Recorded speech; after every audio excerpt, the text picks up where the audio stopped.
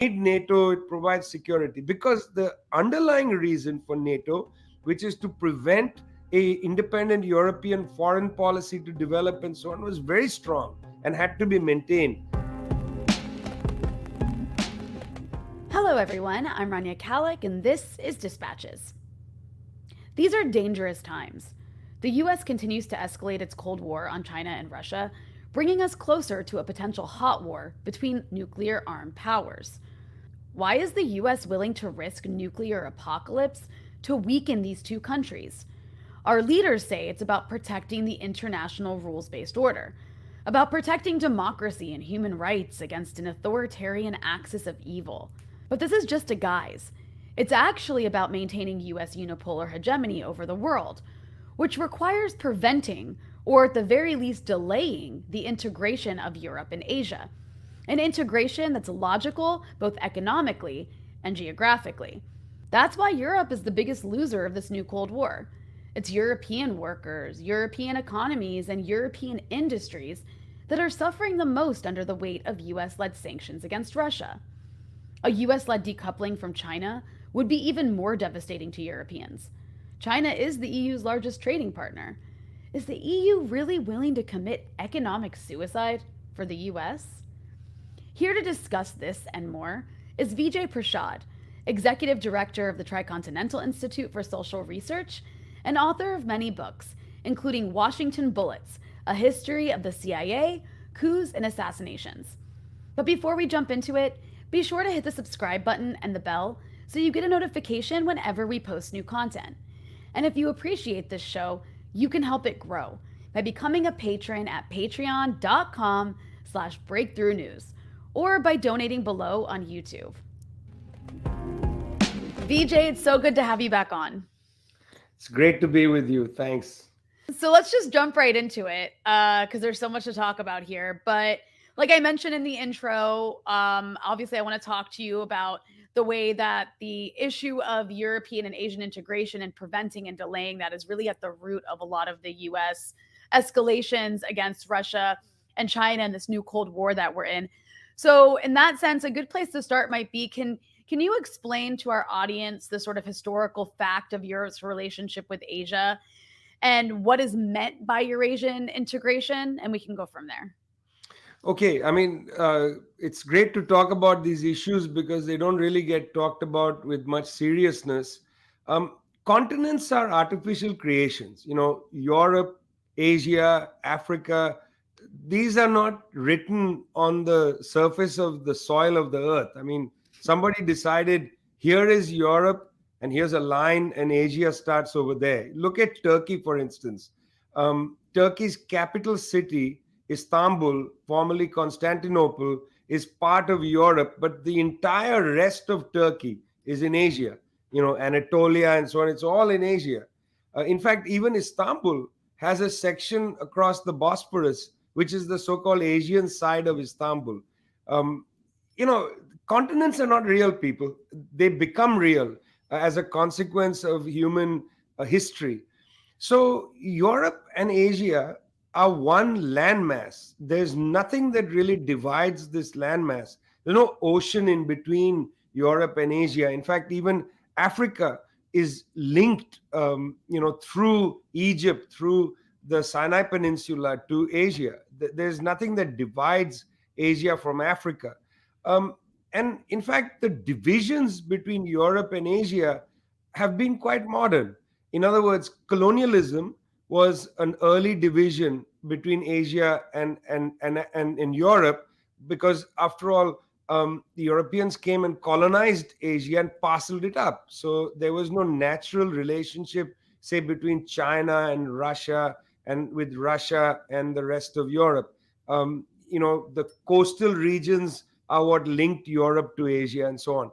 And then the Cold War, when the great Iron Curtain descended in Eastern Europe, that was Harry Truman's phrase, the Cold War also divided Eurasia. Well, after the Cold War ended, there's been a series of reasons why the divisions across Eurasia have begun to vanish.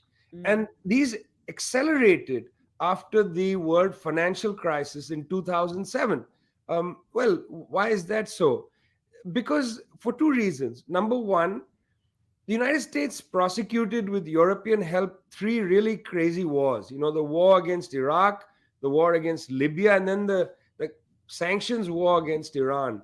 So Europe lost three principal sources of energy. There's, of course, Norway, which is a main source of energy, also the North Sea oil that's there in the United Kingdom, and so on. But these are not sufficient. Large sources of energy were lost. And so Europe started to purchase more Russian energy. And Mhm. here, of course, Russian natural gas came right through pipelines. It was cheaper than getting it as liquefied natural gas from other countries and so on. So it got to the point where Germany was getting 30%, one third of their energy from Russia. So one feature of the natural integration was Russian supply of energy into Europe. Mhm. Secondly, after the world financial crisis, the US investments into Europe began to decline. And you began to see Chinese investments increase, which is why almost 17 countries in Eastern Europe joined the Belt and Road Initiative. An initiative comes out of China. So it's through investments that you see China and Europe begin to integrate. And then the Belt and Road Initiative, through the massive technological feat of building railroads, that go from Beijing all the way through Central Asia up to Lake Van at the border of Turkey, and then link the rest of Europe to Asia through those rail lines. That's the nature of the historical integration. It really can't be stopped, or it can only be delayed, but it really can't be stopped. It's on the march. It's taking place. And you mentioned the financial crisis. You're talking, of course, here about the 2007 2008 financial crisis, which the U.S. was responsible for. U.S. banking institutions were responsible for. And there's actually a piece you wrote about this whole issue of preventing Eurasian integration that I will link to in the description. But in that piece, you specifically note that as a really significant time period in bringing about some of the integration that you just explained. But can you elaborate a bit on that? What was the significance of the financial crisis and the source of it? Well, certainly the financial crisis was merely a normal crisis of capitalism. That's the nature of that crisis. It was also a consequence of banks being unregulated and over leveraging themselves. In other words, banks started to lend, make very risky loans, in the case of the United States, to homeowners Mm-hmm. who had not seen their living wages rise. I mean, United States wages have been stagnant for decades. To make up for stagnant wages, people wanting to develop, a basic lifestyle, having a house and a place to live, send their children to college, have had to borrow enormously. I mean, college debt is over $1 trillion in the United States. All of this is a consequence of the kind of harshness of US capitalism, where people, in order to just make a living, have to go into debt. And banks, unregulated, were lending a lot of money to people, and debt rates went up. This is a recipe for disaster. It simply meant that if you're going to over leverage so much, people are at some point not going to be able to pay back their debts, and the music stops. And that, to a great extent, was the cascading origin of the financial crisis. Well, this made a lot of heads scratch, particularly in Beijing, where the Chinese were rethinking their major holdings of US Treasury bonds. Chinese were at one point holding over $1 trillion of US Treasuries, securities.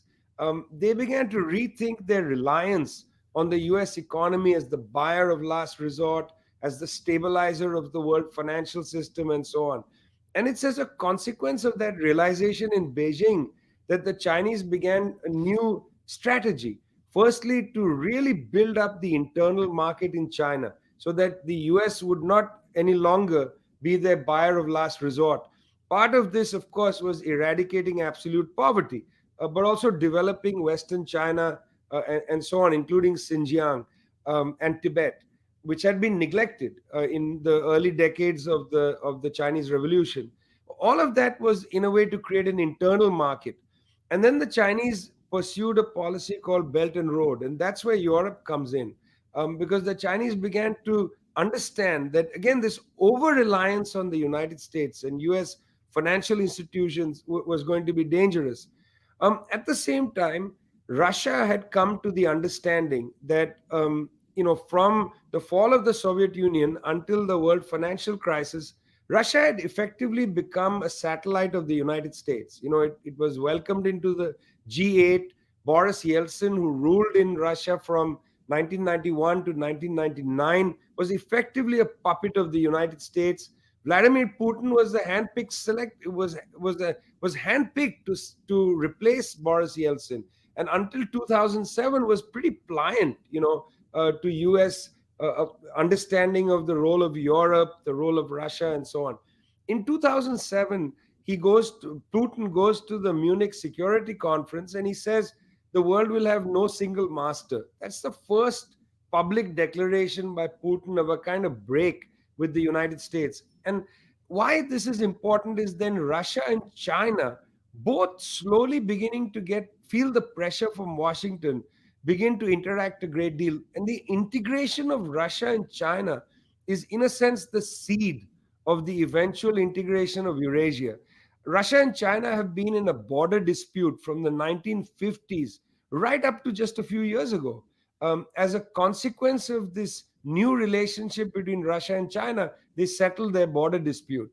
And they talked then about various strategic issues. But more than anything, Russia began to sell a lot of energy to China. China began to feel vulnerable with the sea lanes, with the United States conducting freedom of navigation exercises, not only in the sea, in the South China Sea, but also in the Straits of Malacca, in the area around Singapore, Malaysia, and Indonesia. So China began to buy more energy from Russia. China began to make great investments in Russia and so on. So those economies and those political forces began to align. And I think that, is a consequence of what happened in the world financial crisis. It sets in motion, this process of integration, which I think should not be taken lightly.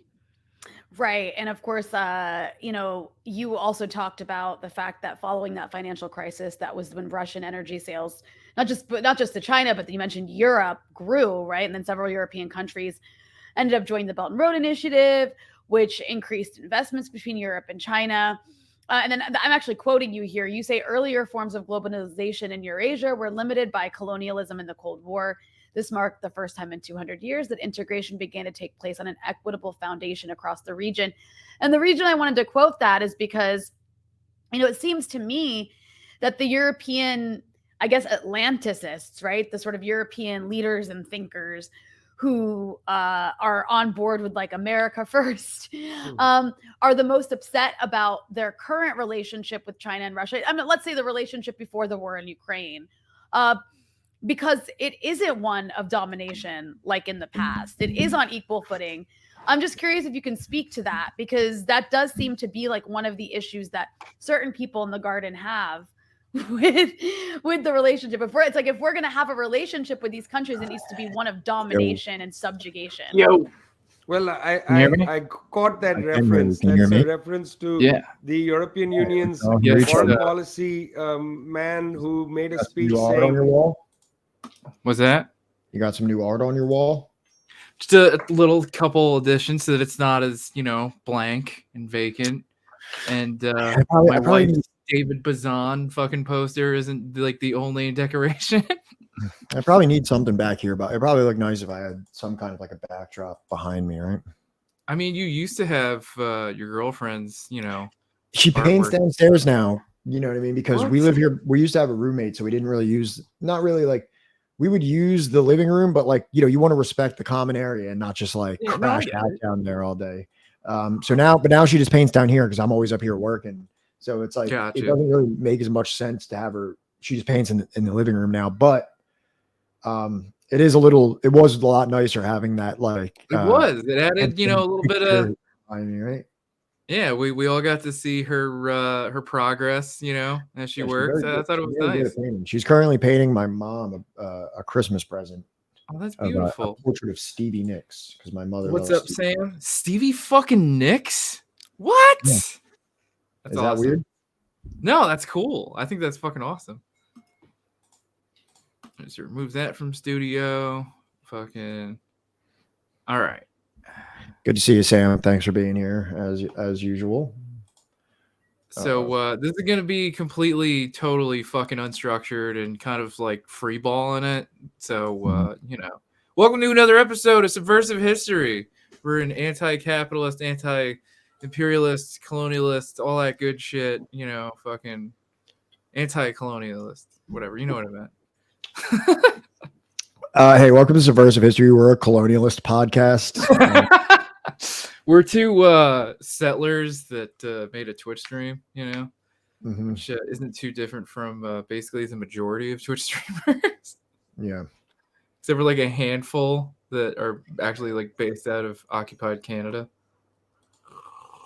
Yeah, we're a pro-imperialism, pro-colonialism podcast. No. Feel free to clip that to make everyone aware of who we are and what we do. Of course, I think that would actually help us get like some kind of like Twitch progress reward if we had like one more clip, but it's just like one of us like saying, how did that one clip get made? Who did that? I don't know, man. I don't even know how to make a clip. It just appeared one day. So what do you want to talk about, man? Oh, I came in here with no preparation. I swear to God, I was working right up until 5 o'clock. Just unable to do, just unable to put a thought into really anything until I got it, and then I took a shower and I jumped right on here. So I have like very little mental faculty at the moment. Nice. I slept until like fucking noon. So how was that? You didn't work today? Nah, I don't work Fridays. Nah. But all right. So fine. How about because like you've been into MMA for how long now? Like into it or like trained it? Like both. Like how long have you been like an avid like MMA like fan? Well, just to be clear, I don't actually train MMA at the moment. Nor do I really consider myself like an MMA practitioner, but I do jujitsu, and I have been doing jujitsu for like 5 years. Okay. But I first started when I was in like high school, but as many things in my high school career, drugs were more important, and I didn't really consistently train any martial arts until I had a couple years clean. Right. So, what you know where I'm going with this. How long have you known Andrew Tate and been close friends with Andrew Tate? Andrew Tate first showed up to the gym probably like 2019 or so to teach a seminar about jujitsu and how it's pointless and how that anybody with a knife can prevent it. And he humbled me and he took from me. He took from me, I'll never get back. I'm for real. Like, were you like watching MMA when he was like still actually like known for that? His kickboxing credentials are kind of overstated. He never was. First of all, he never fought MMA. He was a kickboxer in like not even in like the highest level kickboxing match organization. So like when they say he's like a kickboxing champion, it's a very like kind of like overstated kind kind of reputation that he has. Like he's not Badr Hari. Out of like, he wasn't. Jiu-jitsu better than kickboxing, right? What?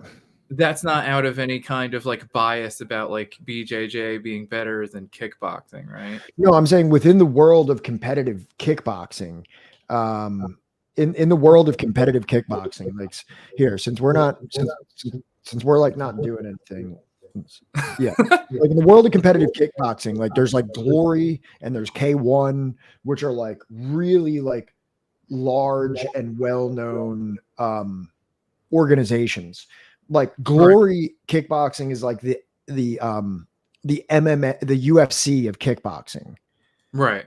Like, so like you have to understand there's like the UFC, and then there's like many smaller, more regional or just like feeder organizations. Like for example, let's equate Andrew Tate's kickboxing career with the UFC, or like as if it were MMA.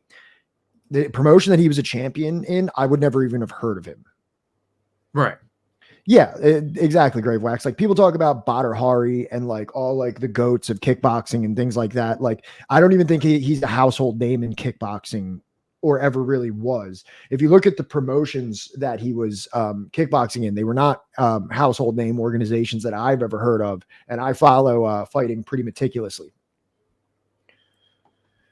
Yeah, you're like I would put you on like the same level that like most people that normally also have like some kind of fantasy football thing on the side, but like, you know, can name like, you know, what kind of season like every team has had for like the last like 5 years or whatever or longer, right? I would put you on like the same level as that, but with MMA. Right. I was actually just talking to John. I might start doing a weekly podcast with him. So Grave Wax or anyone else that is that would be interested in that in a weekly MMA podcast with me and another comrade of ours, actually the one who exposed me to much of the things that I believe today.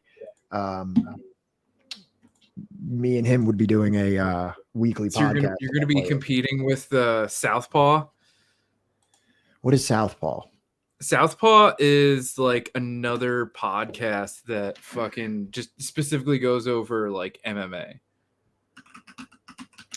Yeah, I wouldn't really be covering too much of the drama. You know what I mean? Like my plan is to kind of keep this my politics stream and that just kind of like sport related, interesting things, you know, upcoming fights, recaps of past events, and just kind of like, and definitely don't expect me to put half as much work into it as I put into this one, where I'm like reading books and putting up presentations and all that jazz, because he does that, but with this, like he's starting like his own gym and shit. I just sent you their Twitter. Who? The Southpaw pod in the private chat here on StreamYard. I mean, yeah, there's gyms all over the place. That's not, you know, I mean, I believe it, and that's cool. But yeah, he started this thing called Liberation Martial Arts. That's pretty cool. You know what I was going to call mine, my podcast? What? Righteous Fist or Harmonious Fist. I don't know if you remember when we were talking about the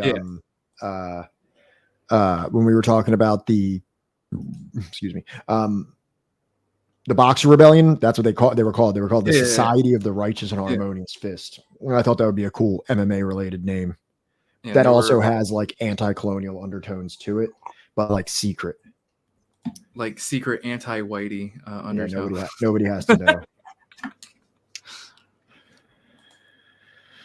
But yeah, I haven't actually been training that much recently. I've been so caught up with school and everything like that. I trained like a few times last week, and then this week I haven't even been able to really do anything. Yeah. That's pretty much where I've been at with basically every hobby and every like activity that I do outside of this. I haven't really paid attention to anything else. Like, I need to start getting back into like making music again and like, you know, lifting and shit. I haven't done anything in months. Fucking weights, dog. I need to get like more smaller weights, because like when I got like the bench and everything, I was just like, oh, I'm just gonna start off like lifting heavy, you know, but not like super heavy. You know, I'm not like putting like fucking 345 weights on it and thinking that like, yeah, now I'll be fine, I can do it. Yeah, I've never been much of a heavy lifter, to be honest with you. Yeah. So like I need to get like smaller weights, like 1 pounder weights maybe, so that way I can actually like incrementally increase like in a more like safer way. Because a lot of times I wonder, like, do I already probably have some kind of like bulging fucking disc or something in my back? Potentially. I'm not really the guy to ask about fucking lifting weights. That's like the last thing to know about. Let's see here. So it's Friday. Have you been anything paying going attention on in the world or like in the Dude, there's so much. Have you current been paying events? attention at all to what's been going on with what the fuck is it? The Speaker of the House thing? No, but I heard they tried to nominate Trump. Barely. They've more of them have been trying to elect this dude named McCarthy, right? That's who the Republicans want. The Democrats want this guy named Hakeem Jeffries, right? Who's just basically this like Zionist, like liberal, fucking classic like neoliberal Dem, right? Blue dog Dem. But the Q heads that have been elected, right? Like Boebert, Matt Gaetz, and like the rest of those fucking freaks. There's like maybe 10 of them, maybe 6 of them, right? That formed this like little mini coalition. And the way it works is that it's not the majority. Like just because you have the most amount of votes doesn't mean anything. You need to get like a specific number. You need a plurality. So they're now on round 13. And I'm sorry, I'm like, as much as I read books about politics and history, I'm like functionally illiterate when it comes to like civil structure. Right. And like, let me ask you this. This is an interesting question that we can build off that with. If somebody approached you on the street and said, Johnny, can you explain me what the Speaker of the House's job is? Could you tell them? Absolutely not. I don't think the average person, I don't think most of the people on the Senate floor could probably explain what the fucking Speaker of the House actually does. If somebody went, what was Kissinger's position? Head of state? I don't even fucking know. Secretary of State. That was what Secretary of State. Who fucking knows? All I know is that somebody came up to you on the street with like a microphone. You know how like they do those things where they're like, hey, who founded the United, like who was the first president of the United States? And like they like gaff at people because they don't know like very basic things. If someone came up to you in the street with a microphone and was like, tell me what the Secretary of State or the Secretary, I could probably think more about the Secretary of Defense, but like tell me what like Hillary Clinton's job was when she was Secretary of the State, right? Yeah, something like that. Her job was to plan overthrows of foreign governments, I think. No, but I mean, like that's like the that's like our interpretation of it. But I mean, like the high school level, like what is like the on the job resume of a fucking this person?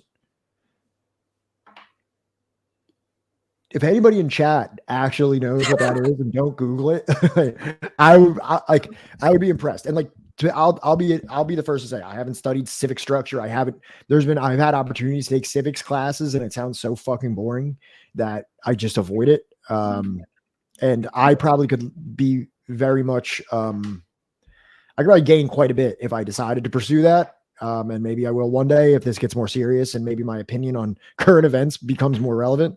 But as of right now, I have no fucking idea what like the actual job is of almost anyone. I don't even know what the president does really.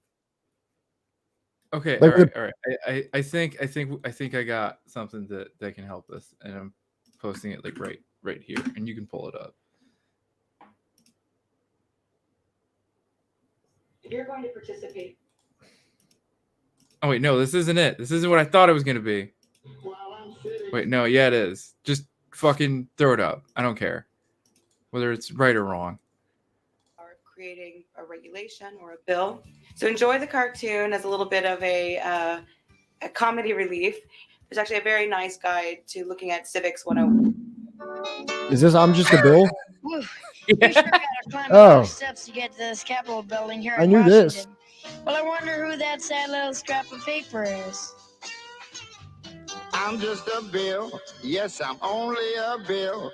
And I'm sitting here on Capitol Hill. Well, it's a long, long journey to the capital city. It's a long, long wait while I'm sitting in committee. But I know I'll be a law someday. At least I hope and pray that I will. Is this what's happening right now? Is this what's presently happening at the Capitol? Is this what they're held up on? Is it a bill? No, not at all. No. I think that like also like right now, I've been following like Left Flank Vets. The guy Marcus has been like following it like very closely for the last couple days, and pretty much like he said something interesting to on stream today, that right now there are no what is it, like, because there's no Speaker of the House, there's basically no Senate right now. There's senators elect, right? When they decide on a Speaker of a House, suddenly all those people come into like position. But right now, basically all those people are like effectively unemployed. Like there's nothing. And like it's so interesting that, like, especially thinking back to, like, you know, when we were younger and trying to like bring democracy to like Iraq and Afghanistan, it's just like, you're telling me this is what we were trying to bring to other places? Yeah.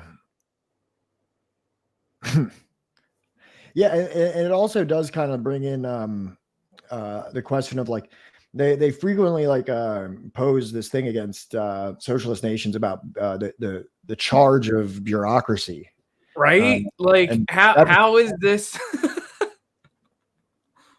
like you have less than 10 or less people effectively holding up government, even though like over 150, like, you know, or whatever amount, like 120 people on either side effectively like know which person they want to choose. So we're basically, our whole government is being held up by, like, you know, less than 10 people that got elected due to like meme politics.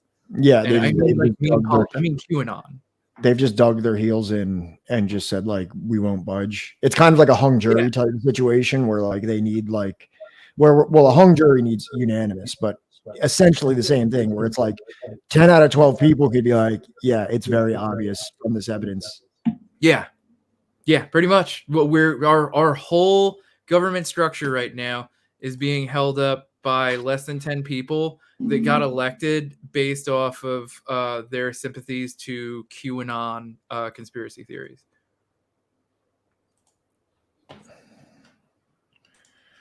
And yes, Grave Wax, that's another thing, Pat. They are coming back tonight at 10 p.m. Not 10 10 10 p.m. Eastern Standard Time. Interesting. I cannot wait.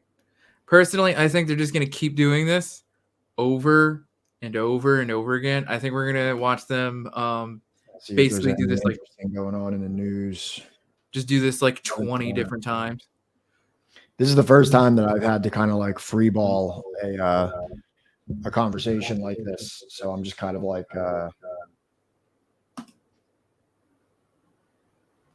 personally, I think it's fine. I think it'll be going around trying not to cause too much.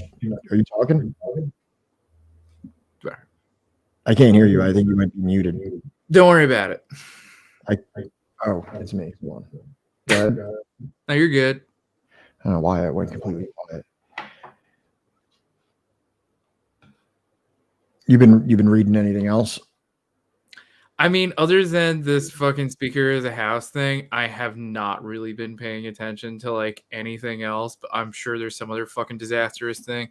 I think like the other thing that I saw was that Biden's trying to put in this policy where like only specific countries, right? Like Haiti, Guatemala, Mexico, Cuba, and Nicaragua. Yeah, here we go.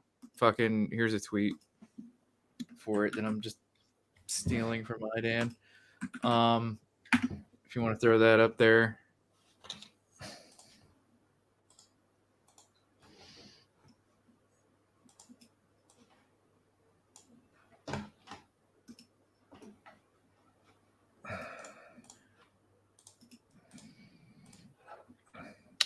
Breaking. The Biden administration will now reject all Haitian, Cuban, Nicaraguan asylum seekers who cross illegally and cap entry from those places and Venezuela at a total of 30,000 per month. Biden has deported 40,000 people to Haiti amid humanitarian crisis, cholera, and gang violence.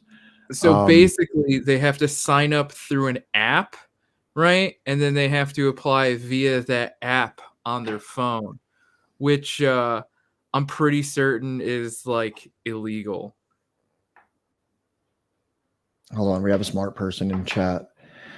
Secretary carries out the president's foreign policies through the State Department, which includes the Foreign Service, Civil Source, and U.S. Agency for International Development, according to Google. Oh, they Googled it, which is still which is still more than we did. Which is still more than we did. But this would make perfect sense as to why Kissinger's name is so frequently evoked during the Cold War, because he was the one that carries out the president's foreign policy. Was he? And I assume he was. Was he secretary? Who was Secretary of State under Nixon? That was somebody with a G. Not Elliot Abrams, is it? Secretary of State under Nixon. Wait, did I say Nixon? Yeah, it was Kissinger. Okay. Yeah, that makes sense. And that was also Hillary Clinton's role, right? Under Obama, I think. Yeah, former Secretary of State. Yeah. Okay. One of the more well-known positions in our government, I would say. So breaking, the Biden admin will now reject all Haitian, Cuban, and Nicaraguan asylum seekers who cross illegally and cap entry on those places in Venezuela total Thursday. So is there a reason why he's specifically targeting these countries? Like, why is it not just like a blanket immigration ban?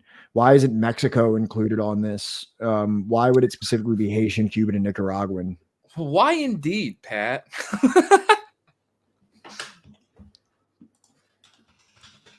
Why those specific countries? One can only speculate as to why those specific countries. Well, I mean, you sound like you're being sarcastic in that, and I really don't know why. Because it's racist as shit, man. Or so they mean racist to Mexico? Do you think that they're just tolerating Mexico at this point? Like, I don't. Let me get off this tweet and actually look. President Biden said Thursday the U.S. immediately begin turning away Cubans, Haitians, and Nicaraguans who cross the border from Mexico illegally. His boldest move yet to confront the arrivals of migrants that have spiraled since he took office 2 years ago. The new rules expand on existing effort to stop Venezuelans attempting to enter the U.S., which began in October and led to a dramatic drop in Venezuelans among the southern border. Together, they represent a major change to immigration rules that will stand even if the Supreme Court ends a Trump-era public health law that allows U.S. authorities to... Great. Popeyes.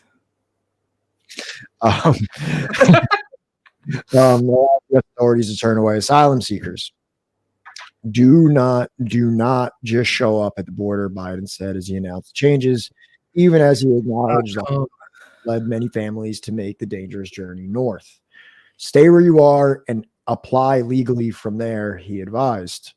Biden made an announcement just days before he planned to visit El Paso, Texas on Sunday for his first trip to the southern border as president. From there, he traveled to Mexico City to meet with North American leaders on Monday and Tuesday. Homeland Security officials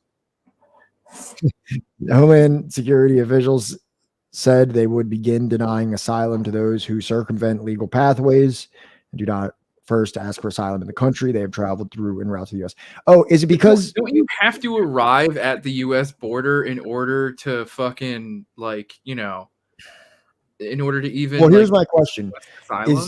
Are these countries being specifically targeted? Is there asylum status for Mexico? Are that many people still leaving Mexico? I thought, how's their economy even been doing for, the last couple of years? I live in Philadelphia, and I know plenty of people from Mexico that are here. But what I'm asking is it because of the turmoil of these countries that give them asylum seeker status where that doesn't apply to Mexico? Like, can Mexicans not apply for asylum the same way that someone from Haiti or Cuba or Nicaragua can? I guess because they don't have to travel that far. I guess they can just go to the U.S. border and just apply there. Cuba's closer to the United States than many parts of Mexico. Well, I mean, Cuba, you also have to cross the ocean. Well, I think you have to. Yeah, I know, but it's only 90 miles. It's only 90. But I think what I'm saying, that's not very. very far. I don't think it's length. I think it has to do with a specific classification to asylum seeking. And I think you have to have like some kind of like relevancy to be an asylum seeker. And maybe Mexico, being that it's like part of North America, part of NAFTA, Biden's going there to meet with people. Like maybe like the even though there's extremely dire conditions in Mexico, maybe they don't constitute in the United States immigration policy viewpoint asylum, whereas Haiti and Cuba and Nicaragua might be viewed as like more dangerous, more troubled, more repressive, and thus you see more Venezuela. Thus, you have people being like, we need asylum. Whereas in Mexico, they won't even grant you asylum because it's more like relaxed there. I would, at least in their opinion, or at least in the way that they classify immigrants. I think that might be the reason, because we're not talking about just broadly illegal immigration. We're talking about people that show up and say, we're seeking asylum, not just for like any other reason. Right. That's the only thing that I also think that, like, you know, nobody from Mexico has to cross any kind of body of water or body of land. They can literally just like wait where they are already, like, you know, legally there at the Mexican border, right, to the US, and just like, you know, wait for their asylum there. But again, I think like, isn't the asylum process, doesn't it take like fucking years for it to be approved anyways? I don't know. Let's see. This is kind of what I was hoping we would get into, where we can just kind of go down some rabbit holes. Asylum status. So like, what is the process of getting asylum? This is called the asylum manual. Let's take a look at that. Take a look. Asylum is granted. It means that the asylee, I've never heard that word before, will have the opportunity to live and work legally in the United States, and will eventually have the opportunity to apply for lawful permanent residence. Let's see if there's like what qualifies for asylum status.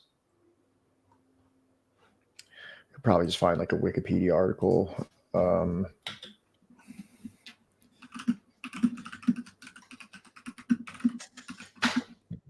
No, I'm going straight to the best source of information that you can find, and that's YouTube. Under United States law, a refugee is someone who is located outside of the United States, is of special humanitarian concern. This is what I think it's about. I don't think that Mexico is a special humanitarian concern to the United States, but I believe that the other countries are. Demonstrates that they were persecuted for fear of persecution due to race, religion, nationality, political opinion, or membership in a particular social group. So I'd say that even though like Mexico might be plagued with violence or like cartel violence, that doesn't necessarily fall under this level of persecution. Is not firmly resettled and is admissible to the United States. A refugee does not include anyone who ordered, incited, assisted, or otherwise participated in the persecution of any person on account of race, religion, nationality, membership in a particular social group, unless they're Nazis, except for like the literal Nazis. So I think that clears it up pretty well as to why those particular countries are being highlighted in this asylum seeking. Oh yeah, Gravewax.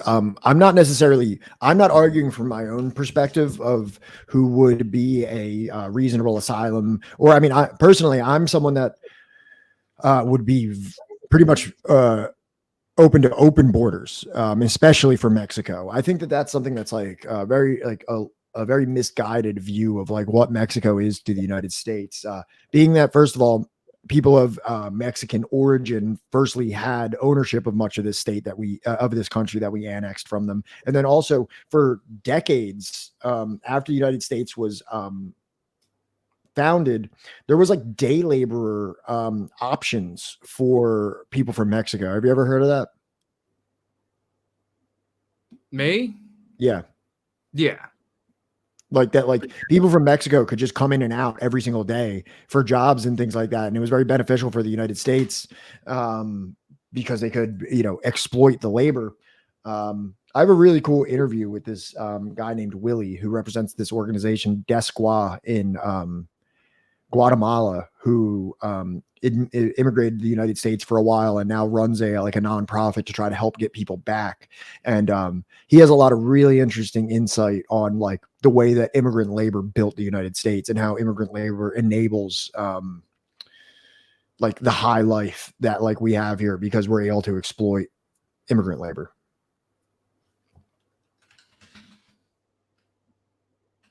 Where is it?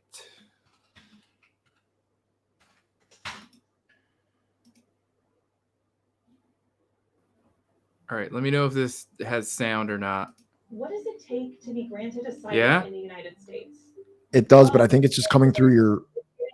I think the sound is coming through your microphone. Get the hell out of here. God damn it.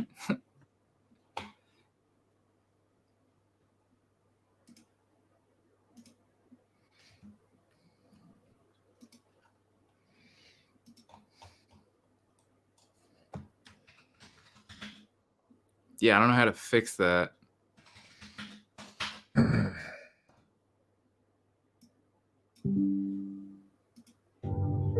As the Trump administration furthers its effort to crack down on U.S. immigration, people who face harm or even death in their home countries are being put at risk.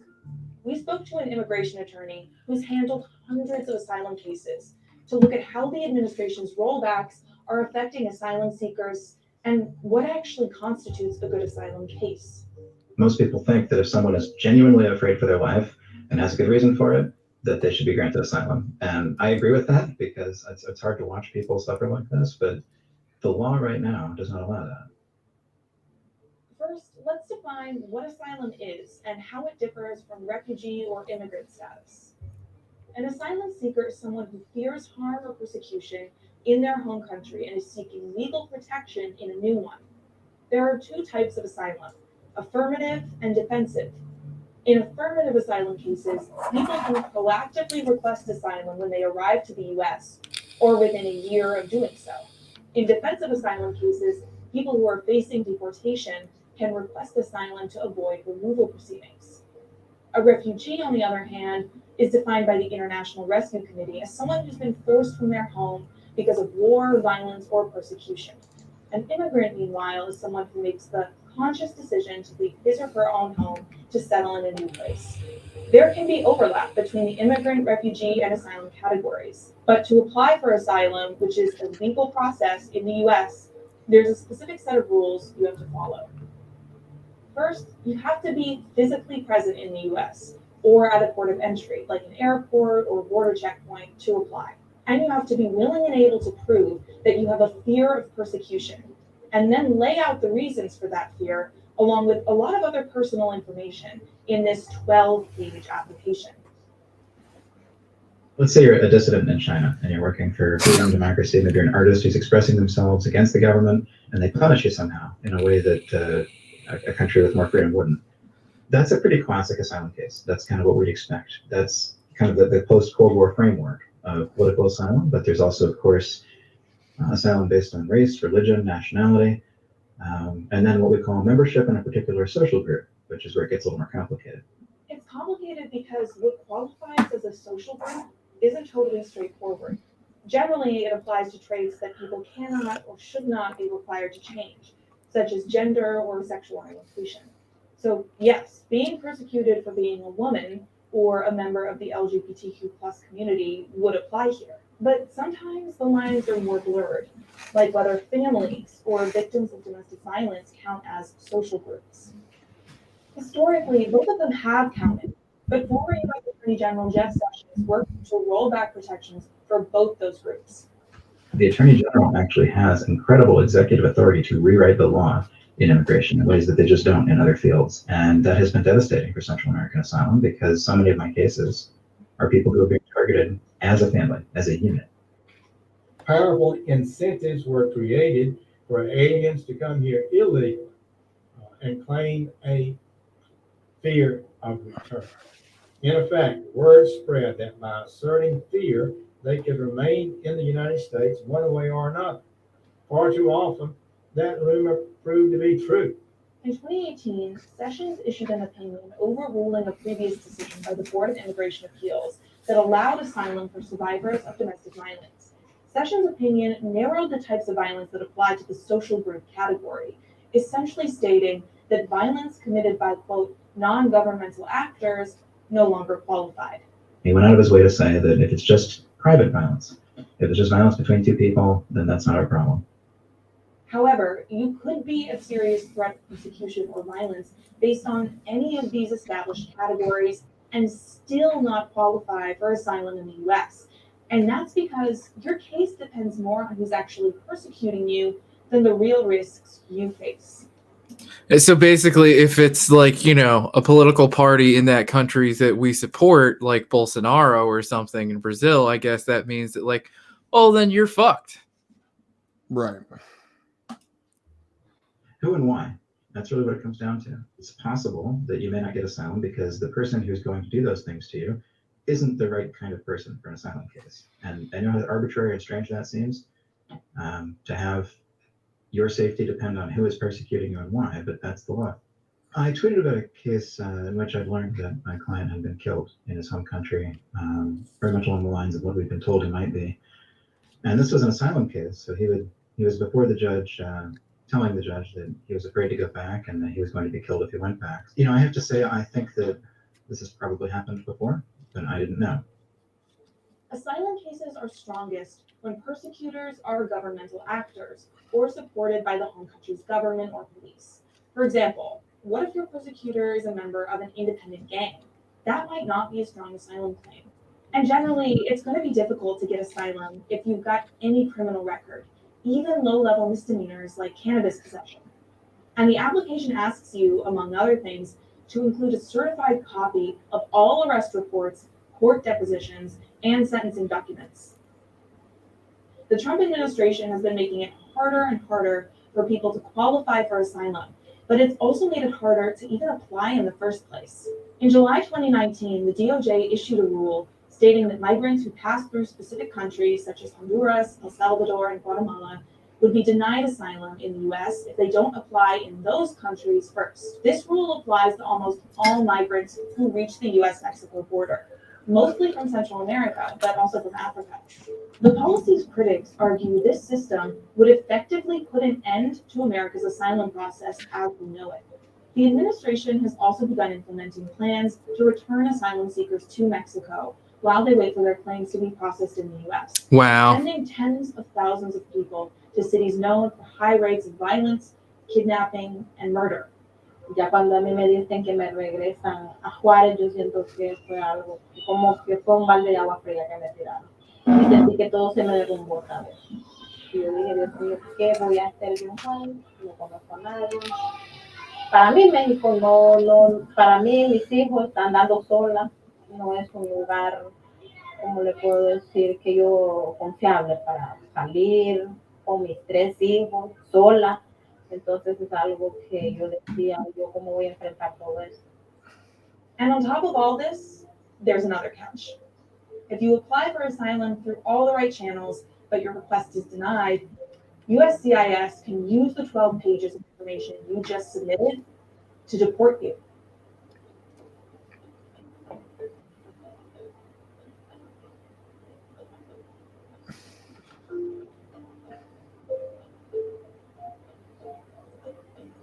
The question for us is, what responsibility does the US have to the people who are seeking asylum here? Not a whole lot. And then there's this other video that was from a year ago. So I assume. Oh. Okay. Do you want me to hit play? Yeah, go ahead. Hello, this is Mamita Rahman, the immigration attorney here to help you. The audio is just so bad. Just send it to me and let me play it. Fucking, I tried. All right. Here, I just sent it in the private chat.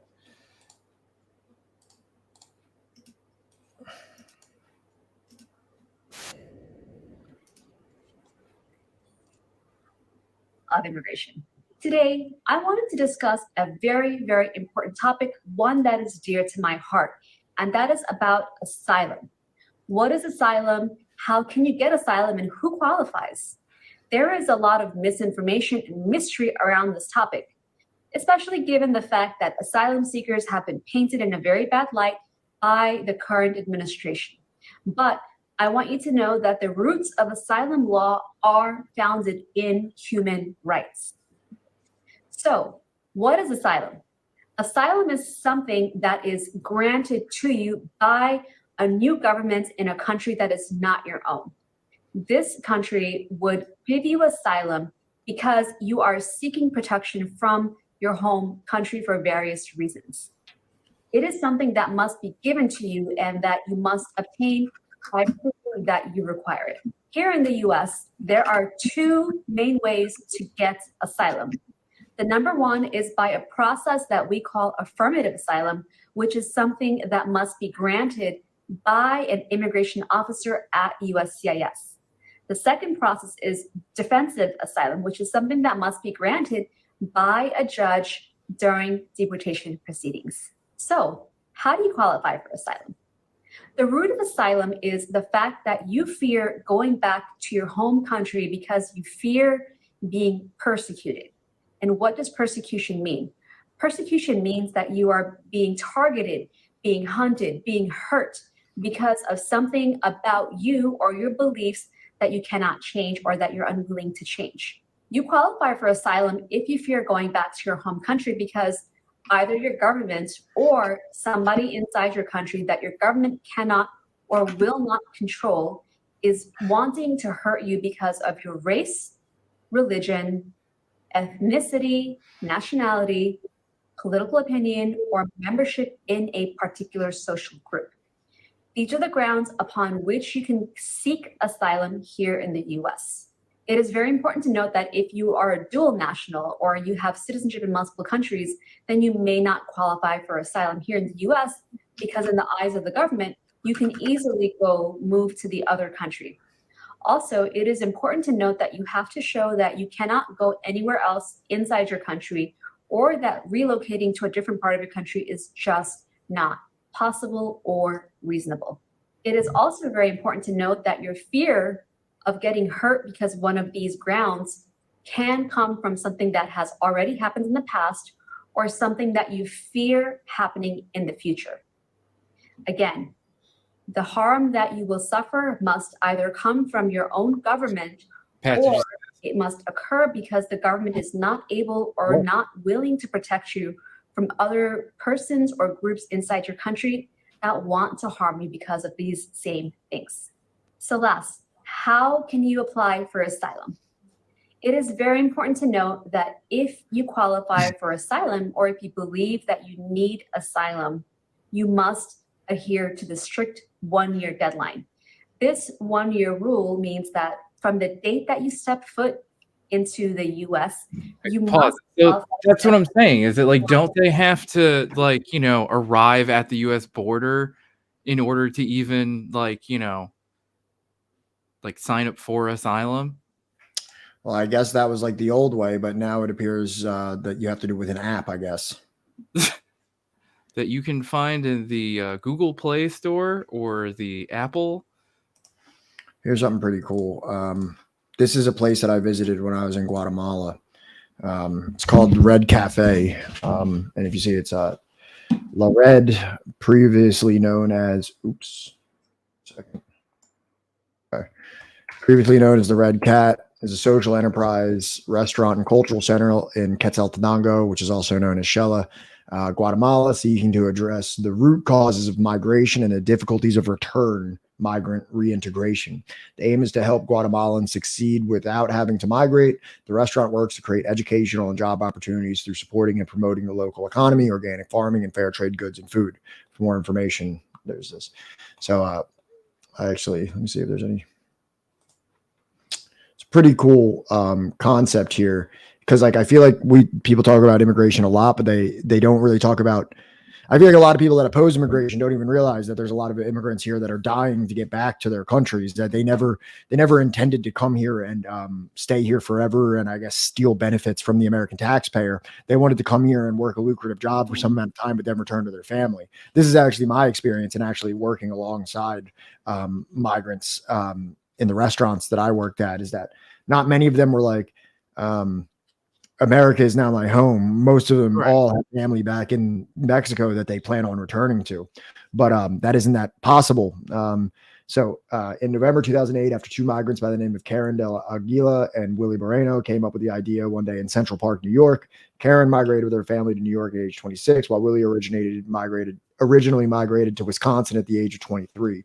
The realization that Guatemalans should not have to migrate to the United States in order to fulfill their dreams of prosperity and success motivated and inspired the reality of DESQUA in our work today. DESQUA has been working in the highlands of Guatemala to promote economic and educational opportunities in pursuit of the Guatemalan dream. DESQUA focuses on changing the root causes of forced migration by developing more options for Guatemalans to stay connected to their homes and their roots. DESQUA works to bridge local and international community networks, creating fundamental economic and educational changes in order to pursue a dignified way of life for Guatemalan migrants and Maya communities. Considering that most Guatemalans are of Maya descent and most Guatemalan immigrants still have a connection to the Maya culture, it is paramount that we reflect on recent historic memory and pre-colonial teachings in our work for social change. We are not illusional about the complex reality that involves migration. We cannot and are not trying to force anyone to stay. We are simply trying to give people of Guatemala options. Right. I don't know what this video is, but there was like a video on the front if you want to watch it, because All they right. have some really cool art on there as well. Where did that?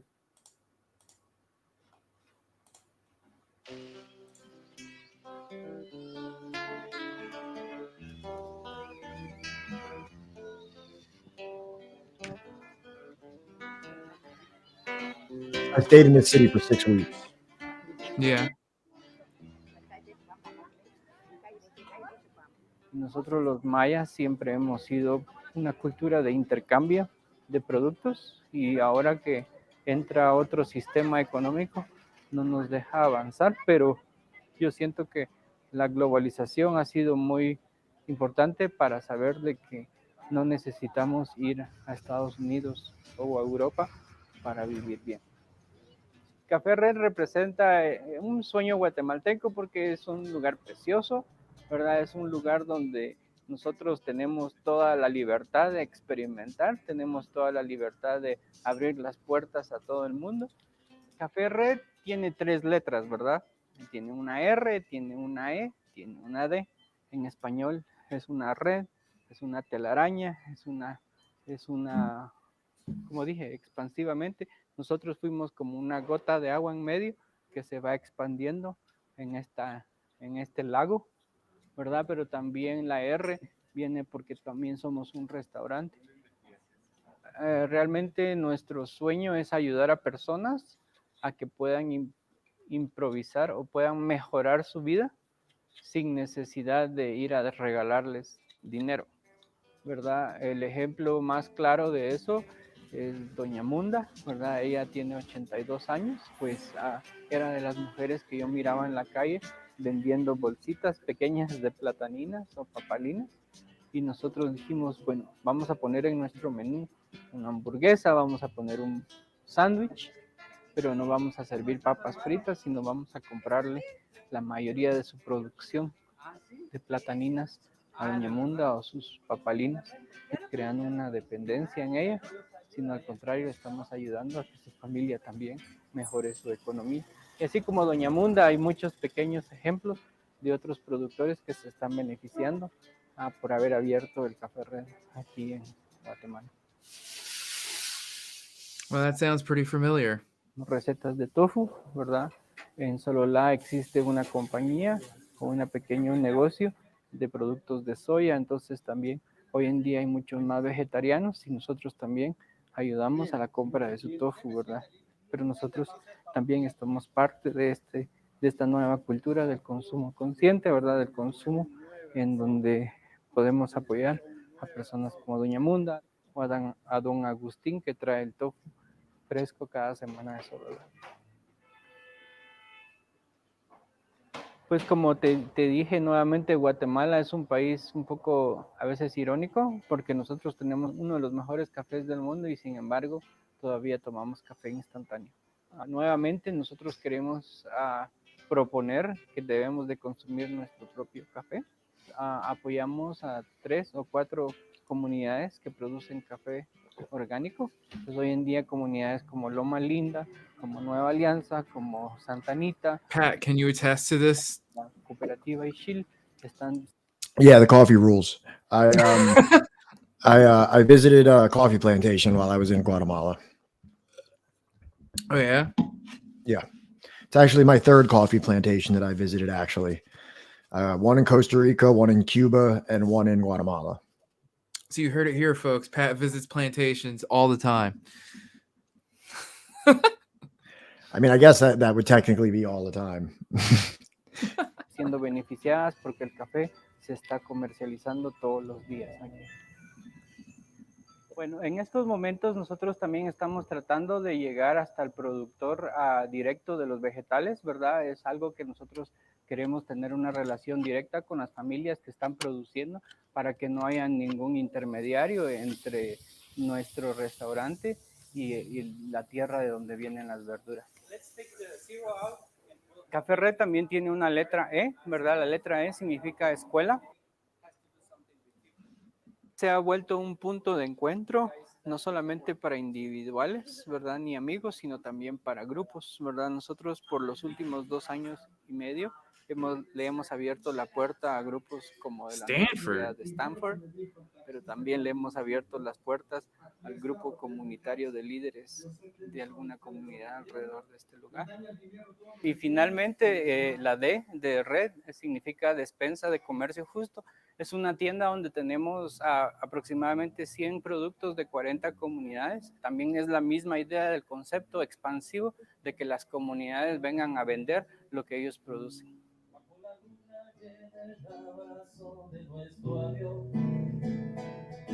Ya no pienso más en vos, solo en nuestra canción y en tu olor y en el último beso. Na, na, na, na, na, na.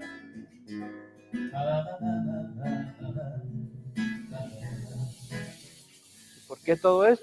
Porque realmente lo que queremos generar es riqueza, queremos generar trabajo y queremos generar orgullo en las personas para que no piensen que solamente otros países hay soluciones, sino las soluciones están cerca de nosotros. Well, so it kind of seems like they're implementing like very protectionist policies, like we read about in, The Divide. Por eso es que se llama Yeah, Café Red. it seems precisely. Entonces, yo los invito a que vengan para acá, ¿verdad? It seems precisely the economic policy of Jason Hickel and of like Thomas Angara, for example, like Guatemala, like, and what really they're saying about the situation with Guatemala and coffee. Why does it make sense that Guatemala grows some of the best coffee in the world, yet most people in Guatemala drink instant coffee? And that's because, first world coffee distributors are purchasing all that coffee so they can sell it in a first world market. Right. That, and they probably are trying to sell the coffee back to the very people that live in the country where it's produced at the prices that people in the first world are willing to pay for, but the exchange rate is going to fuck them when it comes to whatever the currency is in Guatemala. Yeah. In that Cafe Red, there's a picture of Che and Fidel hung up over a couch, by the way, when I was sitting there. That's where I spoke to the individual that we saw for a while. Sick. I also met, let me see if I can pull this up. Hold on one second. I don't know. No, it'll take me a second. I wish I had no idea that we were going to be pulling, that I was going to be dipping into the Guatemala bag. It's Wild Card Friday, man. You got to be ready for anything. Check this out. So this is a good friend that I met, and that Jesus Christ. Okay, go away.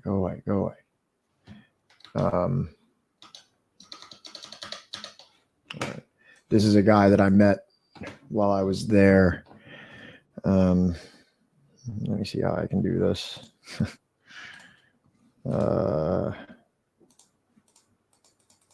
One second. So I got to move this there. Then I got to put this here. Okay.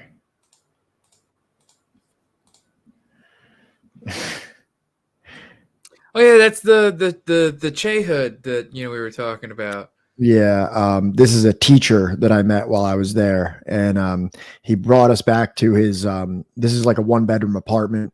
You can see back here, and back right behind his hand, that's like right above his bed, that little board with Che on it, right there.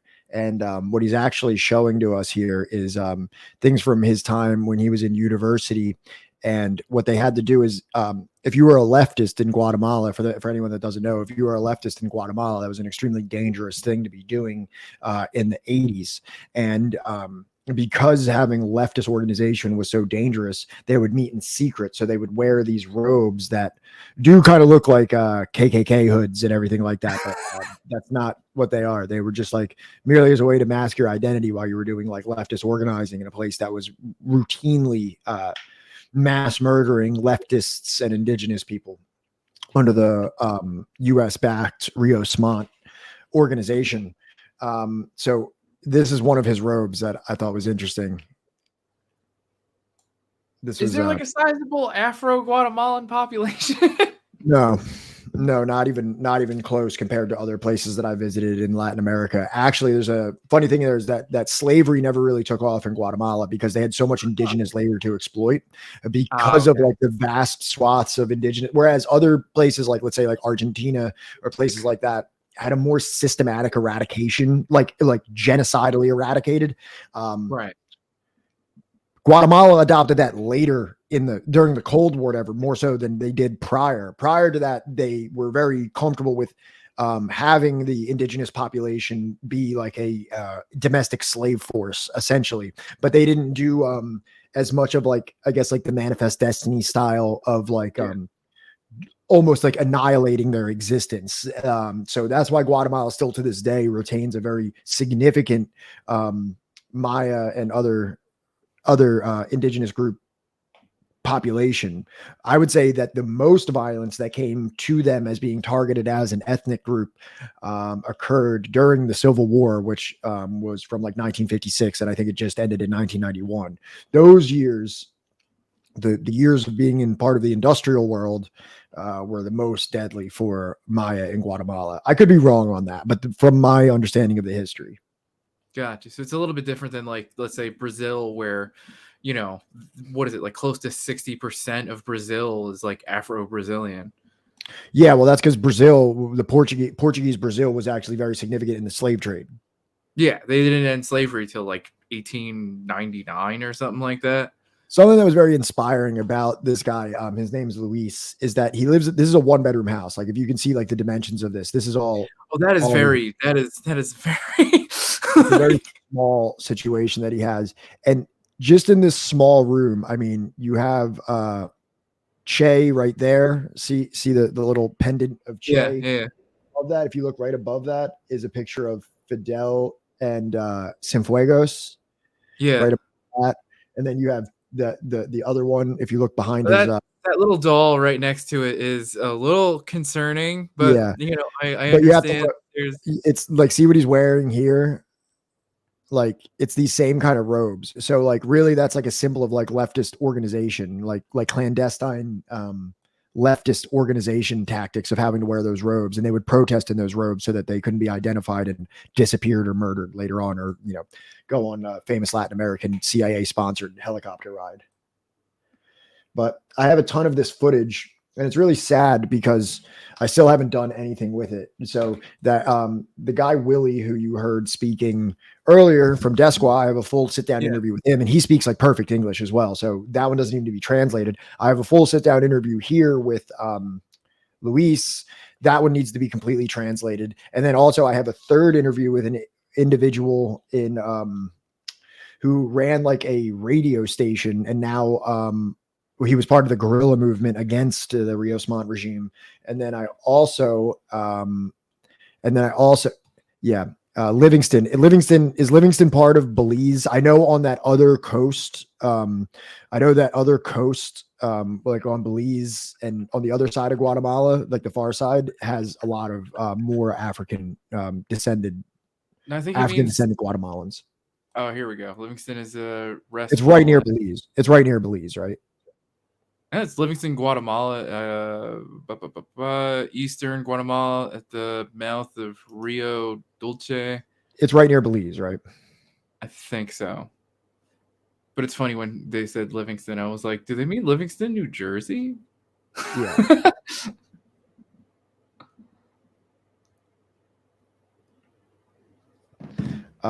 Yeah. So Yeah, so I know that they're on the other side of Guatemala, on like the more tropical part where Belize is. And if you see, Belize has a lot of more darker African descendant individuals, such as, do you know the rapper Shine? No. Okay, well, we're not going to get into that, but Shine is of Belizean. I'm not sure exactly how you state that, but because of here, let's bring up a map of Guatemala. Because of how East Guatemala is closer to the Caribbean, and if you've been listening to any of our streams regarding the counter revolution and everything that happened in the Caribbean in terms of slavery, you will see that this eastern part of Guatemala where Livingston is right, directly, accessible by all these, the heavy slave colonies of the Caribbean, which means that bringing slaves onto this portion of it was much easier and much more profitable because they would be used as house servants. It wasn't unknown in Guatemala, but down here, this is where Desqua is. This is where Guatemala City is, and this is where Antigua is. This is like the main vein of like Guatemala, like in terms of like it's like urban centers, at least from my understanding. And this is like you don't see many Africans out here because Africans were not needed to work any kind of plantations or anything like that. Some of the more wealthy, even if you know Rogoberta Menchu, have you ever heard of this person? I have not. Okay, Rogoberta Menchu. She even talks about as she was a child, she was a servant in rich people's houses in the cities. So like even for like house servants, field hands, plantation workers, all of these things were carried out by indigenous folks and didn't really have the need to import African slaves because they essentially enslaved their indigenous population, whereas in the United States, that didn't happen, really. They needed the African labor. So this is actually pretty cool. I have a couple of her books downstairs. She has a book called I, Rogoberta, and it's a really good book if you're interested in like the indigenous experience in Guatemala. She's Quiche, Guatemalan human rights activist, feminist, she was a Nobel Peace Prize laureate for that book, by the way. She has dedicated her life to publicizing the rights of Guatemala's indigenous peoples during and after the Guatemalan Civil War and to promote indigenous rights internationally. She has received Nobel Peace Prize in 92 and Prince of Asturias Award in 98. In addition to other prestigious awards, she is subject of a testimonial biography, I, Rogoberta Menchu, and the author of the autobiographical work Crossing Borders. I have both of those books. It's not a big deal. Among other works, Menchu is a UNESCO Goodwill Ambassador. She ran for president of Guatemala in 2007 and 2011, having founded the country's first indigenous political party, WINAC. That's awesome. And there's WINAC. It's a left-wing political party in Guatemala. It's progressivism, indigenismo, left-wing nationalism. How do you pronounce that? I know you can say it. Indigenismo. Yeah. So that's the party that I guess she represents. But yeah, that's Rogoberta Menchu. But yeah, I brought that up just because if you read her book, she talks early in her story how she would leave her like more rural village. She left her more rural village when she was like 12 or 13 to go and work in the houses of the rich, whiter Guatemalans in the urban areas. You know what? I think if we're gonna be doing like this every Friday, maybe we should just invite that guy that I'm always talking about, Rick from the Decolonized Buffalo podcast, to talk about like, would you want to come on and talk about like indigenismo and stuff like that? I would love that. All right, done. Let's do it next Friday if he's available. No, demand him.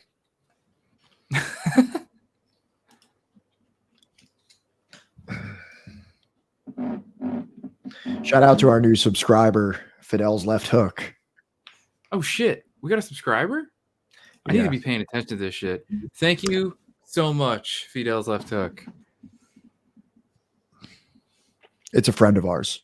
He messaged me. All right, so then I wasn't out of pocket, like being like Livingston, New Jersey. No, but I don't actually know how to keep up with our subscribers. I don't even know how to access that information. So if anybody has subscribed, we appreciate it. And here's a cool time. Yes. How can we? Oh, is it with the? Oh, he's got the gloves on.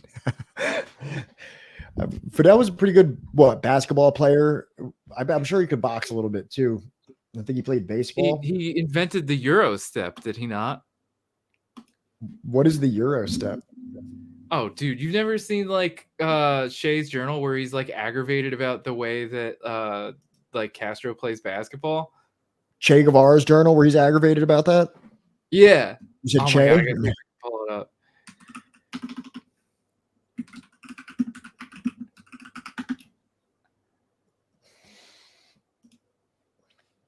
All right, bro.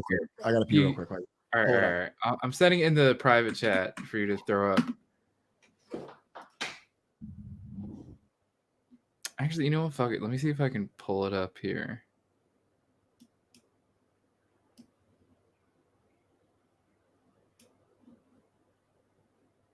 Let me see here. Present. Share screen. Okay.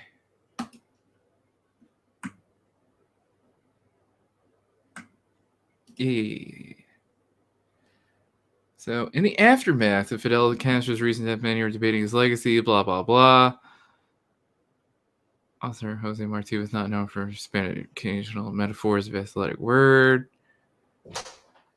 Here we go.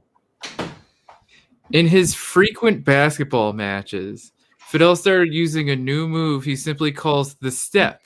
It is undeniably effective, yet its goodness equally undeniable. As revolutionaries, we must not merely pay attention to ends, but to means. I worry that this flash and pomp is not befitting of the revolutionary leader. It serves to separate him too much from those caught in the chains of maudlin life, marred by oppression and economic strife. Yes, it leads to a basket, but at what cost to the communal spirit?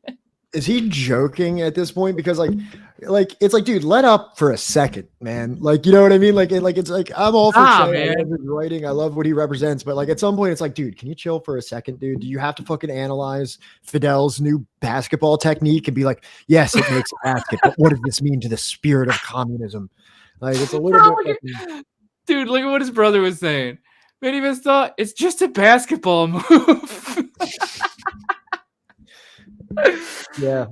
But Che saw it as indicative of his straying from revolutionary means. I'm not sure many of us really understood how he got there, but it was a big point of contention. That's absolutely ridiculous. But this is also, you know, having this kind of like outlook, while it seems like pedantic and ridiculous, which I agree it is. This is also, I don't know if you ever heard in Che's travels to the Soviet Union, he would like talk shit right to Soviet dignitaries' faces when he would sit down and they would like hand him like some food on like fine china, and he would pick it up and look at it and be like, are the workers of this country eating off this? Yeah. And like, you know what I mean? Like he really did like, you know, not admonish. He really did like abdicate his own luxuries in many, many circumstances for the purpose of adhering to that spirit of being a spirited revolutionary. It's perplexing on one hand, but also inspiring on the other. He just like did not let up and was some would say. I think one time I heard a story, or I read a story in John Lee Anderson's book about how I think he found out that he was like receiving like more rations or like a bigger like stipend or something like that, and like chased somebody down and made them change it. And like apparently throughout most of his time he made like the same amount as he made as a guerrilla, like whatever like the salary of like a soldier was, he like demanded to make, and things like that. A lot of very tightwad kind of guy, you know what I mean? Kind of just a touch what, like, you know, I'm trying to be like, I'm not hating on Che. I think he's great. I think a lot of stuff, I think he's very, very dedicated, but I do think like, bro, chill. Yeah. Like, could you imagine having him in a party? No. Could you imagine bringing Che Guevara to a party? He seems worse than me. And I'm like, I'm not confused or anything. I know I'm like insufferable at a party. Like I'm just not, you know? Yeah. And even, and it's like, you know, I know that he appreciated mate, And I know he appreciated, I guess, a cigar, or was it pipe tobacco? I'm not sure. I guess he was smoking cigars more, right? Or was Right? that I feel like Fidel was more the cigar guy? Oh, I know that Fidel was definitely a cigar guy. So I mean, like, Che had a party. Y'all want to cut some cake?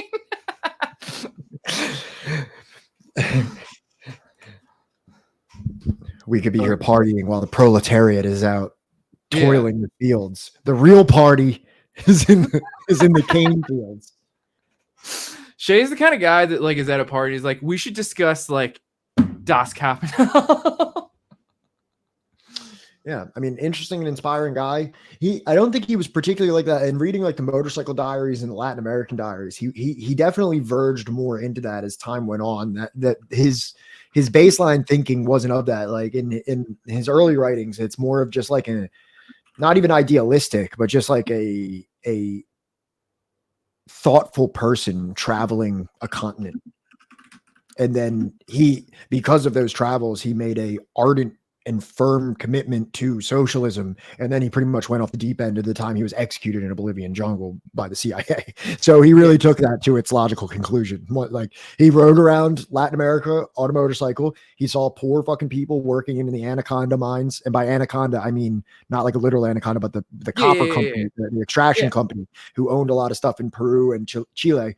And he saw like the destitute poverty that he never saw in his privileged upbringing in Buenos Aires, and vowed to change his life and to sacrifice material possessions for that pursuit of that ideal, and linked up with some motherfuckers in Mexico, some Cuban guys in Mexico. Where he met Castro. Exactly, yeah, they were all and then they sailed back on the Grandma. I saw the Grandma. I saw the actual boat. Did you really? Yeah. Fucking sick. They have it in a museum in Cuba.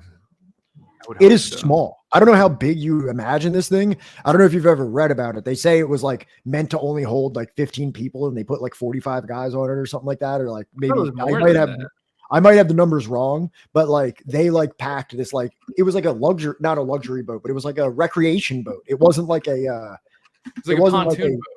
Yeah, it wasn't like some kind of like big transport boat. It was just like, go ahead.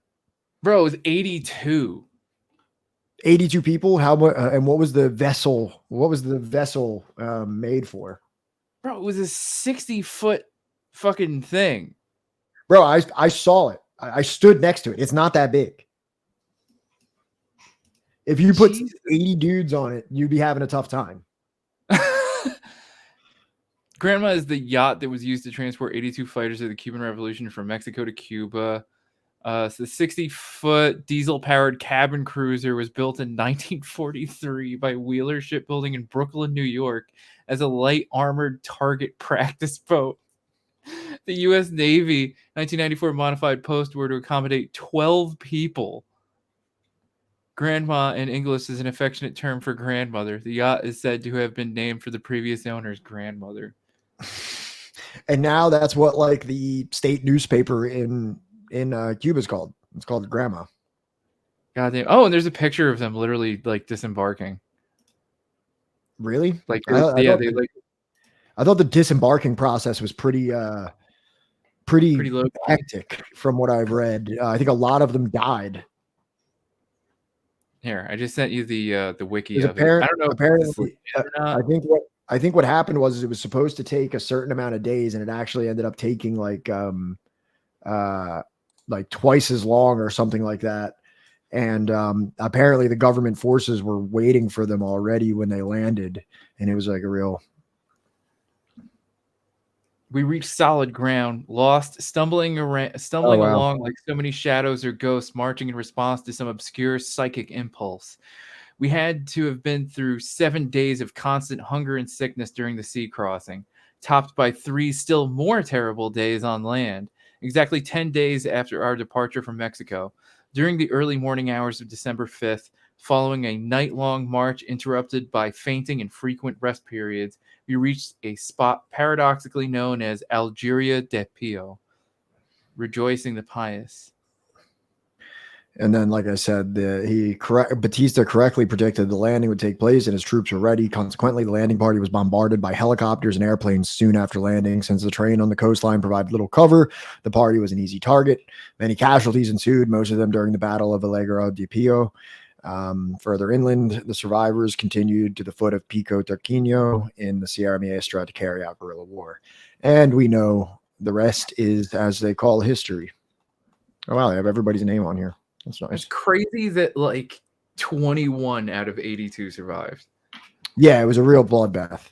And then it's even crazier that those 21 out of the 82 were able to actually foment a successful revolution. And I think that really actually just speaks to the popular support that they received from the rural peasantry, because there's no logical way that a 21 ragtag guerrillas would be able to dethrone a U.S. armed fascistic dictator without extreme popular support. Yeah. That's fucking wild. Yeah. So speaking of Cuba, what? No, I said speaking of Cuba, there's this thing from who is this? From Breakthrough News, right here. Mm-hmm. Cuba developed a life-saving diabetes treatment in 2007 that the U.S. blockade of Cuba is preventing from reaching hospitals and diabetics in the U.S. People will die every year from it. It's widely known that treatment for diabetes is wildly expensive in the United States, coming in at an average of over $1,000 a month. But what's lesser known is that the United States is actively blocking the export of a Cuban miracle treatment that could save tens of thousands of lives.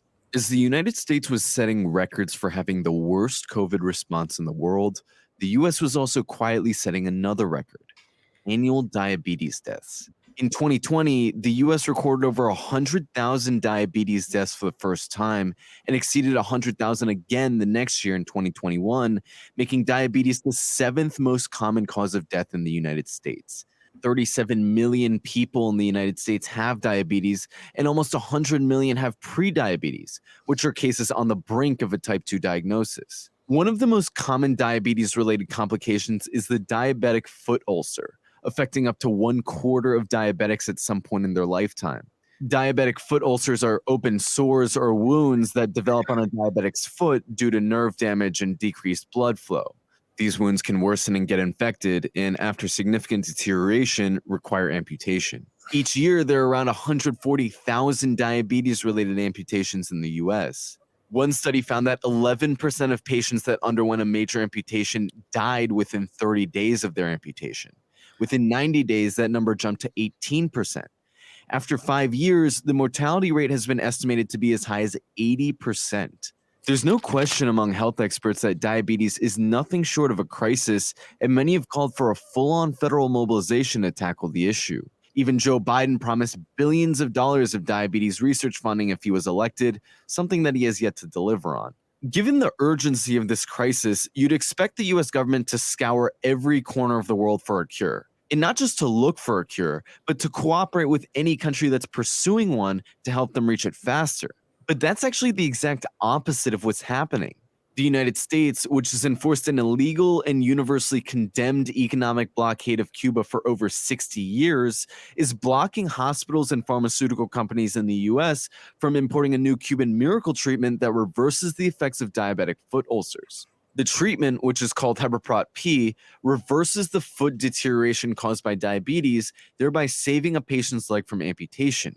This treatment, which has been used in Cuba since 2007, is prevented from even undergoing clinical trials in the United States due to financial and travel restriction provisions in the US blockade of Cuba, despite having the potential to save tens of thousands of lives in the US based on results of Cuba's own use of the treatment. We spoke to Doctors Gerardo Guillen and Manuel Raíces, two leading scientists at CIGB, the Cuban biomedical firm that created this treatment. So Heberprot P is a product, it's a biological product based on EGF, epidermal growth factor. This is a molecule that stimulates the growth and multiplication of cells. So the indication in general is related to wound healing. ulcers that compromise bone, compromise tendon, ulcers that are necrotized, so that it's impossible to heal with other products in the market. So the frequent treatment for that is just amputation. So, the people, they will left your leg, and in 2 years, those people will be with the same problem in the second leg, and after 5 years, that people will die. This complicated ulcer cannot be healed with other therapies. That is why we are talking that this is an exclusive product.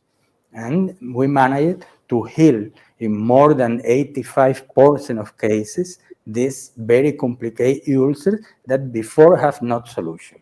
The people that are treated with this kind of biologicals, for they is a miracle. So, because they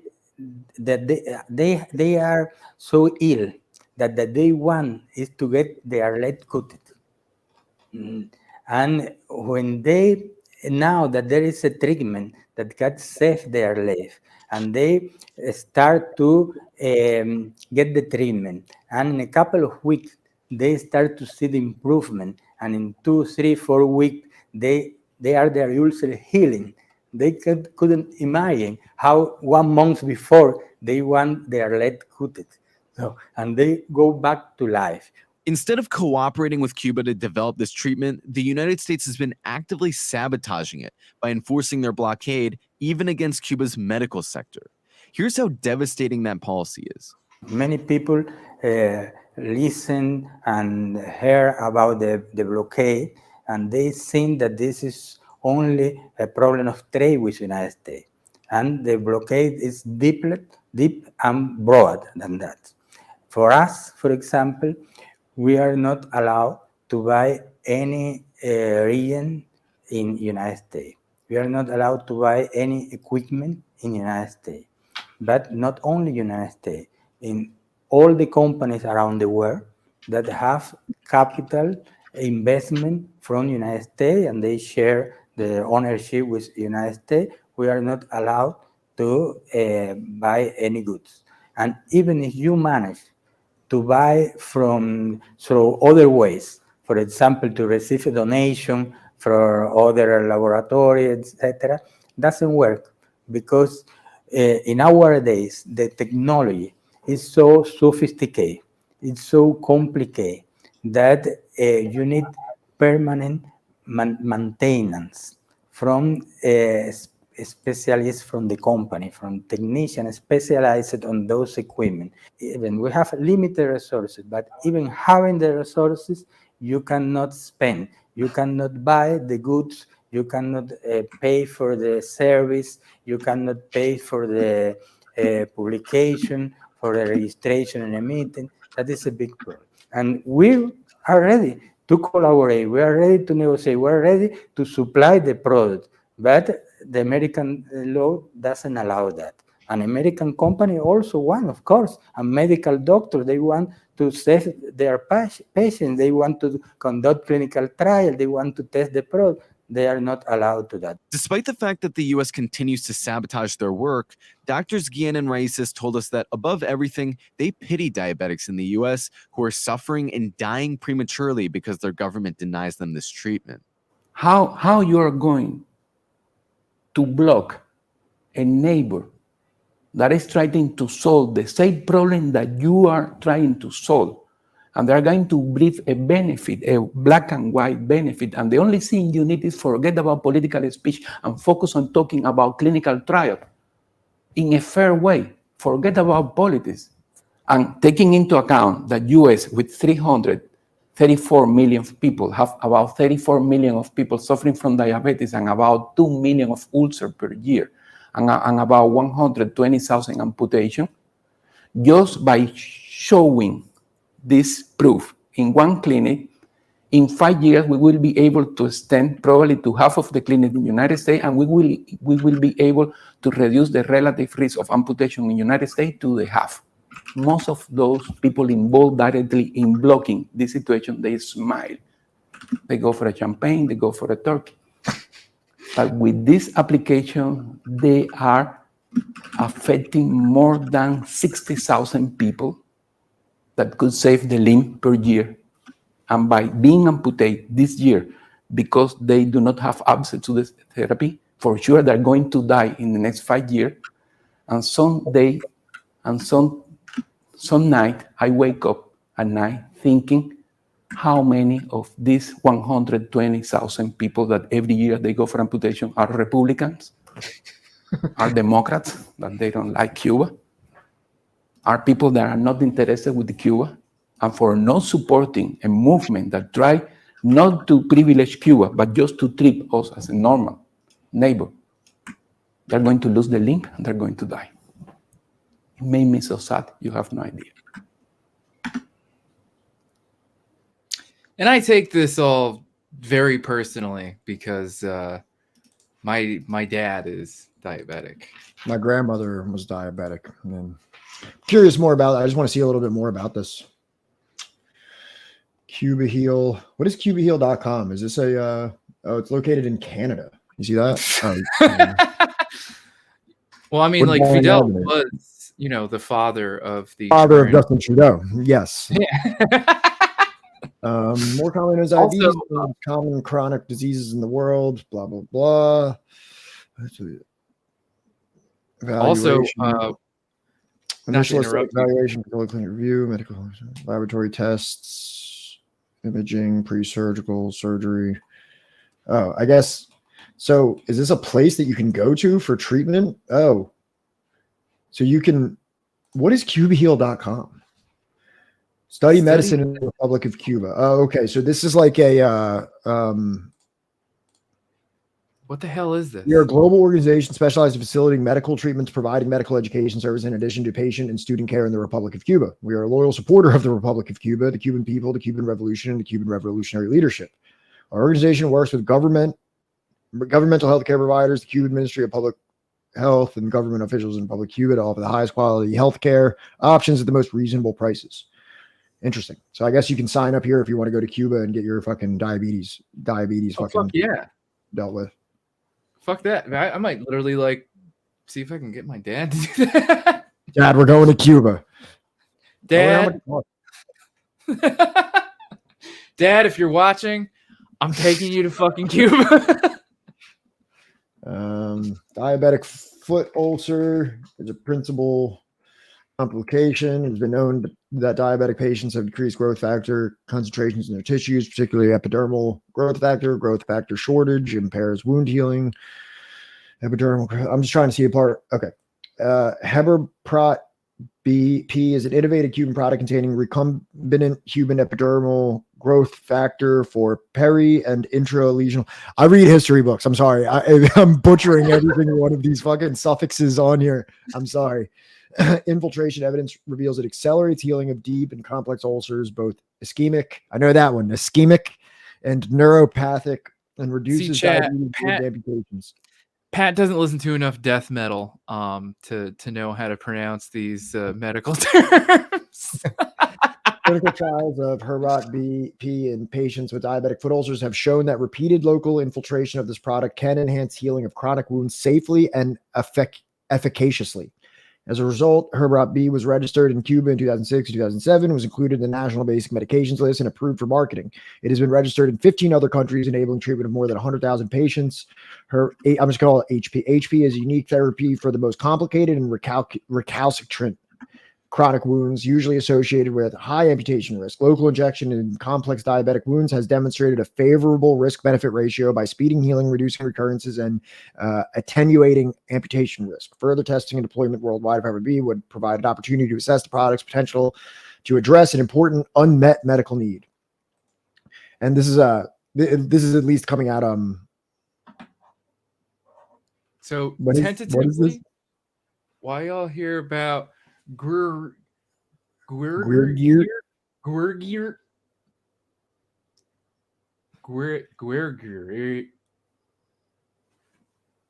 I don't know. I haven't figured it out. But so that's cool too. You know what I mean? So we are a leftist channel. Why is someone asking us if we're a leftist channel? Yeah, Rick from Decolonized Buffalo is asking us if we're a leftist channel. Yeah. Yeah, I'd say so. Yeah, let's get a chat testimony.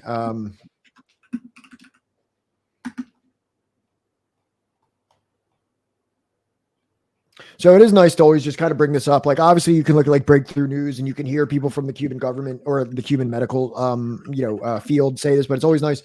We got like a little medical journal here that seems to be validating everything that they're saying about the efficacy of this.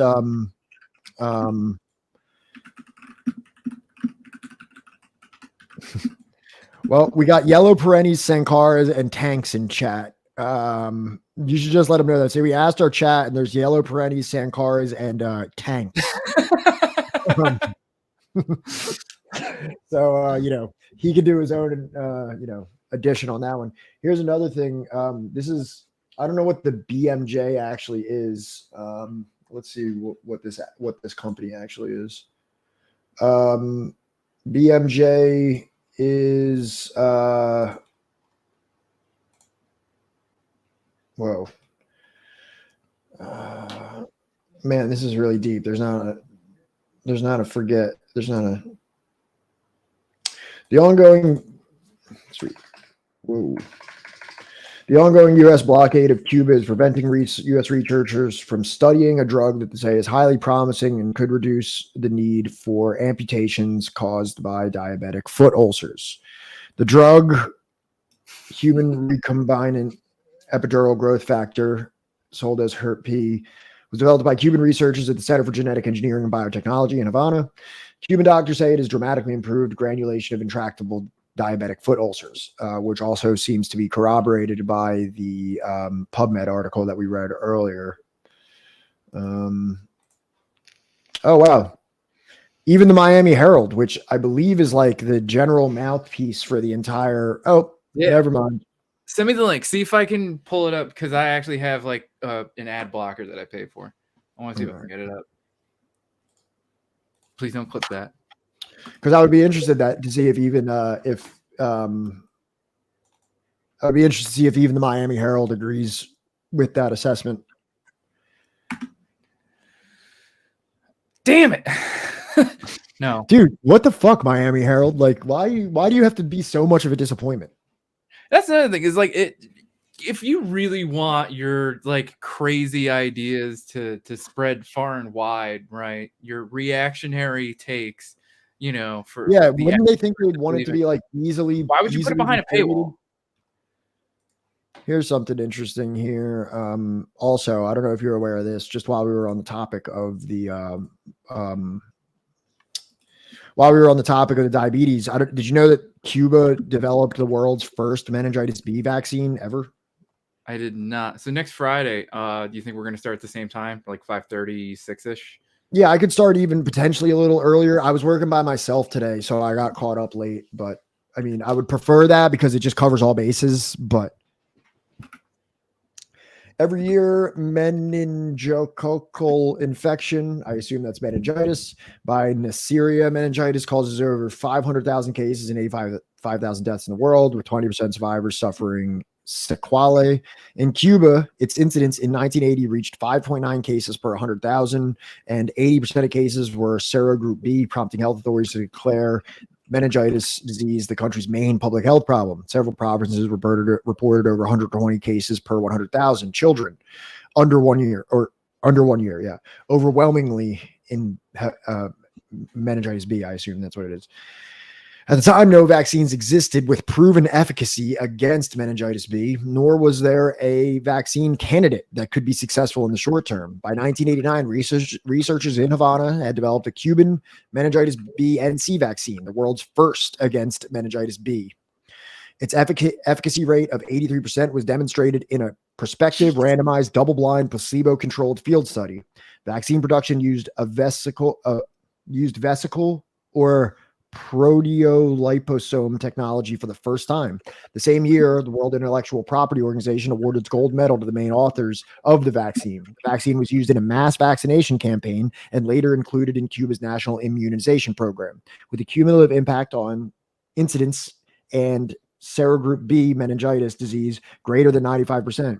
mass systemic vaccination shifted the spectrum of meningitis strains in healthy asymptomatic carriers and strains circulating among population groups toward non-virulent phenotypes.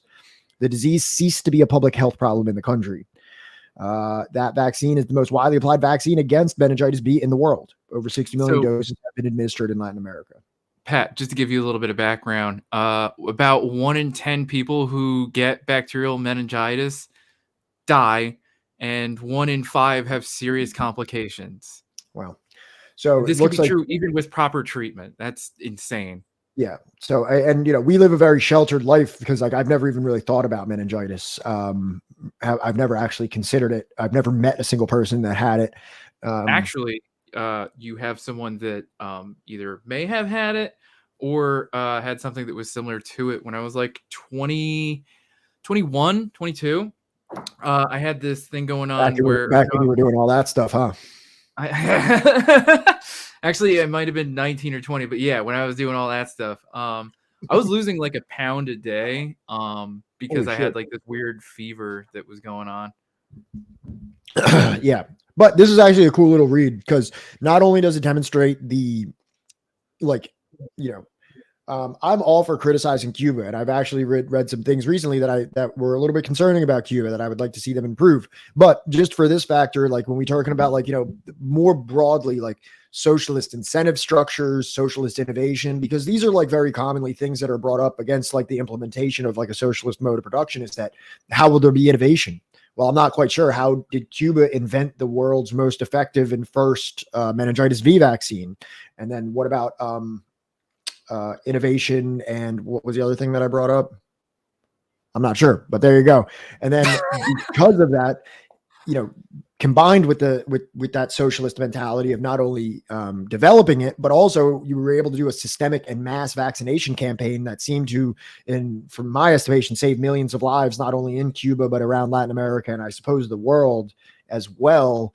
And this was not something that was done for profit. This was not something that was, added into a commodity type of form, from at least what I could read in this abstract. I'm not a fucking expert on it, but that seems to be the implication here when it says that it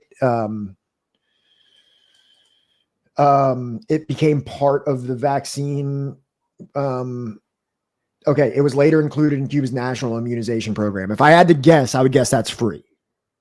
More than likely. Would you disagree with that? I mean, it would seem kind of counterintuitive to literally like every other fucking thing that they have done. I've ever read about Cuba. Yeah, you can have a lot of criticisms of Cuba, but I don't think one of them is that their healthcare costs money. You can say it might not be good. Might say that it's overblown or the numbers are tampered with, but you can't say that it's not free. I mean, like, look, as far as like Cuba and China are concerned, right? Like, while we were experiencing COVID, right, in the early days, you still had New York, right? Like the epicenter, right, of all of like, these, what were they called? Like, like super spreader cities or whatever, right? New York was closing down hospitals still, right? Not opening more up, right? Not building more, literally within like a 24-hour period, like in some countries, but they were closing down hospitals. Did you see the British cruise ship that went to Cuba during coronavirus? Hold on, look. So there was when like COVID was like the most terrifying. Oh my God, where? Also, we are tentatively on for next Friday for Rick from Decolonized Buffalo to come on. I think in audio format only, but we're just gonna. I personally, I'd rather like just give him the floor for whatever he's gonna talk about indigenismo next week. Well, yeah, and I'll probably have questions. You know what I mean, just to kind of keep a little bit. Man, there's this. Like I feel like it's been scrubbed from the internet. There's articles everywhere, but there was pictures of it with the people coming off saying like "Thank you, Cuba," like "Gracias, Cuba" or something like that. More than a week adrift. There was a cruise ship that was stuck at sea. It was a UK cruise ship, and the United States was refusing it. The United States was like, "You can't come here" because COVID was on board, and Cuba was the only place that took them. The British cruise ship, the Braemar, arrived into an industrial port west of the capital, Havana, on Wednesday. After a tortuous journey, the crew seemed elated to have finally landed. Passengers descended from the boat and were brought to safety in a rescue mission executed by the Cuban and British governments. I'm conscious that this has been a difficult and uncertain journey for the passengers and for the crew, and I'm very grateful to the Cuban government for enabling this operation to go ahead. The Braemar had been stranded at sea for over a week and was denied authorization to dock in the Dominican Republic, the Bahamas, and the US. Cuba allowed the ship to come in, saying a sense of humanity was required to halt the pandemic. Oh, wow.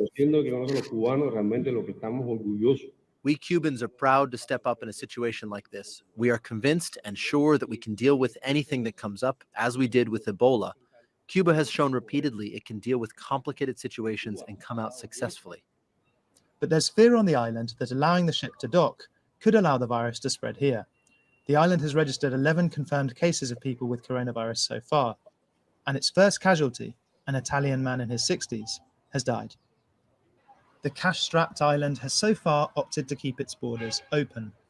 The economy relies heavily on tourism and wants to keep visitors coming. But given the magnitude of the crisis, the tourist season seems certain to flop. After weeks of feeling scared and adrift, these tourists are very relieved to be heading home. And that seems kind of crazy now. That seems kind of crazy now because like COVID, like nobody really takes it serious anymore. And it seems insane that you wouldn't take a ship with people that have COVID on it. But this was March of 2020. This was March 2020 when like COVID was, it was like COVID fever. Like people were like afraid, like if you get it, you would die. Like I was afraid of getting COVID. Like I was like, you know what I mean? Like it was like, you know, dude, you remember? I like didn't fucking go anywhere. I didn't leave my fucking apartment. Like it was to the point where I don't know if you heard that. They said the Bahamas, the Dominican Republic, and the United States of America were like, you are not docking here. Don't park your ship at our country because you have COVID on board your cruise ship. And Cuba was the only. What the fuck is it? Is this it? No. Me and the wife watched this like fucking documentary like a while back about like that cruise ship where like people were like stuck on the cruise ship. And it documented like, you know, not just the perspective of like the guests staying on there, but also like the workers from like the Philippines or wherever, just like, you know, basically wondering like, are we gonna die? And like they're not taking like any measures to protect the crew or anything. They're just protecting the passengers. Imagine if you were on a cruise ship and you were stuck for a week with nowhere to dock.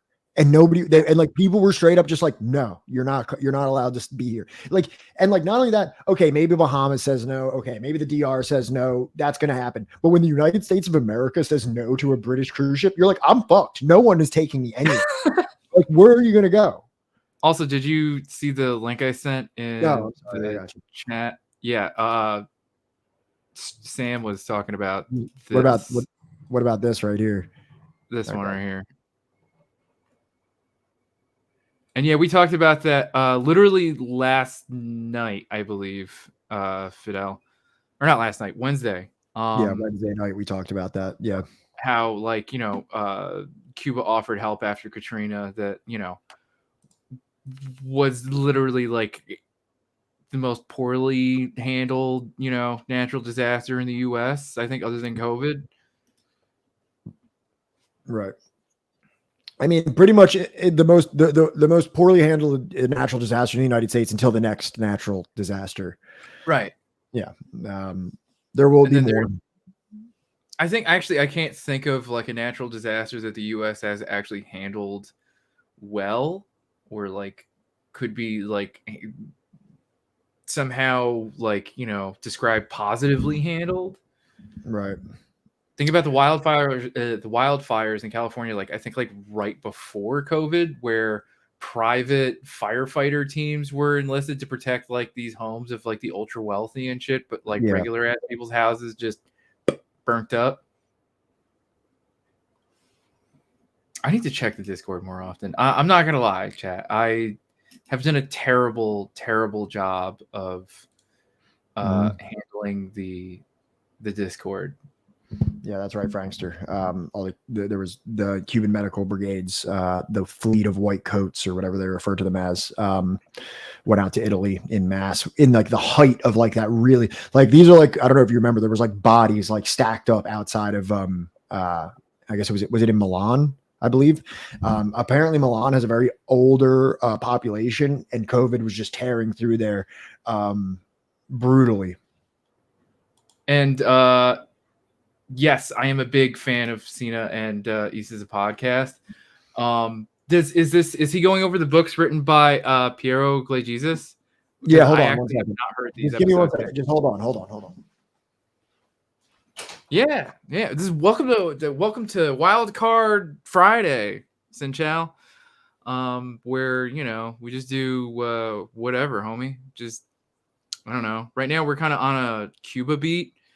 And I just tentatively confirmed that Rick from the Decolonized Buffalo podcast is going to be on next Friday. And he's going to talk about Indigenismo. And I'm sure Pat will have many questions and try and debate him.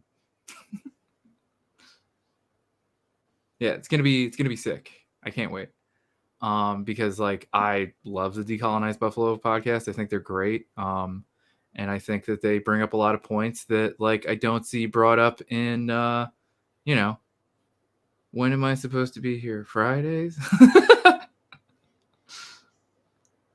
Oh, you've never listened to Decolonized Buffalo, Sam? I'm gonna see if I can pull it up right here. I believe he also puts the episodes on YouTube too.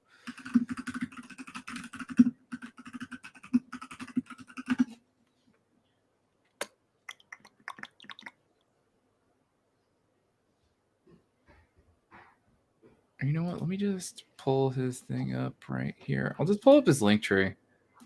That should make it easier for everybody. So a couple little books I got laying around.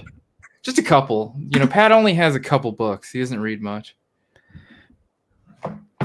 Conflicting Missions, Havana, Washington, and Africa. What this one says, based on unprecedented research in Cuban, American, and European archives, this is the compelling story of Cuban policy in Africa from 1959 to 1770. From 1959 to 1976, and of its escalating clash with U.S. policy toward the continent. Piero Glagesis sheds new light on U.S. foreign policy and CIA covert operations, revolutionizes our view of Cuba's international role, and provides the first look from the inside of Cuba's foreign policy during the Cold War. And then this is another one that I have here, a much smaller book if you're interested in reading about it. It just says Cuba and Angola, the War for Freedom. Written by Harry Villegas, aka Pombo, who is a brigadier general of Cuba's Revolutionary Armed Forces. He is known the world over as Pombo, the nom de guerre, or the war name. Nom de guerre? Yeah. Nom de guerre? Given to him by Ernesto Che Guevara, at whose side he worked with and fought in Cuba, the Congo, and in Bolivia. So this guy was, along with Che, both in Bolivia and in the Congo. And this is pretty much beginning in 1975. An epic battle was waged for the future of Southern Africa. The Angolan people had just thrown off 500 years of Portuguese colonial brutality. Now, South Africa's white supremacist regime, spurred by Washington, had invaded Angola. Its goal to impose a government beholden to Pretoria and imperialism. Angola's government appealed for help. The response of Cuba's leadership was immediate and decisive. A hard-fought war for freedom ended in 1988 at the Battle of Cueto Carnaval, with the crushing defeat of South Africa's army by Angolan, Cuban, and Namibian combatants. This is a story of Cuba's unparalleled contribution to the fight to free Africa from the scourge of apartheid, and how, in doing so, Cuba's socialist revolution also was strengthened. So, have you read that, Pat? This? Yeah. Yes, I have. All right. So, is it true that, like, when Cuba arrived, like, I think it was either the Angolans or some other faction was like, will you help us fight this other African faction? And they were like, no, we came here to fight, like, Afrikaners. We came here to fight, like, the I'm not educated enough on the topic for that. This is, I actually haven't read this book, which is like the real, like we should read this book, man. But Conflicting Missions by one of my favorite historical authors as well. But if you wanted to take a smaller look, you know what I mean? Like This is the one that I read through. It's actually pretty light too. Like it's got like a lot of like, pictures and, stuff like that. But if you want just like a quick like summary of this, which is something that really isn't talked about whatsoever, you know what I mean? The United States loves to fillet the South African, independence and fight against apartheid in a very nominal way that doesn't recognize any of like the radical contribution that afforded it. But they definitely don't bring up the way in which Cuba assisted that. And there's a certain individual named Nelson Mandela who I believe said, you ever see him on that talk show? Is it the one where like they kind of like push him on like are you some friends dickhead with... in the some fucking pasty motherfucker in the audience tries saying some shit to fucking Nelson Mandela like, oh well, what about this? On to our next questioner at the microphone over there, Mr. Welcome to America, Mr. Mandela. I'm Ken Edelman. Those of us who share your struggle for human rights. Mandela's like, boy, if we were in the fucking, if we were, fucking, I'm a new man these days. You're lucky. I've been somewhat disappointed by the models of human rights that you have held up since being released in jail. You've met over the last 6 months 3 times with Yasser Arafat, who you have praised. You have told Gaddafi that you share the view on and applaud him on his record of human rights and his drive for freedom and peace around the world. And you have praised Fidel Castro as a leader of human rights and said that Cuba was one of the countries that's head and shoulders above all other countries in human rights. Viva Fidel. In fact, the documents at the United Nations and elsewhere show that Cuba is one of the worst. I was just wondering of leaders of human rights, and if so, would you want a Gaddafi or an Arafat or a Castro to be a future president of South Africa? One of the mistakes which some political analysts make. I'm about to end this man's whole career. Is to think that their enemies should be our enemies. Hell yeah.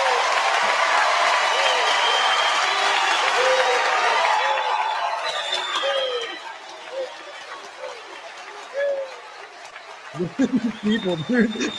Crowd goes wild.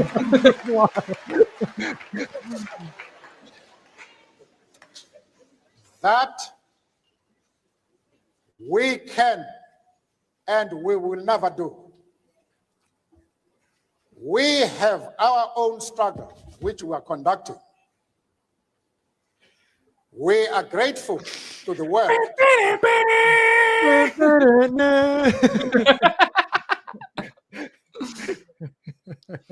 I swear to God, when we get like when I have enough money to get like a stream deck and I can start like putting on sound bites and shit, this is gonna get ridiculous and it's gonna be like a fucking 90s radio show. Just so everybody knows, right now we're currently in the process of commissioning like a back art, so we're not using this like cheesy art that we got, which I think is great and all, but we're trying to professionalize some things a little bit here. We're gonna get like a good we're gonna get badges, we're gonna get everything a little bit more organized so we look a little bit more professional with a good logo and all that stuff. What is Morning Zoo? Yes, the Morning Zoo. Hell yeah. Fucking holy shit. But yeah, well, once we do that, then we might try to work on getting like an intro commissioned, like a little bit of like an intro cinematic, and then I'm down. We'll probably put some funds together to get that so we can start doing some sound effects and stuff like that. But we're definitely trying to commit resources to make this whole thing a little bit more professional. So plus me and Pat, like we're doing this basically without our producer because they're like schedule changed. And... Well, they just keep killing it. Like, just so you know that the person was helping us out of the kindness of their heart with production. The 2 monkeys that we are that are banging on our keyboard trying to figure this out. They were helping us and they are just killing it at life and getting promotions and new jobs and being flown places because of their skills are that marketable. So they're killing it and they can't always be here to hold our hands the hands of 2 fully grown men as they attempt to learn how a computer works. So bear with us. We're putting it all together, and we appreciate your consistent support. See, like I'm hoping at some point we'll actually be able to have like chat on screen. So that way, like, I see other streamers do it. We're gonna figure out how to do it. It's gonna be cool. But let's let Nelson Mandela finish his roast real quick. Yes. Our struggle. But nevertheless, we are an independent organization with its own policy. And the attitude of every country thank you towards so much. our attitude Thank you. towards any country is determined by the attitude of that country to our struggle.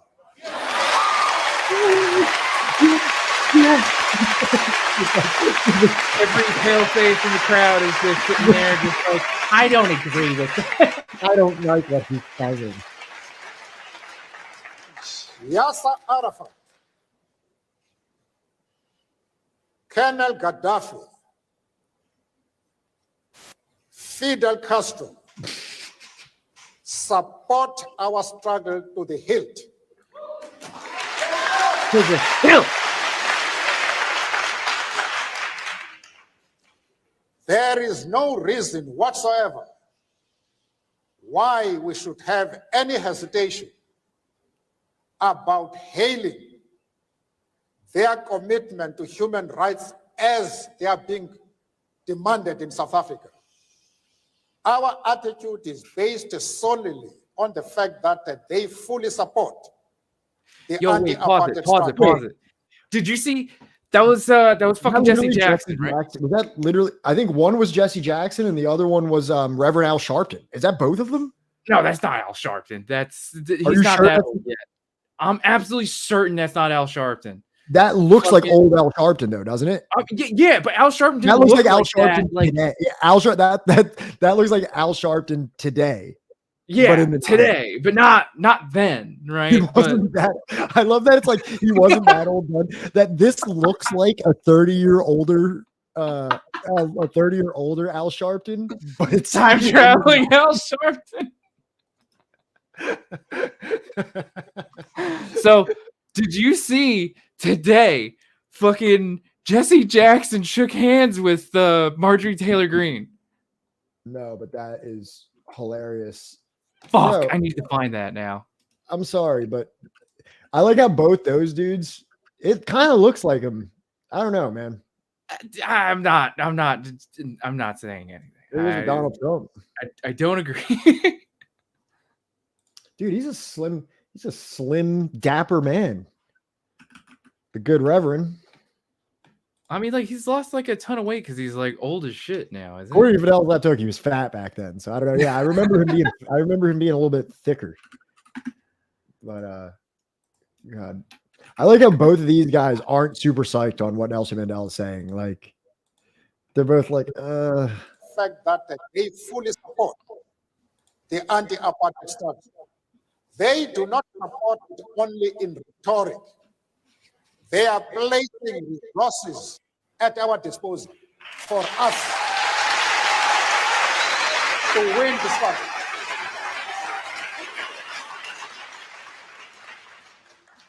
That is the position. bitch. He just fucking smoked that fool. Dude stepped up like he was gonna say something. Like he was. What do you think Mandela was gonna be like? I don't know. We don't like stuff. I'm like, and that's why, like, I don't know, man. Am I like, am I the kind of person that's gonna question the judgment of character that like Nelson Mandela is gonna make on somebody? You know what I mean? Yeah, exactly. And not only that, just to come from your like white university in New York or whatever it is that you do and think that you got some kind of smoke for Mandela. It's like, dude, come on. Like you should have just sat down. If anything, he might have been a plant for all I know. Like, you know what I mean? Like, I don't know why you would go up and say some shit like that. But again, I shared this before and I'm going to share it again. I want to read this book very badly. I don't own it yet. But this book sounds awesome. The Red Road to Freedom, A History of the South African Communist Party, 1921 to 2021. Yeah, exactly. Fuck, Where the This fuck book is it? Where'd it go? sounds really cool. I saw a Vijay Prashad share and I saved it in my files, and I've been meaning to get it. When he first shared it, it wasn't even published yet, but it came out. The hardcover is $90. Probably better just to cop it on. I almost said Tinder, Kindle.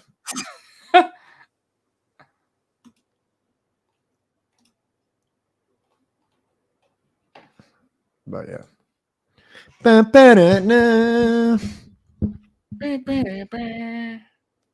the fuck is the goddamn fucking thing? I'm trying to share my screen and I can't find the goddamn. All right, whatever. Here, I'm just gonna send you the fucking thing and you fucking share the screen. Oh, what the fuck? Tingle. What are you sending me? Throw this up. Throw it up. Throw it up. Somebody just sent me a GIF of Al Sharpton and Mr. Deeds, and he in fact was way bigger back then.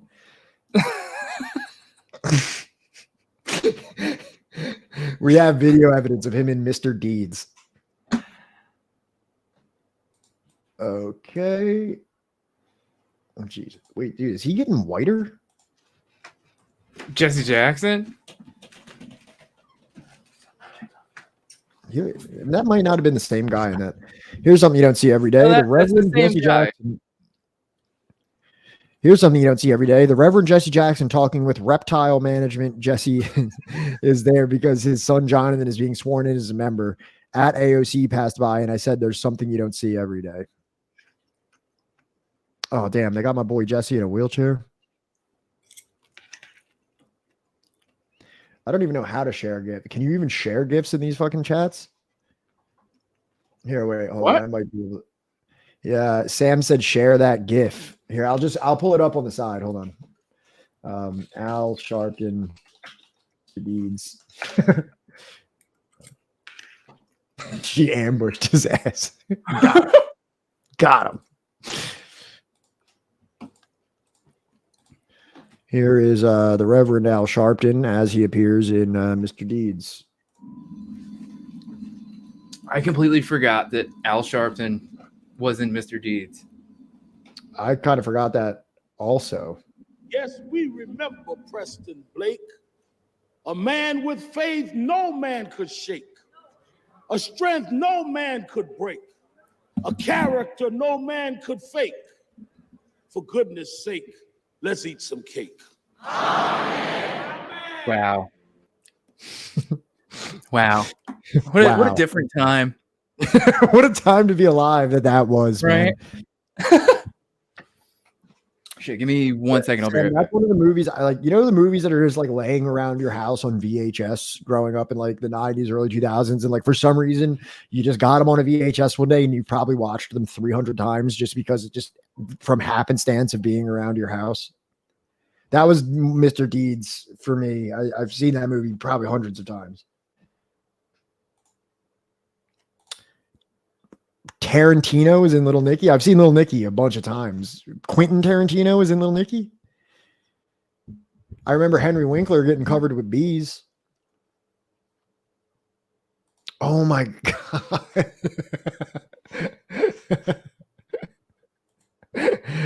Oh man. Now that I think about it, yeah, he's the blind preacher. Speaking of Tarantino, I just watched Reservoir Dogs the other day. I don't know if anybody tried watching that new thing, Kaleidoscope, but I watched like an episode and a half of it, and it infuriated me so much that I just had to watch like a different heist movie. So I watched Reservoir Dogs. We is all gonna die, right? Isn't that like he's like running by and he's like yelling like, "We is all gonna die. We're all gonna burn." What do you got? Hot sauce? Nah, bro. It's red pepper flakes. Yeah, but isn't he yelling like we're all gonna die or something? What is this? Quentin Tarantino. I didn't know. I didn't realize this. Yeah, he is. Yeah, I remember when he said it. Yeah, I don't know if anybody has seen Kaleidoscope yet, but it's a new Netflix series where apparently you can watch it in any order. And I started to watch it, and it was kind of corny. It wasn't terrible, but there was a part in it where they did like four different people had a gun to like the next person, and I was like, this is just Reservoir Dogs. They stole this from Reservoir Dogs, and then I just eventually got frustrated with it, and I turned it off and watched Reservoir Dogs. Reservoir Dogs, I think, is the only Tarantino movie where you could easily adapt that into like a play. You could easily do that because it has no real budget. It was like most of it is just dudes yelling at each other in a warehouse.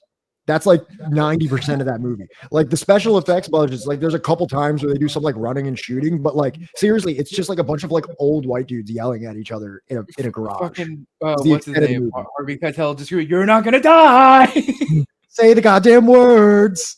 Dude, I was watching it just the other day, and there's like, it's one of those movies that like I watched it a ton as a teenager and then kind of fell out of it because I'd watched it so many times. But to watch it again, dude, yeah, he's like, oh, I'm sorry, I didn't realize you were a medical professional. Oh, I'm sorry, I didn't realize you were a doctor. Like getting sarcastic with this dude that's dying. This part too, he's like, come on, who's a tough guy? You're a tough guy. He's like pulling his bloody corpse up. Another part that I liked is when like him and Steve Buscemi are talking, and he's like, did you shoot anybody? And he's like, a couple cops, and he's like, no real people? And they're like, no. So they refer to cops, and he's like, yeah, no real people? Nah. But yeah, that movie's fucking fantastic, man. As much as like Tarantino's kind of become like a caricature of like incel culture a little bit, where like it's one of those things where like a lot of people that uphold him as the, like if I was walking down the street and somebody was like, Quentin Tarantino is the greatest film director of all time, I'd be like, all right, dude, like I don't want to hear your opinions on anything. Like, but it's one of those things where like my personal interpretation of his movies, like I have to like take it away from like what I feel like the mainstream like uses it as. I don't know. Like I just like, it's like, dude, would I like, say that Dragon Ball Z is like, probably some of the greatest storytelling that like mankind has like ever had the honor to witness, right? Would you say that? Yes, but like would I stand behind it like, with any kind of evidence or anything? No. Yeah. But like honestly, I feel like movies have gotten like, I don't mean to be like the old man yelling at the cloud, but like every time I try to watch like a new movie or a new series, I'm like, dude, this sucks. Reservoir Dogs is from 1992. Just put it on. Just let me watch it again. I'll be happier if you just show me Reservoir Dogs again than if you show me this new like hyped up heist movie. Yeah, no, I mean like heist movies in general are just like all just awful, just bad. Yeah, bad. I found it all shallow and pedantic. Right. Well, that's the thing, Carpe Pax, is that God damn it, Pat, is that everything's derivative, especially like, today, as far as like our culture in general, all of our movies, all of our media, like everything, it's all derivative. There's nothing original. Yo, when you feel that heat coming around the corner, it's like the unsung Pacino movie, Heat. Wow, it's a fucking classic though. Have you ever heard of the band Graf Orlock? No. They use a lot of like movie clips and stuff, right? Yeah. They're a grindcore band. So if you're not into like grind, you're not gonna like it. But it's incredibly entertaining. They have an entire EP dedicated to the movie Heat. Oh really? Yeah. Fucking. Wow, I had a weird brain reaction right here. I thought shallow and pedantic was from The Simpsons. It's from Family Guy. Really weird because I don't really watch Family Guy quite as I'm a very diehard Simpsons consumer. Not so much with Family Guy, and I really could have swore that Homer Simpson, when he was like a critic, like Lisa like told him one phrase and it was like shallow and pedantic. Nope, and that's I thought he was Family saying Guy. about everything, but that is Family Guy. All right, my brain's starting to deteriorate in my old age. Yeah, we're just slowly losing our minds.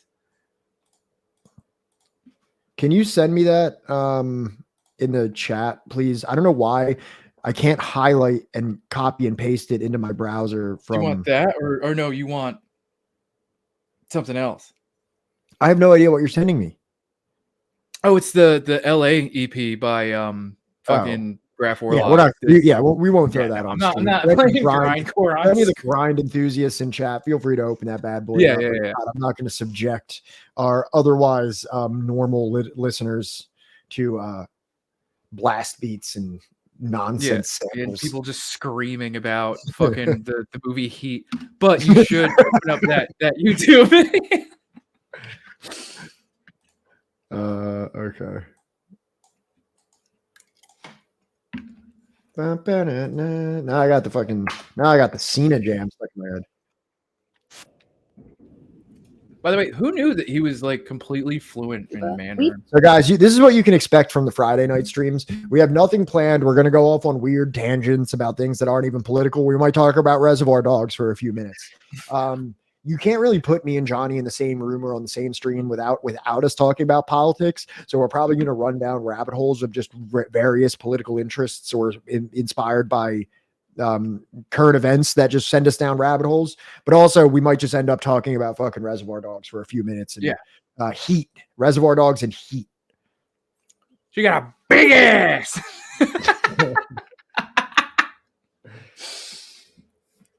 What was that book right before the pump? Oh, I'm sorry. Yeah. Hey, Cinnamon Challenge.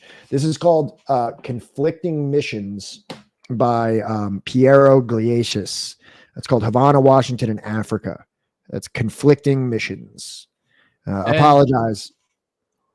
It has more like footnotes and more like any book by him is going to have more like evidence and citations than anything you've ever read. Like, yeah. And as someone who considers himself somewhat educated on Guatemala, hands down, my favorite book that I've ever read on Guatemala is Shattered Hope by the same author. So he's an Italian Marxist writer. He's extremely, extremely good.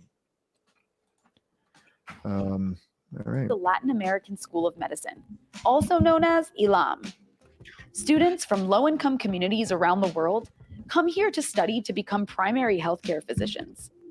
Tuition, accommodation, and board are free, paid for by the Cuban government, and a small stipend is even provided for students to live on. A testament to Cuba's commitment to internationalism, ILAM is one of, if not the largest, Free medical schools Palestina. in the world, with tens of thousands of students enrolling from over 100 countries. While there, we had the chance to catch up with second-year medical students from the US and ask them about their experiences studying in Cuba. So why are you studying in Cuba instead of the US? So for me, I was always interested in going to medical school overseas. I saw the healthcare system and how it worked in the US. And, always growing up, we always knew. Sam, I'm sorry. I just tried finding a PDF for it. I'm not like the PDF hunting king. All the ones that you see me throwing around are pretty much the ones that come up in the first 5 responses on Google. So I've tried that and I've exhausted all of my strategies. Maybe Johnny can unearth one for us. So hang tight. He's the man for that. That Cuban doctors were the best. They were always on the forefront of a lot of, whether it was natural disasters or, so for me, I decided that was something that I wanted to pursue. So I did a lot of information research. I found Pastors for Peace. I saw their mission statement and in terms of medical school in Cuba. And so a lot of what they put were things that, really spoke to me and the kind of doctor I wanted to be, not only just a doctor of science, but a doctor with a social consciousness. And I think that's what really motivated me to apply and be here. There's a lot of aspects, but the focus in Cuba is a lot different than in the States. And specifically, they focus a lot more on community medicine and preventative medicine. And they really resolve a lot of the issues at a preventative medicine level, that instead of just treating something, they try to prevent it. And in the States, we do a lot more of just treatment.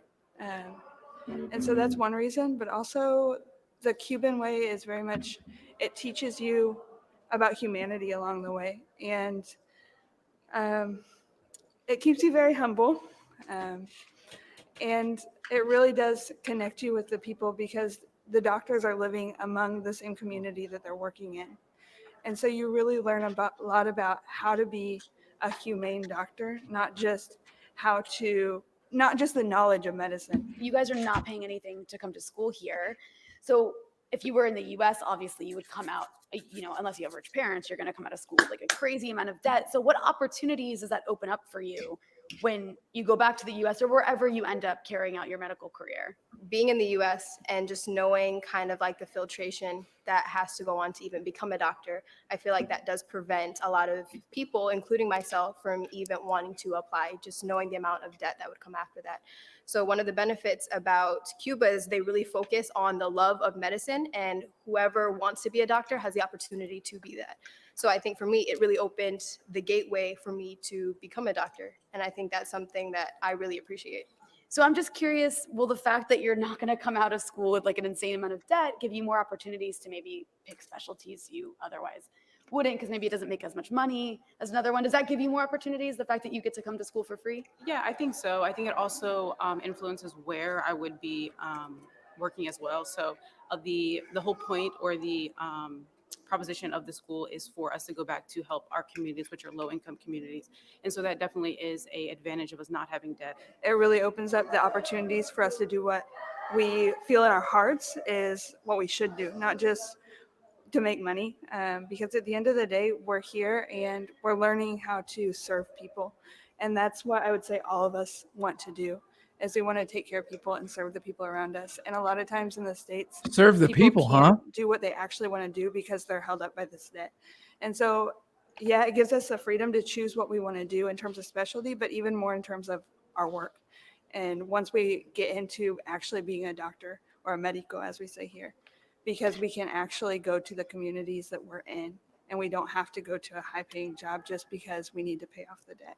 And one thing that's really cool is so far, like, I think you're 4 medical school students that we've talked to among 9 Americans in this second year program, and you're all women. I don't know if everyone's a woman, but that's like a constant thing we've seen here visiting other clinics, is that it seems to be a very female dominated profession, and also a lot of women of color. And it's very different from at least my experience in the US, where when you go to the doctor, it's usually a white guy, right?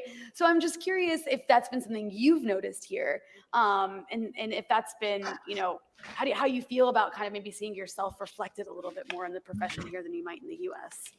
Yeah, I definitely feel like it is a source of encouragement. Definitely a lot of our professors are women, are Black women. So it is really refreshing to see. That is another reason that's actually something that I did not expect coming here, but it was really like a breath of fresh air to be like, wow, there's someone who looks like me, who's teaching me, someone that I can really look up to, because in the States, you don't have that. You have one in, I don't even know how many, but here it really is frequent, and they are women that are strong, that are intelligent. That's someone that you would really look up to, and so it is really great to have day to day have those women in my life.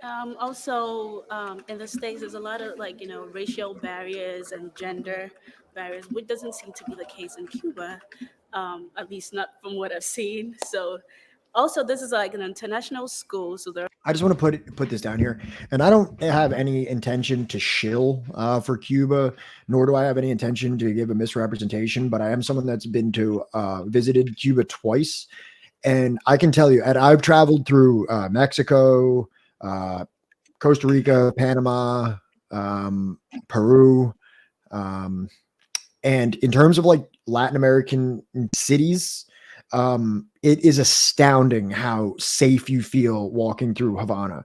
The level of violent crime that occurs in Havana compared to places like Lima. I was in Colombia also, places like Bogota and Lima and Mexico City. It's like not even comparable to what you experience in Havana. And while I was in Cuba, I became pretty closely acquainted with a friend of mine that I met there, and she told me that she walks around at night with very little concern for certain violent crimes happening to her. And it's kind of astounding how much less that seems to occur. I'm not saying that like Cuba is some kind of like non-violent paradise, because every country has that. But when you look at like the certain kinds of violent crime that systemic inadequacies kind of seem to perpetuate in places like Colombia and Peru and Mexico, it seems that there's something in Cuba that prevents that from happening. Bro, on the same level. I don't know if you ever talked to your girlfriend about it, but my wife, right? One night I was just taking out the trash, right? And like I had these headphones on, right? And I just had one kind of almost covering like the other ear, but like not entirely, right? and she asked me like, like, don't you have like one off? Like, don't you need to like hear like, what's going on around you? I was like, I'm just taking out the trash. And she's like, Yeah. You don't get it. Like, women, like especially here in the US, have to worry about like being jumped in the parking lot of their Right. own complex, right? And Right. being assaulted just taking out the fucking trash. And the secret identity of this individual, which I will not reveal, I happen to know that this individual has been to Cuba even more times than I have, and I've been there multiple times. So they also have an interesting testimony on the feeling of being safe in Havana, and that could definitely be my experience as a white tourist in Havana. But I did actually receive this information from a female friend of mine that I actually stayed with the second time I went to Cuba. We stayed together, and I asked her because it was so perplexing, like living in places like Philadelphia and things like that, to be like, you can just walk around at night and it's not like, super dangerous and people aren't getting like, having all these violent crimes occur to them. And she's like, no, I can walk around most parts of the city and I don't really, 2:00 in the morning, it doesn't really, I'm not really worried about any of that. Meanwhile, like certain parts of Philly, it's just like, now you should probably carry like a gun, maybe like a mace there's or something, like certain parts of Philadelphia that you shouldn't enter.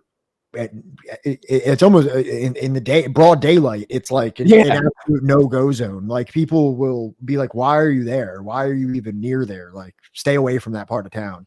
It's extremely dangerous."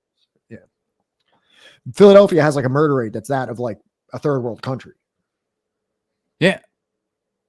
And like, there's a certain point where it's just like, if you're just minding your business, like you should be doing, right? Like me and my friend that like just stayed with me from Chicago, right? He's like, if you just mind your business, in a lot of like low income like neighborhoods, you're fine. Yeah. I used to Mind your acquire business. I used to be, acquire drugs from those neighborhoods when I was strung out, and I would be a daily visitor into areas that people would make pains to avoid and not be caught dead in because of like, their reputation for violent crime. And I would frequent them. I would be there for hours. I would be there every day. I would be there overnight. And, Do you, do you remember the advice you gave me in rehab? I want to talk. I don't like talking about that person that I was. And I would kind of appreciate it if you just didn't expose me for the terrible guy that I used to, because there's only so hard I can cringe at myself and also maintain the facade that I have something to talk about on here, like that I'm a person of value. So I can't be reduced. I can't be reduced. All right, I'll drop it. I can't be reduced down to the person I was in 2012 and maintain the bravado that I do to think that I have something to say into this microphone. I mean, it is still funny as shit, but like,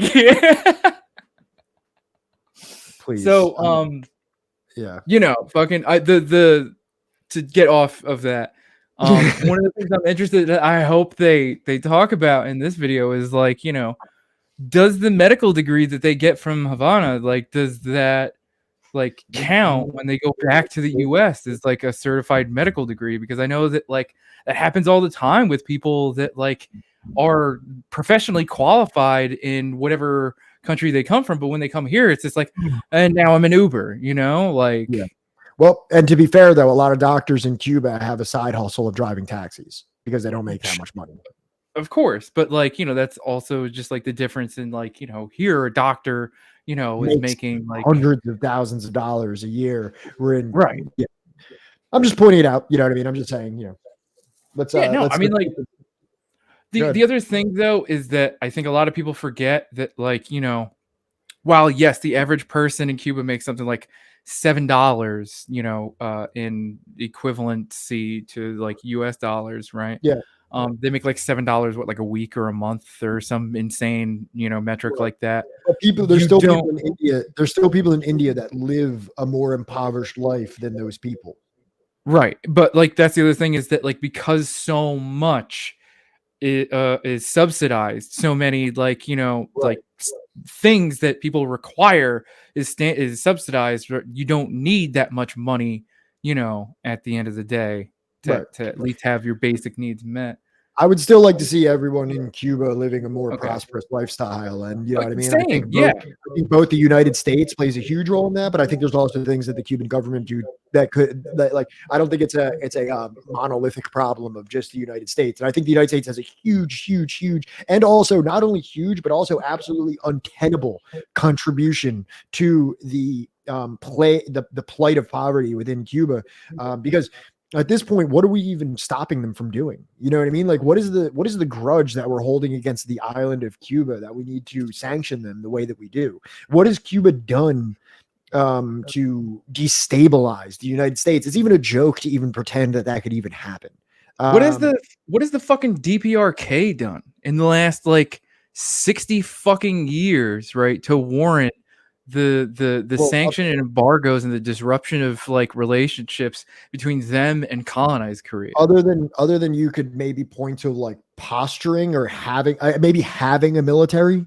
Like that's the thing is that, you know, they test some missile and it's like they act like it's like they're trying to like the DPRK has never been involved in a single offensive military campaign. They've never attacked anyone. Exactly. And they've never made threats to like, you know, oh, we're gonna nuke fucking Seoul or something. Like they don't want. Why would the fuck would they want that? Right. I mean, you could definitely say, and like I'm getting this from Western sources. I don't speak Korean, but like you could definitely say that maybe there's some saber rattling that comes from the DPRK, and it might I don't be blame them for it. No, exactly. You know what I mean? Like that might have to be like part of their, you know, bare their teeth a little bit and let, you know, the people that are encircling them know that they're not going to be passively invaded or you know, overthrown. Right. And, you know, but the thing is that when they do this type of, you know, saber rattling, which might be completely logical from their position, then the American media takes that and goes like, see, they're maniacs. Look at them. Right. They're crazy. When in reality, you're the one that has bombed millions of people in that region to death, innocent civilian people within 4 different countries in that area. You're the one that killed hundreds of thousands of Filipino people. You're the ones that dropped nuclear bombs on Japan. You know, who is the real psychopath in this situation? Right. Who is the real rogue nation that like, you know, fucking ruthlessly exterminates people, vaporizes people off the face of the fucking planet? It's not Right. North Korea. No, it's not North Korea, right? It was never Libya, right? It was your liberal sensibilities, but right. You know, and to top it all off, it's not as if it's only like one side of like, you know, the political aisle in the U.S. that desperately tries to get public approval for these things. It's both of them. sides. Yes, exactly. Yeah. This is a bipartisan agreement of Democrats and Republicans, and it has been through 50 years of administrations at this point. I mean, even before that, you could say that they were still in tandem on many things, but you know, there was some progress with Clinton. I would say that you have to kind of acknowledge that there was a little bit more of a push towards like normalizing the DPRK as a international country. That's the thing, is like we look at them as this like mongrel fucking that's like a recent thing. Yeah, exactly. Whereas for many years, actually, the North, I'm sure Blowback just fucking talked about this. And I'm sorry, everybody, I'm really not a hater of Blowback. If you were here on the last stream where I was reading through that 30-page Google Doc that I wrote about Korea in like 2020, where I used many of the same sources that they do, and it has nothing to do with them, but it just kind of crushes my soul a little bit that they pretty much not emulated, because that would be like more conscious. They pretty much beat me to the project. Yeah. Did such a fantastic job about it, and it's incredible. And they cite Bruce Cummings, who's my favorite author on the situation, and they pretty much say all the things that I wanted to say. So it pains me, but I'm sure that they mentioned that North Korea outpaced South Korea for like decades, I believe, after the Korean War. North Korea was doing quite well comparatively. They were sending them aid. Yeah. And yes, Frankster, you don't understand, okay? I was there. I was seeing Pat like, you know, at least like once a month, and I was going over there, and Korea looks like up to here. Yeah. He was losing his damn mind reading like, you know, more than a dozen books, and it's like literally everything that they sourced on Blowback, Pat had already independently found and read way before the 3rd season even dropped, right? I don't And even then think the second. I don't think the second season dropped. I don't even. I don't know. Maybe I don't think so. Maybe not. When did the Cuba season even drop? Last year. Yeah, and I had this before the Cuba one even dropped. Yeah. So March- I mean, no, I think that either no. says that says two things, Pat. That says either you are that good at research, But here's the deal. or Here's the deal. I had no infrastructure for which to release this project. I was kind of just Yeah. doing it as a passion project and something that I was going to make. My project would have been far subpar to what they've done. I don't have I don't have the reputation. I don't have the audience. I don't have the finance to like make it as big as they did. But when it really comes down to it, it's a very selfish and petty part of me that resents them for it. And really, I'm just happy that people are hearing the real story about not only Korea, but the Korean War and, you know, what the South Korea regime truly was, because there's this extremely simplistic equation that comes up so frequently where it's just like, communism versus capitalism. Look at South Korea, North Korea, case closed. Like that's literally some people's entire yeah, because they never have an answer. Entire like summation of like, oh well, we can do a great case study of capitalism versus communism. Look at North Korea, look at South Korea. Which one would you rather live in? Done. You know what I mean? Like, and I don't have to think about that anymore. And that leaves out just like many layers of necessary context to even understand how we got to this point with Korea and the brutal autocratic regime that was as oppressive as they claim the North Korean government has been in South Korea for decades, up until the 80s. Here, look, while I'm going off. Well, I think like 80. I think it wasn't until 89 that like South Korean nationals could even get like a passport to leave the country because they were ruled by a military junta. How many people? If you went on the street and you asked 100 people if they knew about the Tiananmen Square uprising, how many people do you think would know about it? Probably a majority. How many people would know about the Gwangju uprising? Not anybody, unless they've listened to Blowback. Wait, did they talk about the Gwangju uprising and Blowback too? Dude, they talked about everything. They talked about the Jeju Island. They talked about Gwangju uprising. I'm sorry. I had it all. They literally hit every single fucking point you could possibly hit. I think the only area where they maybe fall short that you could maybe like laser focus on is like the 90s, right? Or at least like, you know, maybe you could do like the 70s into like, you know, the 2000s. Like they mostly went over like the Korean War. Dude, let's just move on. But it was a popular uprising in the city of Gwangju, South Korea from May 18th to May 27th, which pitted local armed citizens against soldiers and police of the South Korean government. This event is sometimes called 5/18 in reference to the date the movement began. The uprising is also known as the Gwangju democratization struggle.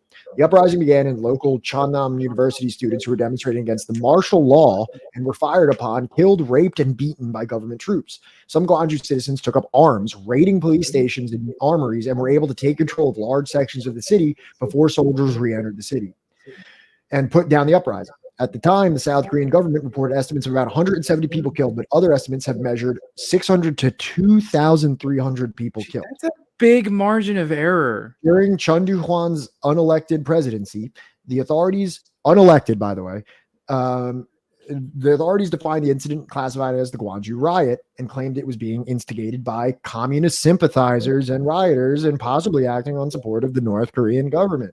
Denial of or support of the Gwangju uprising has long acted as a litmus test between conservative far-right groups, leftists, and mainstream and progressive sectors of the population within modern Korean politics. Far-right groups have sought to discredit the uprising. One such argument points to the fact that it occurred before Chun Doo-hwan officially took office, and so contend that it could not have really been a simple student protest against him that started it. However, Chun Doo-hwan had become the de facto leader of South Korea at the time since coming into power on December 12, 1979. After leading an successful military coup against the previous South Korean government, which was itself also authoritarian. Right. So, revelations of U.S. foreknowledge. Declassified U.S. State Department documents from 1921 requested by the South Korean government revealed U.S. Ambassador William Gleistein was informed by Chief Presidential Secretary Chiu Kwang-so of the plans for the army crackdown on 26 May 1980, a day before it took place. Diplomatic cables showed Gleason expressed Washington concerns over growing anti-American sentiment in and around the Gwangju area amid broadcasts asserting that U.S. was involved in the military crackdown. Prior to immediately, no. Prior to the declassification, the notion of American foreign knowledge involvement in Gwangju was already immediately known after the event, but had been officially denied by the United States. So I'm just curious, how many people? How many people died in Tiananmen Square? Like officially? Well, let's see what Google pulls up.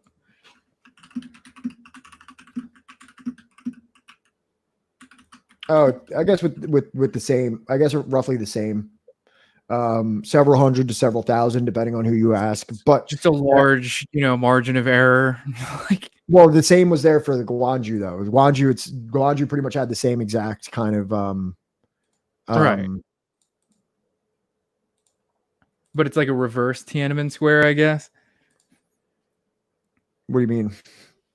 Like with Tiananmen Square, it was these protesters that were, basically supported or at least propped up by it, or at least some subsection of them, right, were being supported by the U.S. Yeah. Right, whereas the Gwangju uprising, it's like the opposite. Right. I'm gonna grab a book real quick because I want to show you some pictures of the Gwangju uprising. I'll be right back. See, chat, if you ever want to know how to stun lock the living fuck out of Pat, just mention Korea. And then the show is about Korea from here on out.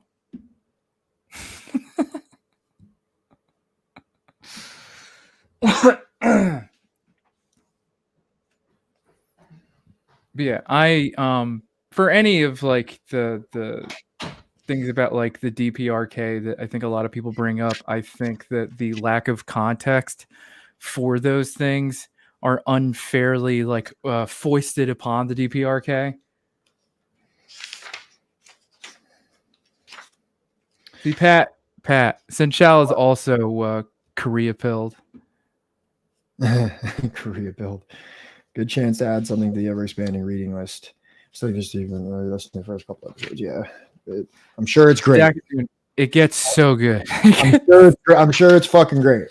I think that had Pat actually done his Korea thing, it would have been basically blowback, but without any of the beats, any of the interviews, none of the promotional material, and it would have been Pat standing in front of a camera with maybe a slideshow going along with Something it. like that. Yeah, it wouldn't have been that great.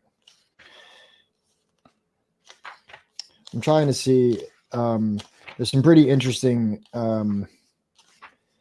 points here that they bring up. I believe, this book really goes deep into everything. Dude, first, Pat would have to listen to all of season 3, and then he could probably do that. I might die of grief. Thank you. I have that book also. I feel like Patriots, Traitors, and Empires is a great shorthand. It's kind of a short book that doesn't really go into everything. I would say that this is my first favorite. This is the first one that really inspired me to study more about Korea. This one's great. And then there's another one called Korea's Place in the Sun by Bruce Cummings, which is another one of my favorite. And hold on, there's one more that's my favorite. Thank you for the bits, Hashkush.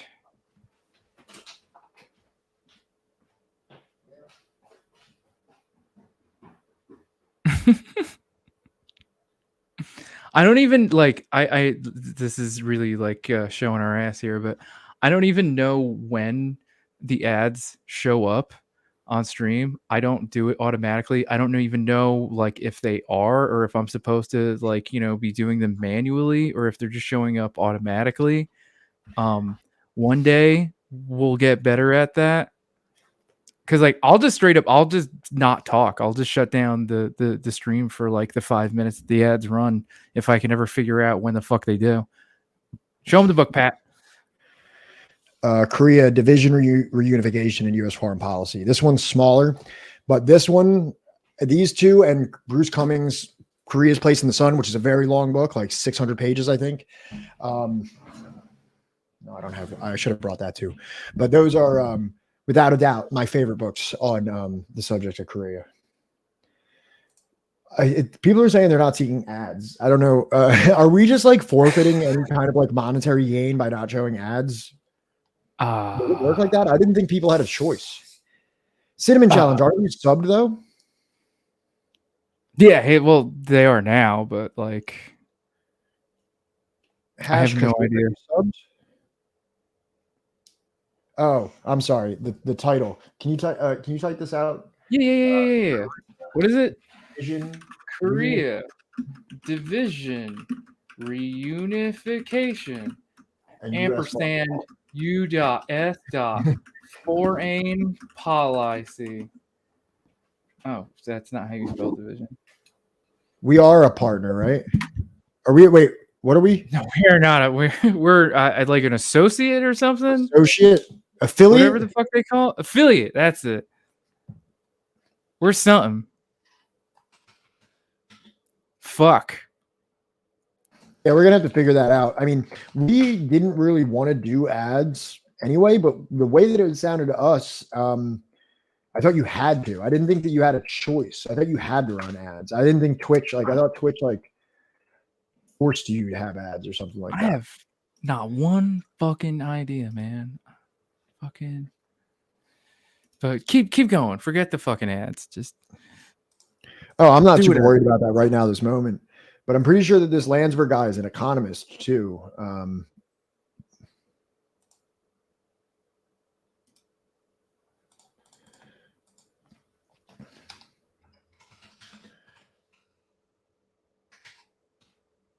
Yeah, Martin Harps, Landsberg. Yeah, he is a professor of economics. He's the author of 7 books and issues related to globalization and political economy of East Asia, with a focus on China, Japan, and Korea. His work is translated into Hindi, Japanese. Yeah. So this is the other guy, Bruce Cummings, and yeah. Guys, who wants to be my Goodreads friend? I don't wait. Is that like?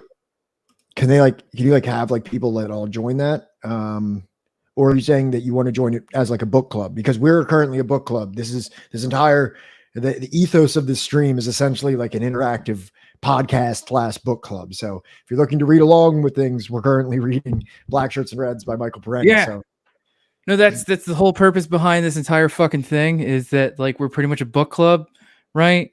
We read the books, or at least we want to try and motivate you to read them along with us, right? We love to have chat, be active and stuff. Yeah. As far as reading the books along with us or mentioning things that maybe we're not bringing up, or even have just periphery stuff like, hey, I got this YouTube video that talks about this thing in fucking Black Shirts and Reds that is relevant. Do you guys want to check it out? We'll fucking play it, and yeah, all that other shit.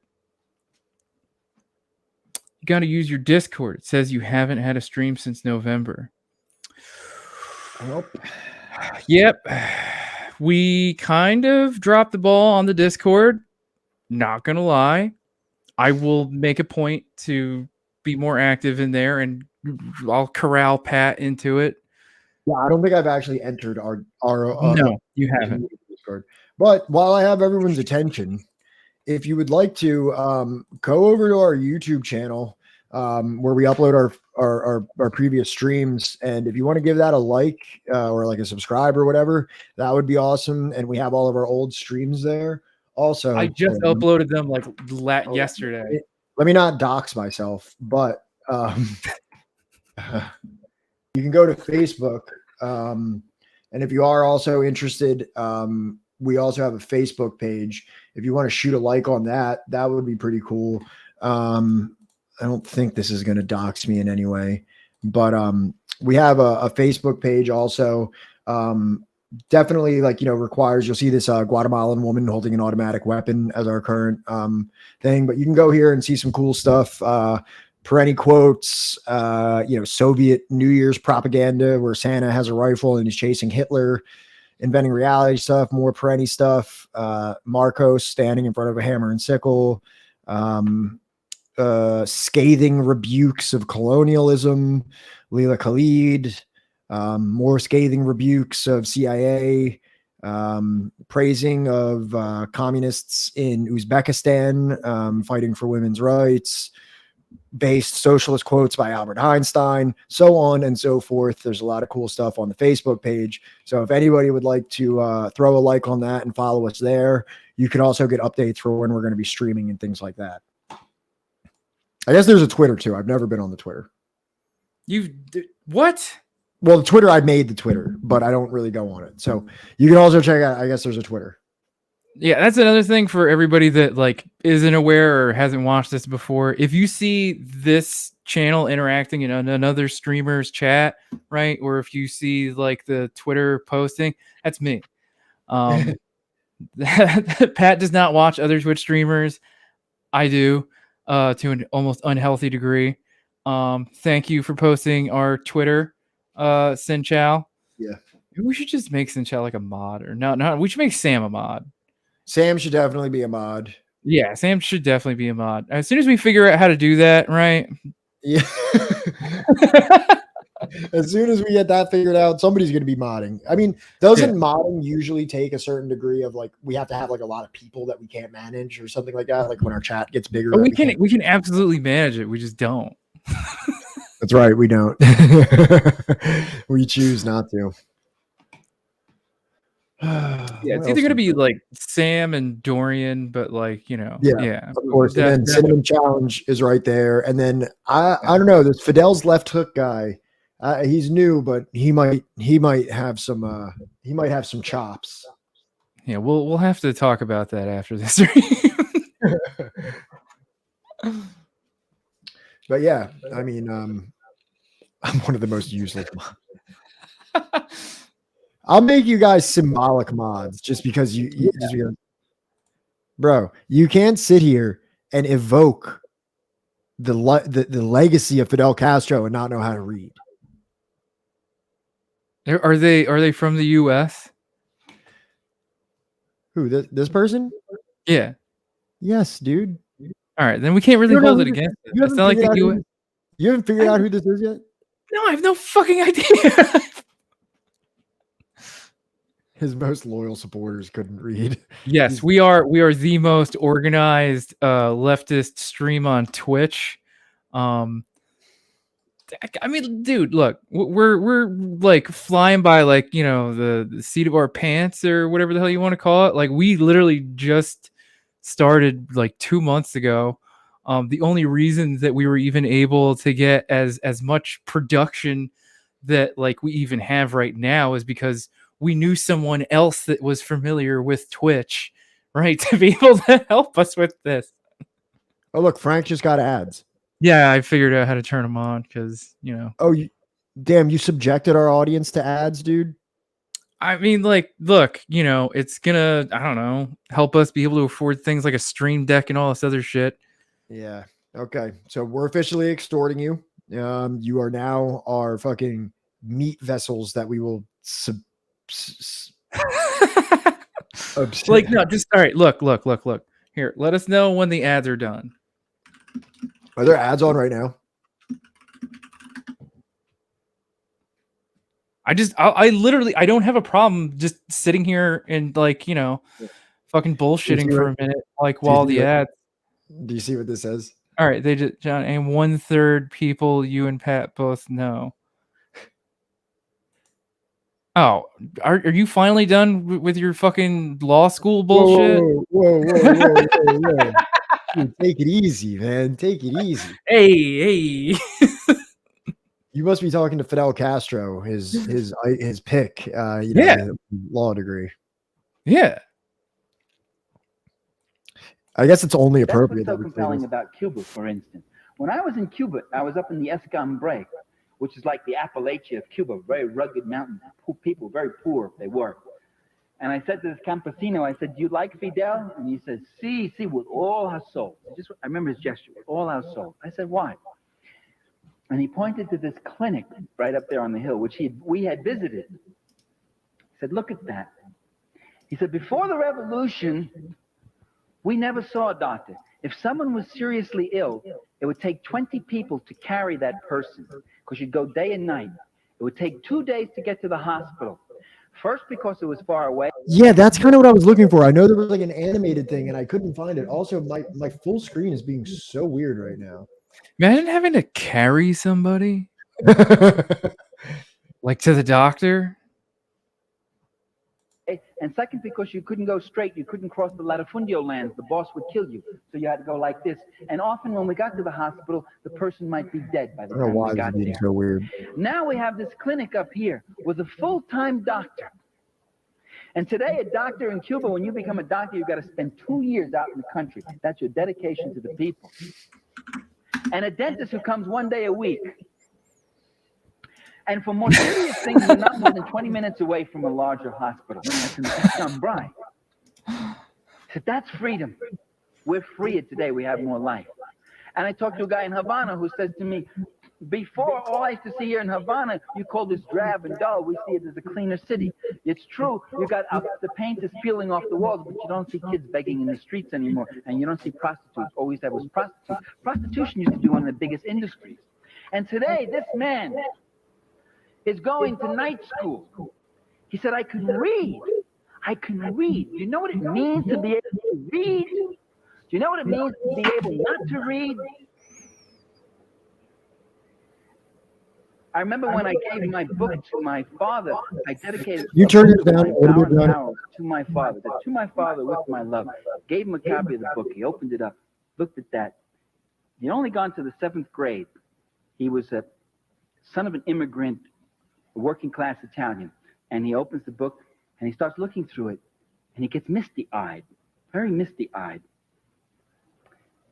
And I thought it's because he was so touched that his son had dedicated a book to him. That wasn't the reason. He looks up at me and says, I can't read this, kid. I said, that's okay, Dad. Neither can the students. I mean, that's not something. I mean, don't worry about that. I wrote it for you. I mean, it's your book, and you don't have to read it. You know, it's a very complicated book, academic book. He says, yeah, I can't read this book. And the defeat that man felt. That's what illiteracy is about. That's what the joy of literacy programs is. That's why in Nicaragua, you got people walking proud now for the first time. They were animals before. They weren't allowed to read. They weren't taught to read. So you compare a country to what it came from with all its imperfections. And those who demand instant perfection, the day after the revolution, they get up and say, are there civil liberties for the fascists? Are they going to be allowed to have their newspapers and their radio program? Are they going to be able to keep all their farms? The passion that some of our liberals feel the day after the revolution, the passion and concern they feel for the fascists, the civil rights and civil liberties of those fascists who were dumping and destroying and murdering people before. Now the revolution has got to be perfect. It's got to be flawless. Well, that isn't my criteria. My criteria is what happens to those people who couldn't read? What happens to those babies that couldn't eat, that died of hunger? And that's why I support revolution. The revolution that feeds the children gets my support. Not blindly, not unqualifiedly. I like that last little bit. Not blindly, not unqualified. That tries to stop that kind of process, that tries to keep those people in poverty and illiteracy and hunger, that gets my undiluted animosity and opposition. So that was my answer to you. Let's not judge these countries by some abstract model, but where they're coming from. So you can judge a socialist country, one, by what it's replacing. Two, you can judge it by comparing it to U.S. society. And there, in some areas, you know, there's a higher level of production of goods and prosperity here, although it's very unequally distributed. The poor are the fastest fastest growing social group in America, from 24 to 35 million. That's growth since 1980. And three, you can judge a socialist country by an abstract model of what you might ultimately want. By the way, that's not illegitimate. I shouldn't have said don't impose that. That's a reasonable thing to do. in a certain way, not to damn the country and to be holier than thou, but to say that there are aspirations, there are new forms of social relations we hope we can move to someday. There are places the Nicaraguans may go if they don't have to give half of their income to their army to fight off the Contras. There's new improvements, new cultural forms, new political forms that might develop. In fact, it's fascinating in Nicaragua that there are those new political forms. So I would judge that way. And I would say that what we would do is look at socialist countries and look at the things about them that might be indeed very admirable and learn about them. The ignorance about existing socialism is abysmal on the left, too. Learn about the People's Control Commissions in the Soviet Union, how they work. Learn about the ombudsman role of the press there. Learn about the function of trade unions. William Wimpensinghe, president of the International Association of Machinists, comes back and he says, what clout Soviet trade unions have. Well, I was astonished because I had always heard they were just rubber stamps and didn't do anything. And he said, wow, what a role they play in production and planning and protecting the rights of workers. If we had that kind of clout, boy, we could really get results in our system. So there are a lot of things that are worthwhile, which we should learn about, which might be helpful to us as a historical experience that might be useful to us. And also look at the things we don't like and say, no, we don't want that. That would be my approach.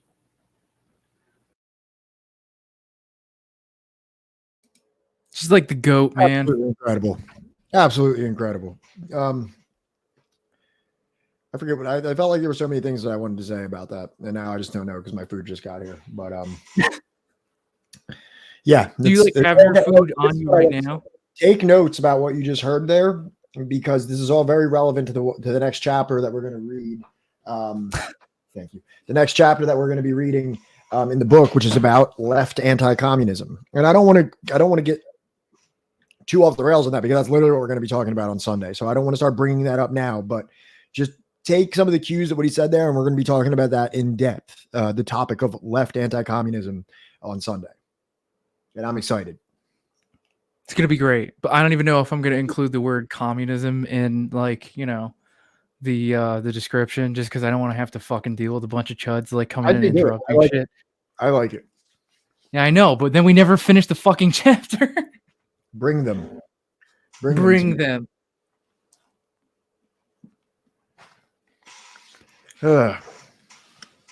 What'd you get? Mexican. Gotcha. It's not the what was that fucking place that we ate at the last time? It's like the Thai place.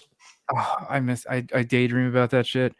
Dude, next time I might even just like I literally might just come over there next week and we could just do the interview at like your place so I can get that fucking time. Yeah. That would be awesome. Great Thai food. Great Thai food in Philadelphia. Yeah. Do not name the place. I didn't. All right. I already did not.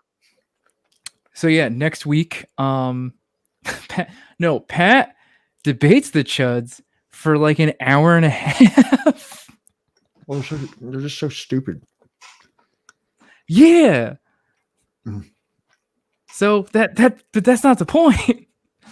What the fuck is it? So next Friday, right?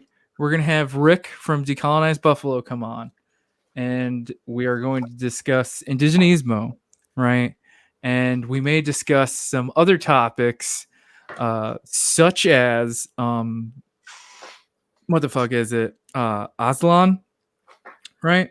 Which I'm not quite as familiar with, right? But Pat just perked his ears up at it. So I'm sure it's going to be great, you know, because Pat's been to like a lot of different places down there.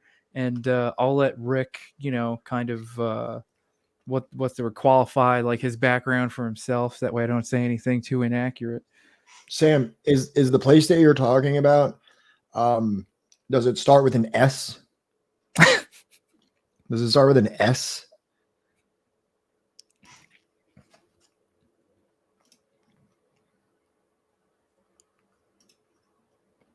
But yeah, I'm super excited for that. Oh, it's gonna be great. Does it start with a there's another one that I know that's pretty good. 2 locations. We're just watching Pat dox himself. Fucking. Well, that's a place I used to live. Well, I got to think about it. Oh my god. I feel like I'm doxxed already. I don't think that you can really like hold back my identity. Yeah, I feel like it would be pretty easy to do it, and that's not like an invitation, but like I would prefer not to be, if that's all right. So there was a bookstore I volunteered at, and it was a leftist bookshop. It was an anarchist bookshop by title, but they had a lot of cool books in there.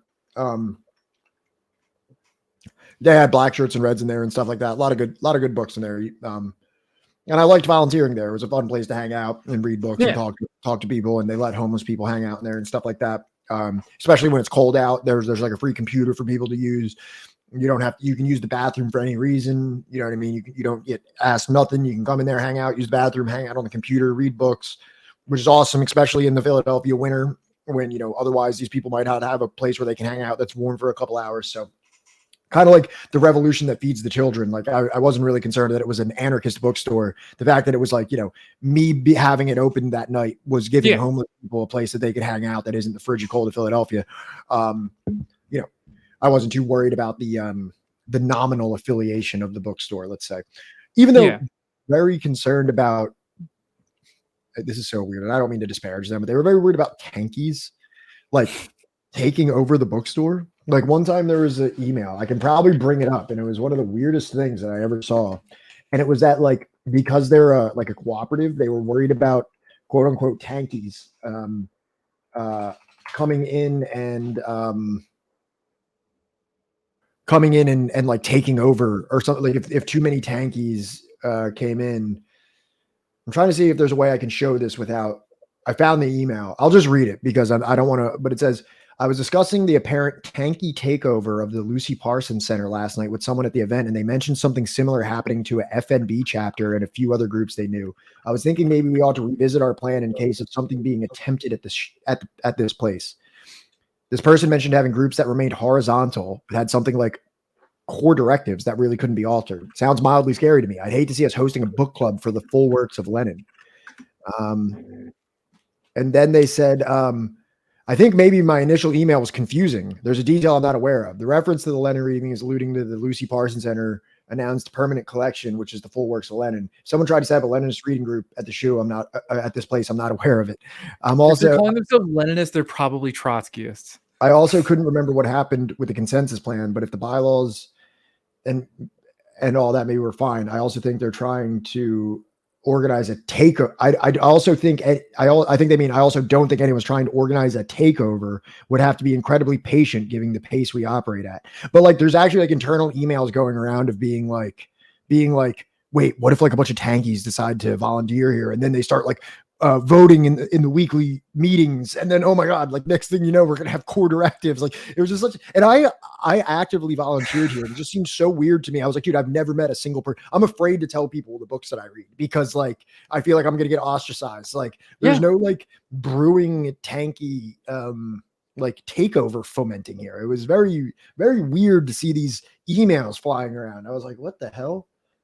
I mean, like when I was a Trotskyist for a brief amount of time before I knew anything, like they would say that they would refer to themselves as Leninists rather than Trotskyists, which is kind of like always sort of like stuck with me as like a weird fucking thing.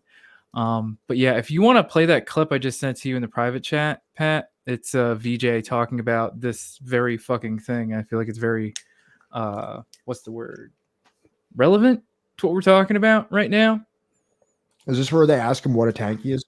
Yeah. No, it's he's talking to Nick Estes on the term tanky.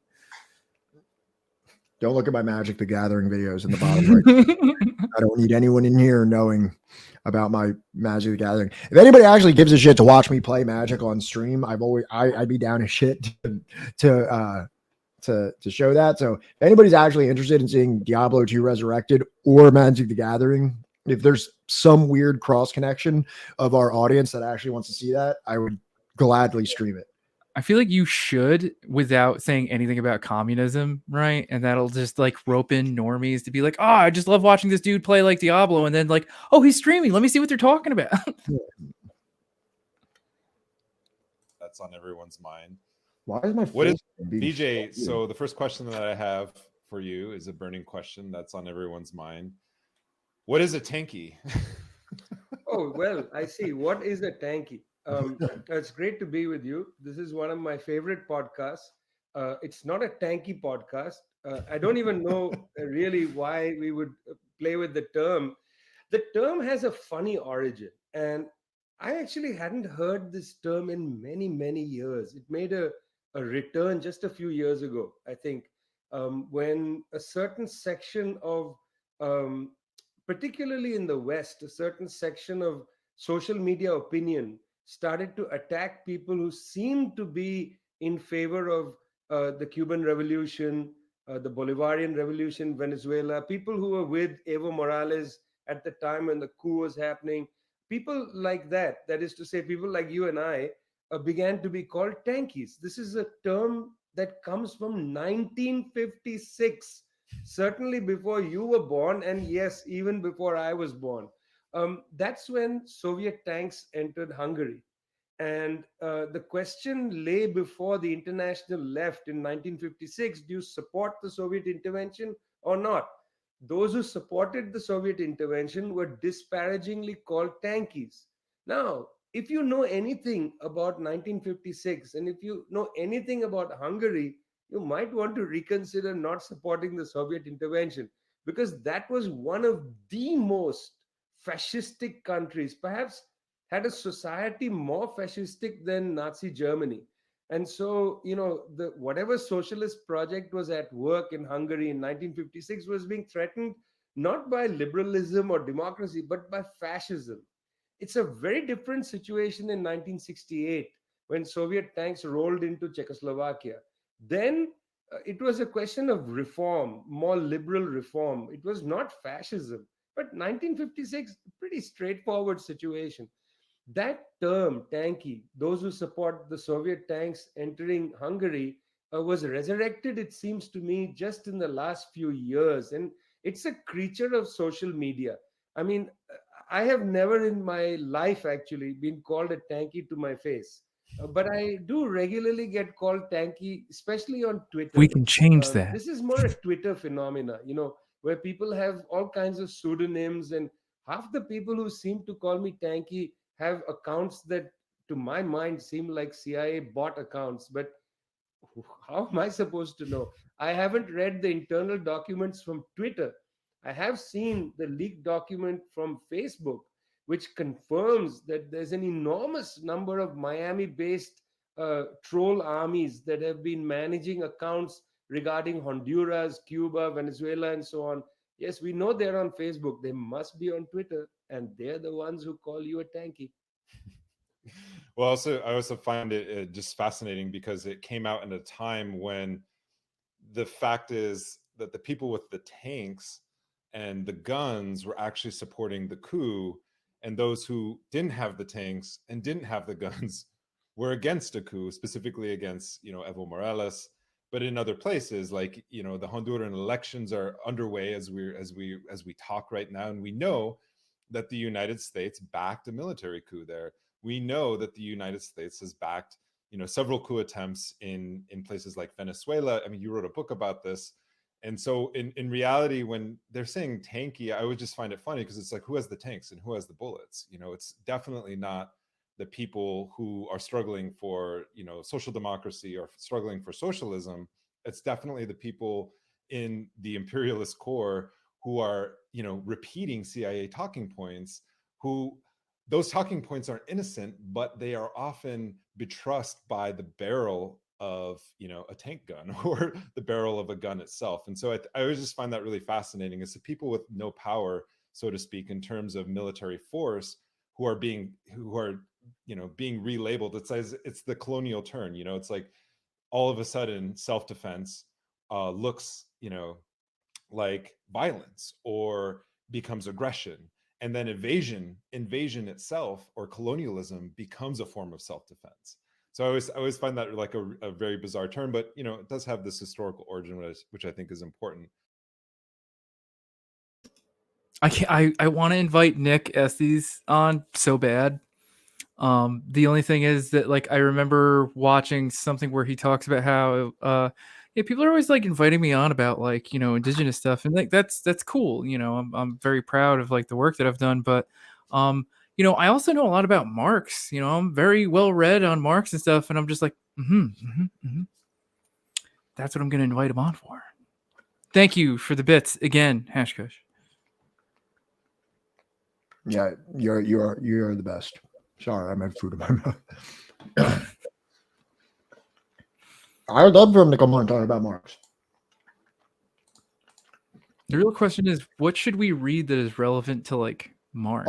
Also, mark my words. Mark's my words. We will have Vijay Prashad on this stream. That will. We will. We've met him. We met him together, and he's literally one of the nicest, most approachable dudes that you could ever sit and have a conversation with. And I'm pretty sure he's pretty amenable to like people with rant. He even went on Jackson Hinkle's stream.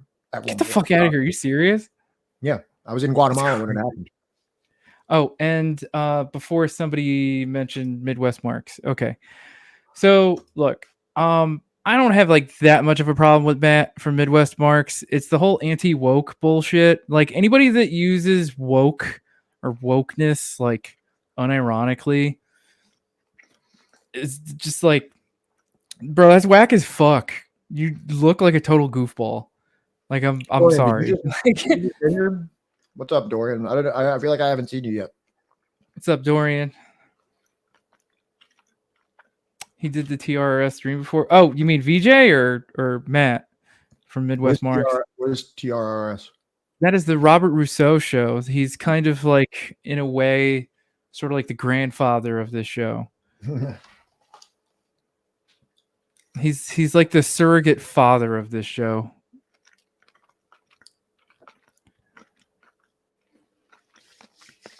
Oh yeah. No, VJ, yeah, he's been on so Pat.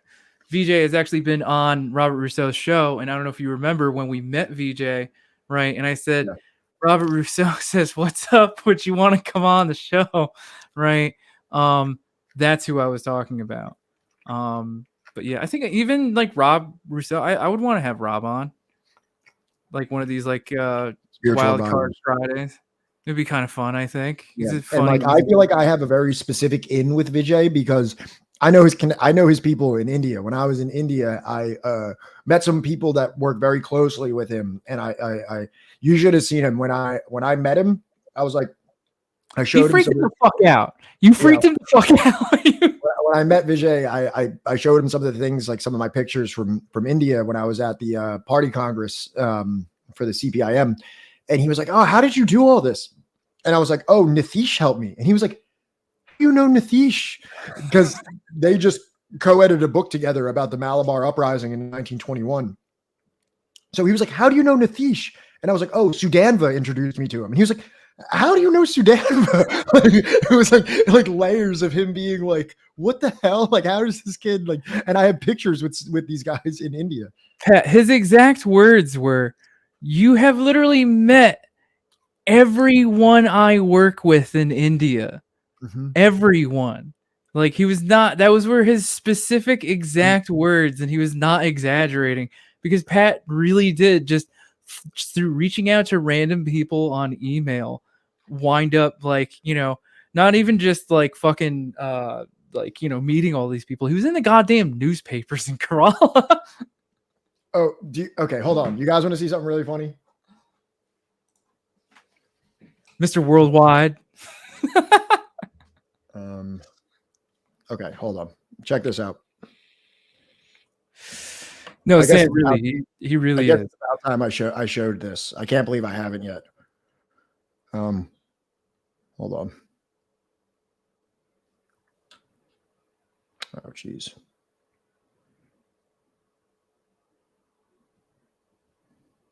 Yes.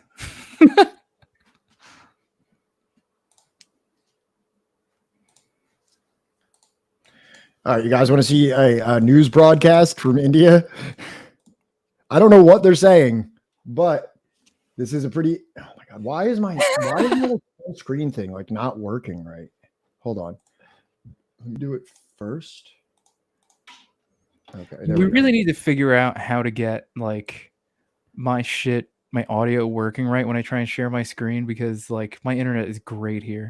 കണ്ണൂരിലെ party Congress കാണാൻ അമേരിക്കയിൽ നിന്നും ഒരു comrade ഉണ്ട്, comrade Patrick. കേരളത്തെയും കേരളത്തിലെ സഖാക്കളെയും Brad Patrick.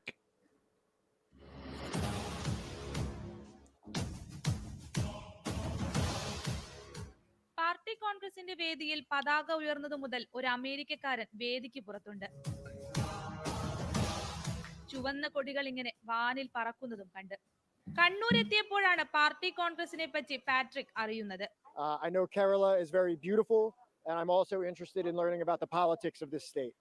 Well, I'm interested in the politics, and the CPIM just happens to be the party that's in power and has been in power since independence for the majority, switching with the other party.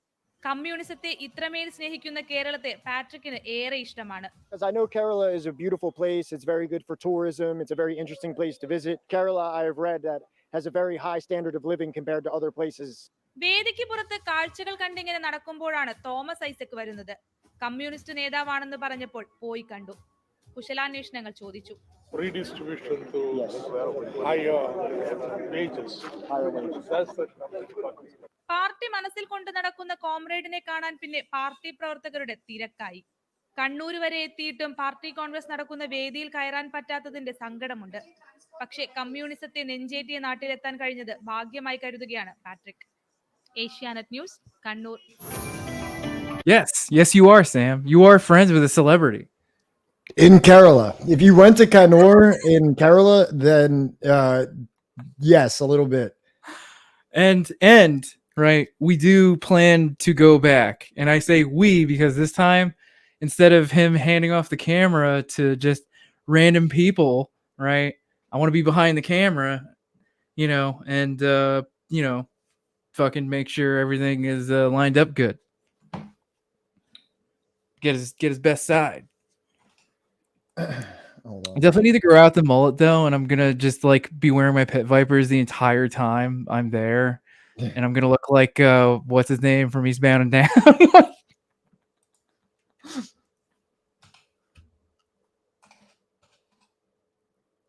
Oh man, what's the best? Kenny Powers. Oh my god, no! All right, stop. All right, so I am like, look. So Pat, you know that I'm Indian. Chat. I'm my dad's family, is from Mumbai, right? And I believe we were watching Indiana Jones and the Temple of Doom, right? And I remember asking my dad, like, brains. Dad, did you ever eat monkey brains? And he just kind of went like, no, I've never eaten monkey brains. Like,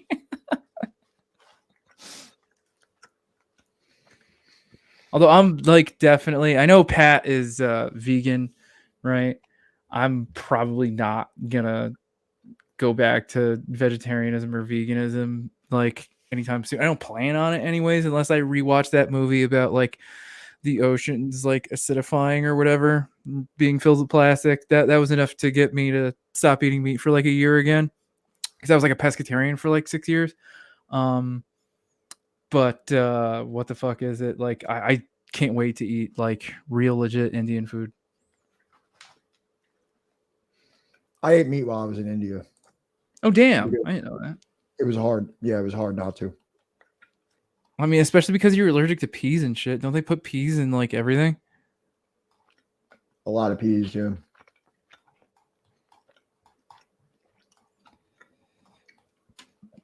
I know I've showed this before, but just while we're on the topic, we'll watch it again.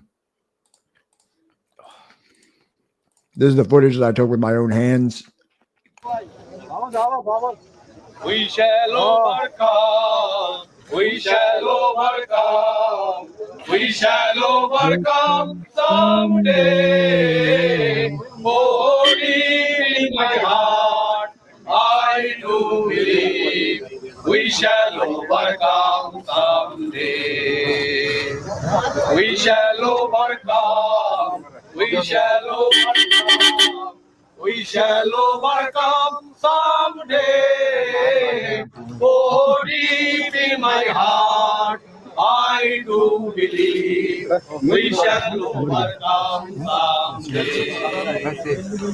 আমরা করব জয়, আমরা করব জয়, আমরা করব জয় নিশ্চয়।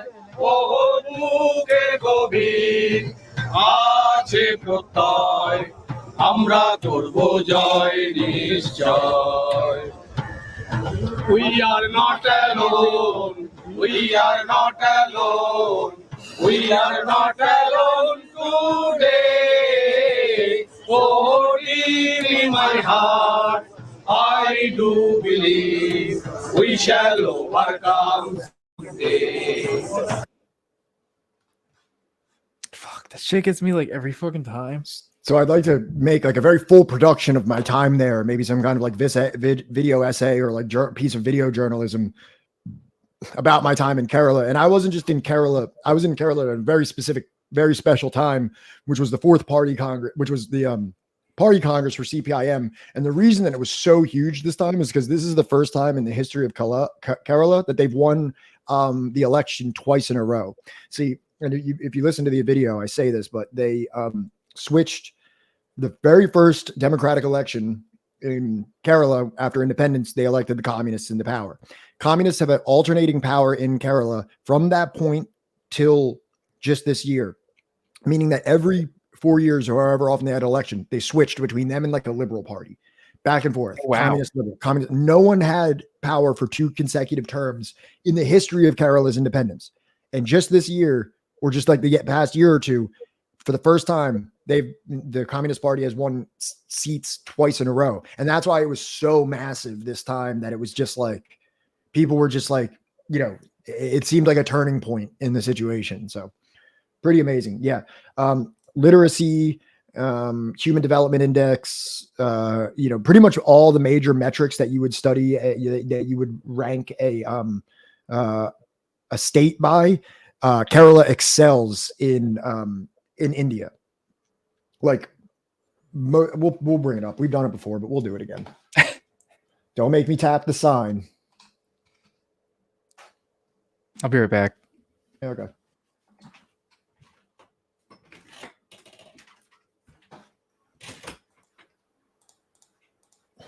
So Kerala, you can see here, is state in India in the deep southwest of it, right here on the Arabian Sea.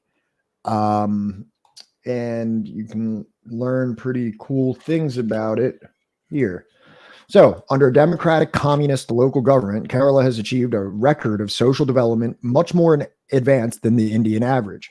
As of 2015, Kerala has a human development index of 0.770, which is in the high category, ranking it first in the entire country, which it's not really a country as much as it is a subcontinent. India is fucking huge. So it's not just like, you know, a small country. This is a massive landmass with the most people.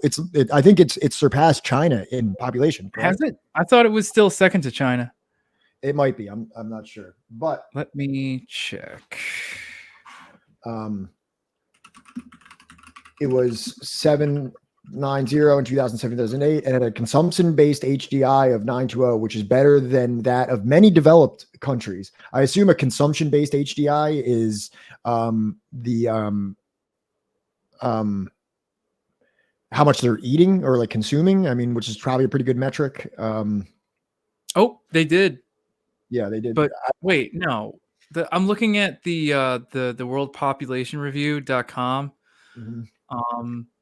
And it says China, but it says India, but the number is lower than China's. That doesn't make any fucking sense. Oh, well, it doesn't matter. Whatever. Comparatively, higher spending by the government on primary level education, healthcare, and the elimination of poverty from the 19th century onwards has helped the state maintain an exceptionally high HDI, which is a human development index. The report was prepared by the Central Government's Institute of Applied Manpower Research.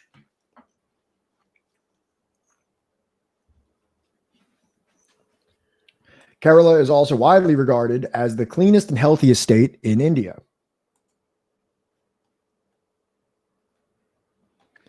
What is it saying? However, the Human Development Report 2005, prepared by Center for Development Studies, envisages a virtuous phase of inclusive development for the state since the advancement in human development had already started aiding the economic development of the state. I'm not quite sure what that means. It's crazy that 35.6% of the world population is in China and India. Yeah. According to the 2011 census, Kerala has the highest literacy rate among Indian states. 2018, the literacy rate was calculated to be 96%. In the Kottayam district, the literacy rate was 97%. Life expectancy in Kerala is 74 years, among the highest in India as of 2011. Kerala's rural poverty fell from 59% to 12% from the 73-74 period to the 99 to 2010 period. The overall urban and rural rate fell 47% between the 70s and 2000s against the 29% overall fall of poverty in India. 99, 2000, the rural and urban poverty rates dropped 10 and 9.6% respectively. Poverty levels. Bricks, baby. Bricks. These changes stem largely from the efforts begun in the late 19th century by the kingdoms of Cochin and Travancore to boost social welfare. This focus maintained by Kerala's post-independence government. Kerala has undergone demographic transition, characteristic of such developments as Canada, Japan, and Norway. 11.2% of the people are over 60, low birth rate, total fertility rate. What else? 2001. That's also very interesting about Kerala is it's a very religiously diverse place, which if you know about the current religious kind of climate of India, like literally while I was in Kerala at that massive street celebration for the Communist Party, there was being mosques burned down in Hyderabad or Hyderabad, I believe is in Pakistan. I'm sorry, I forget the state in India, but just in like a neighboring state or a not too distant state within India, there was like religious campaigns of like burning down Hyderabad. Is that in India? Or I think there might be one in India. I believe, if I'm not mistaken, and I'm sorry, I'm not an expert in all of India by any means, but I know there's one in Pakistan that I think has. Yep. It is the capital and largest city of the Indian state of Telangana, and the de jure capital of Andhra Pradesh. It occupies 250 square miles on the Deccan Plateau. Yeah, there was some like religious sectarian violence going on there the very same night that I was like, so like while there's this like celebration that unifies Muslims and Christians and Hindu people all like coming together under like a more and that's the thing about it, like, you know, there's not really like secularized communism in that I experienced in Kerala. A lot of the people were outwardly either Muslim or Christian or Hindu, like, and then also kind of coming together with that where there's a lot of strife over these religious identities. For those that, oh shit, sorry. I was just going to say that for those that don't know, we sign off like every episode saying Lal Salam because that's how, like, you know, in Kerala, they like, you know, greet and salute one another. It literally just means red salute. Which combines the Hindi word for red, which is lal, right? And salam, which is like, you know, a greeting in Islam. Man, Sam, I was there literally on Easter. And when I was in Kerala, I was in Trivandrum, which is the capital of Kerala. And there were streets shut down for Easter processions. Like people carrying crosses like they were Jesus Christ and huge processions following that shut down entire blocks. And like, I'm from the United States, which is supposedly like the most king Christian nation. And I've never seen Easter celebrations even close to what I saw in Kerala. It was crazy. My family from Mumbai historically was all Catholic. So here, the state is also regarded as the least corrupt Indian state, according to surveys conducted by the CMS Indian Corruption Study, which is like, oh, you know, I thought these communist swindlers were all just fucking greasing their pockets with the Vanguard and all this.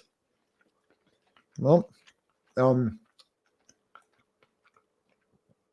Kerala has the lowest homicide rate among Indian states in respect to female empowerment. Some negative factors, such as higher suicide rate, lower share of earned incomes, and child marriage, complaints of sexual harassment, and limited freedom are reported. The child marriage is lower in Kerala. The Malappuram district has the highest number of child marriage, and the number of such cases are increasing in Malappuram. The child marriages are particularly higher among the Muslim community. In 2019, Kerala recorded the highest child sex abuse complaints in India. Definitely something to keep in mind. Highest conviction rate of any state, lowest proportion of homeless people in rural India, and the state is attempting to reach the goal of becoming the first zero homeless state in addition to its claimed zero landless project, with private organizations in the expatriate Malalaya community funding projects for building homes for the homeless. The state was among the lowest in the Indian state hunger index, next only to Punjab, which Punjab, if you know about this, is one of the most wealthy states in all of India. In 2015, Kerala became the first complete digital state by implementing e-governance initiatives. You can go into healthcare, pioneering and implementing universal healthcare program. Sub-replacement fertility level, infant mortality rate are lower compared to those of other states, estimated from 12 to 14. Deaths reverse. According to a study commissioned by Lean Foundation, a Singapore-based philanthropic organization, Kerala is considered to be the best place to die in India because of the state's provision of palliative care for patients with serious illnesses. I guess like that's like hospice type stuff. Like they take care of you while you're dying. Like if you're going to die anywhere in India, make it Kerala. Whereas like in England, they just kind of like shuffle you out of the hospital and like, you know, send you home to die of fucking. It does say that Kerala's morbidity rate is higher than any other state of India, which is interesting to have all those other things. And then I guess people are dying more, which is interesting. The corresponding figures for all of India were 55 and 54. Kerala's 13% prevalence of low birth weight is higher than that of many first world nations, so more low birth weight. Waterborne diseases, diarrhea, dysentery, hepatitis, typhoid, an issue. Lack of sewers. Trust me, if you go to Kerala, you won't. It is a impoverished place. It's not like a place of like mass wealth, but by any means. So there's definitely still going to be a lot of these waterborne illnesses and things like that. You will see that. Baby-friendly state because of effective promotion of breastfeeding. 95% of Kerala births hospital delivered to the state. Yeah, I mean, I could go on and on. Kerala became the first state in India to offer free cancer treatment to the poor via a program called Sukratham. Elevated incidence of cancer, liver, and kidney diseases. Interesting. I think at some point, Hashkush, that like it's just a matter of like deciding which book is going to be like the best kind of introductory, right? And also like which one is going to have like, you know, like the best sort of like materialist analysis around like the history of India, right? And I think what are you saying right now? He said you think the rest of India would have learned about the successes and emulated them. There's probably a very good material reason why the rest of India has not emulated them. Well, yeah, they're anti-communist. You know what I mean? They're Hindu, exactly. Hindu. What is it called? Hindu Veda nationalists. So, yeah. And the Modi government, like, you know, you go to Kerala and there's like massive denunciation of the, you know, Hindu Veda Modi government, which is like a religious fundamentalist. I don't know about fundamentalist, but like a religious nationalist government. Which is funny because India has been part of the SCO, the Shanghai Cooperative Organization, since 2017.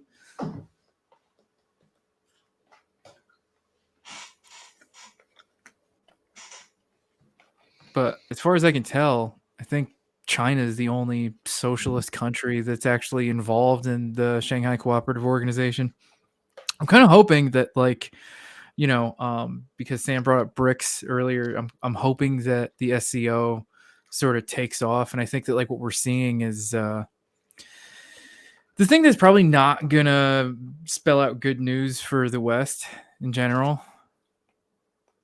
Is what, when a third of the Earth's population decides that it's not going to like be subordinated for like opulent wealth extraction. Pretty much. And who can fucking blame them?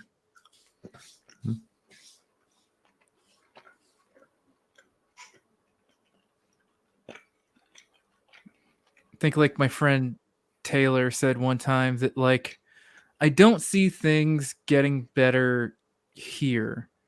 I do think things on like a global perspective are going to get better for other places and other people.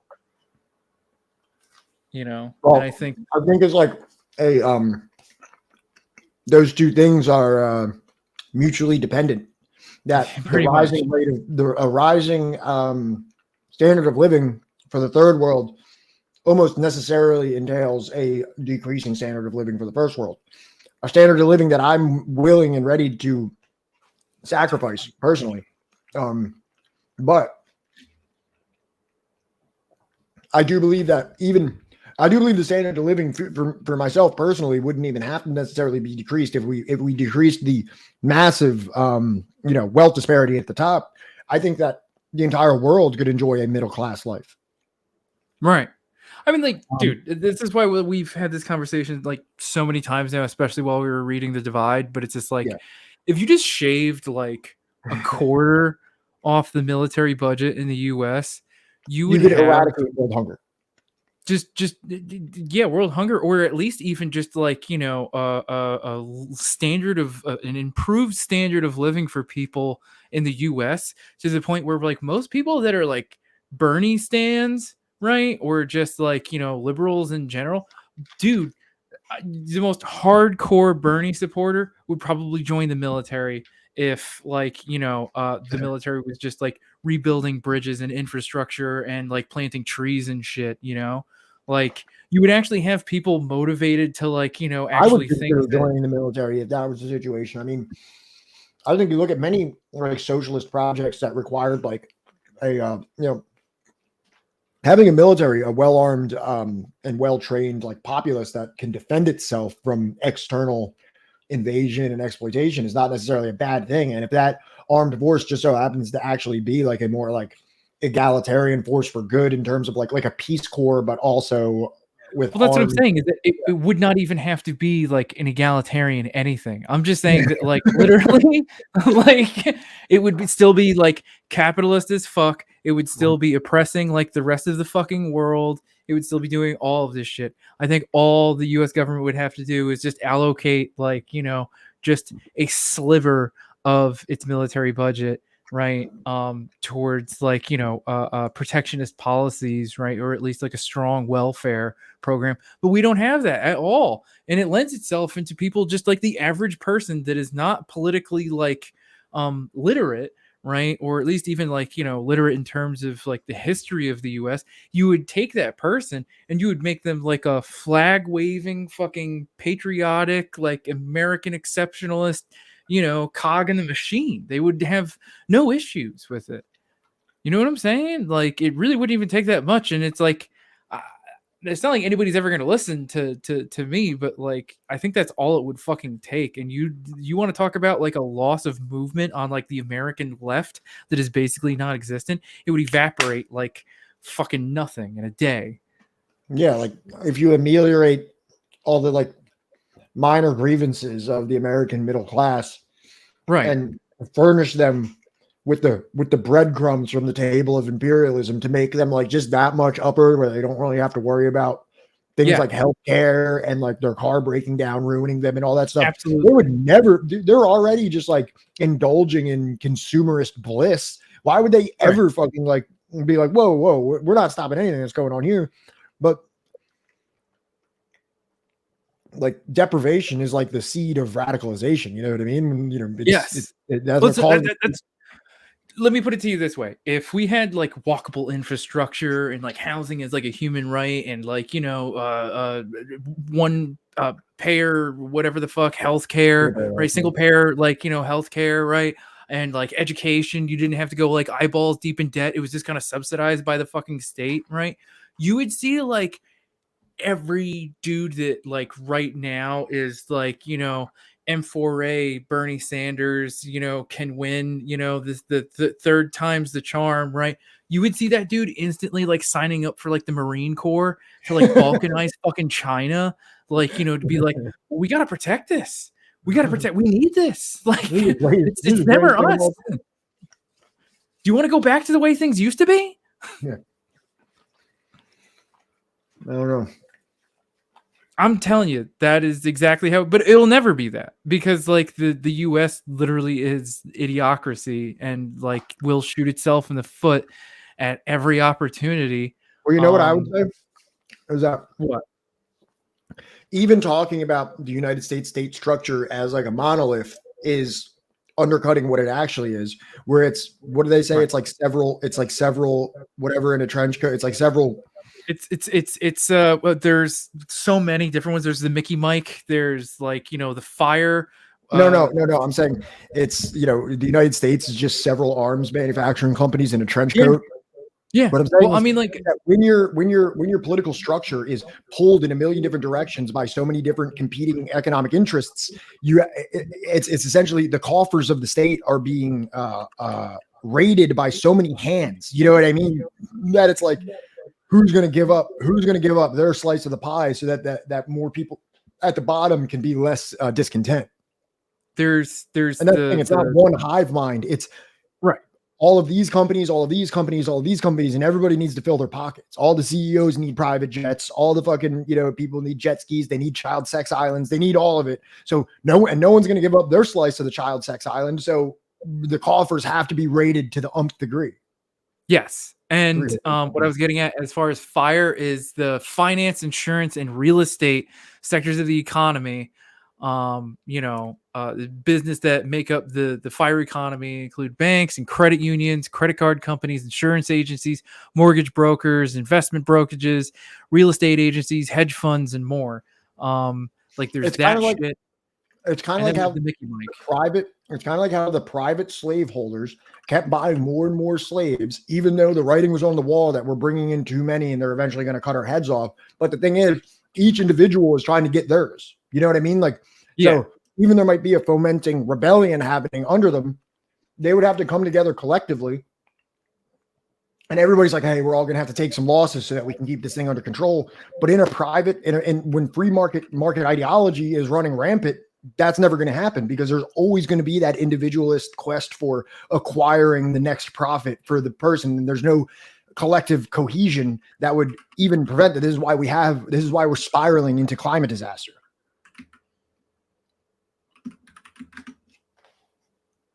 Where the hell is it? But it describes the relation between a country's military and defense. I mean, like, yeah, it's completely anachronistic, and like it will constantly be at odds with any kind of what's the collective word? logic. Like, yeah, there's no collective logic. It's just a bunch of dudes like trying to fuck a doorknob. just trying to, like, you know, shove each other out of the way in order to, you know, fucking just like at any cost possible, right, for profit, even if it shoots themselves in the foot, even if it just jamming their fucking dick right into a doorknob. Yeah, just so that they can hold the shiny for a second. Yeah, pretty much. Because that's what that level of materialist quest really is. Like for me and you, we're getting by. Each paycheck is super important to us in terms of our survival. Like if my paycheck didn't come next week, I would be like almost on the verge of homelessness. That's where I'm at in my. I would be. So for me and you, we have some like materialist desires. Don't let them know.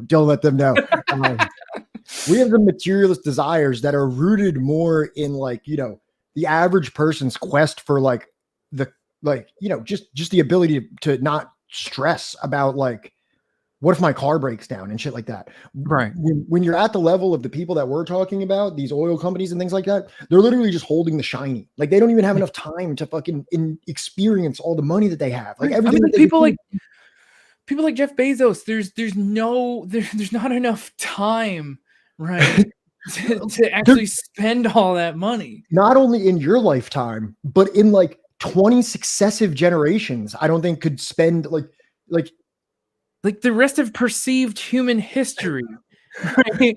There's not enough time to spend all that money. Meanwhile, there's I have like a hard my time doing wife. this, right? And maybe it's because my mind hasn't been tainted by billionaireism. Like, I don't know what would happen if I got that much money, but I'm from Camden County, New Jersey, right? And I spent a lot of time in Camden. I couldn't imagine having that much money and having Camden look the way it does. Like, dude, I imagine daydream if all you the had, time about it. imagine if you had that much money that millions were at your disposal. Like, you could you could drop a couple $1 million and be like, whatever. You know what I mean? Like, me and my entire family will still be fucking lavishly rich for generations to come. Yeah. But like, you could take like 5 million of that and inject it into like Camden schools and all this stuff. It's like, you could forfeit half of your fucking wealth and transform entire communities. Yeah. And you choose not to. Every single day, you just wake up and you're like, could I end hunger in this entire city? I could. Yeah. And you want to know what? Like, honestly, all right. So I'm not going to say what I would do if I had like Jeff Bezos amount of money, because I don't know if that's like a term of service kind of thing, right? My plans that I would have. This is kind of what I was saying. This is what I was saying. It was like, maybe when I got a hold of it, it would change me, like the ring. You know what I mean? Like, yeah. No, it probably would. I'm not pretending that I'm above that. You know what I mean? Like, because there's a reason that billionaires don't do this. So like, maybe if you gave me the ring, I'd be like, hold on. Or what I could like, do. Dude, I like think about it all the time. If I had like Hassan, not like Piker money, or if like, you know, I just won the Mega Millions or something. And honestly, like I've been pretty consistent about this. Like, the first thing I would do, right, is just pay off my family's debt, like medical bills. I'd pay off like my brother's student loans, my sister's student loans. I would pay off like, you know, my wife's student loans first, obviously. You know, and like I would like help my friends that like financially struggle, just like trying to get an education. Bezos, You know, when and you're talking about your friends, dude, you could change the fucking school institution if you just like walked in, were like, I'm penetrating this federal school program with $500 million. You're all going to be teaching cultural Marxism. This is the Vladimir Ivanovich fucking Lenin school. Everybody put on a dress. Everyone put on your assigned dress. It's like, yeah, I graduated from Lenin High School in 2025. Yeah, no, we had some like millionaire like just like buy our school, change its name and all of its curriculum in like 2024. Everyone has like hoverboards and the state-of-the-art computers. It's like the nicest school that I've ever been to. But we all have to wear cat suits and we all have to wear cat suits and recite State and Revolution. Fucking we don't say the Pledge of Allegiance anymore. We say "Ooh, ooh, Daddy Stalin." Kim Jong-un came and spoke at our graduation. We all have to have the same haircut as Kim Jong-un.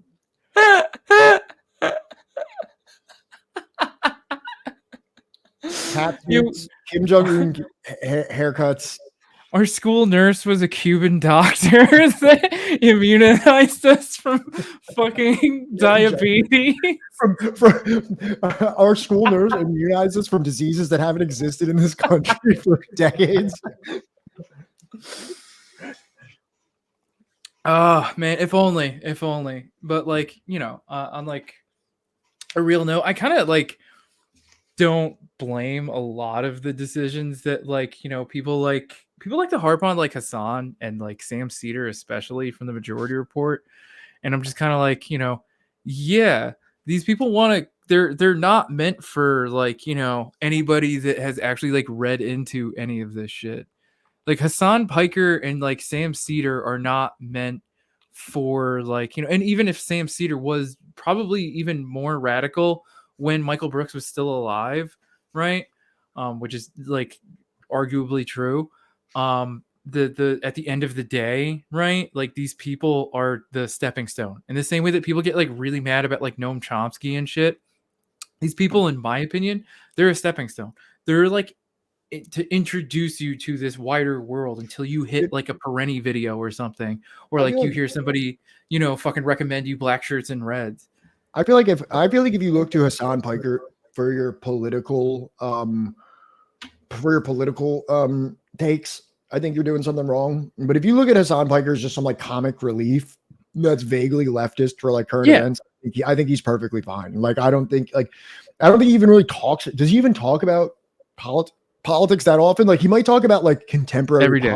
in the United States. Yeah, but it's not like real politics. You know what I mean? Like It- you make fun of obviously. like Ben Shapiro or something like that. Like He most of just the- had Andrew Callahan on from the fucking what the who's fuck is also it? who's also another just kind of like not like puddle depth political commentary. You know what I Oh, mean? as far as like Andrew Callahan's politics, I think that you're not gonna see anything like, you know, in terms of like his own politics. He's gonna keep extremely close to the chest, namely because if you want to continue to have like access to these people, right? Like the interview he just did with Alex Jones, even though I think Alex Jones may have burned him because he did like a video using hot mic audio or something.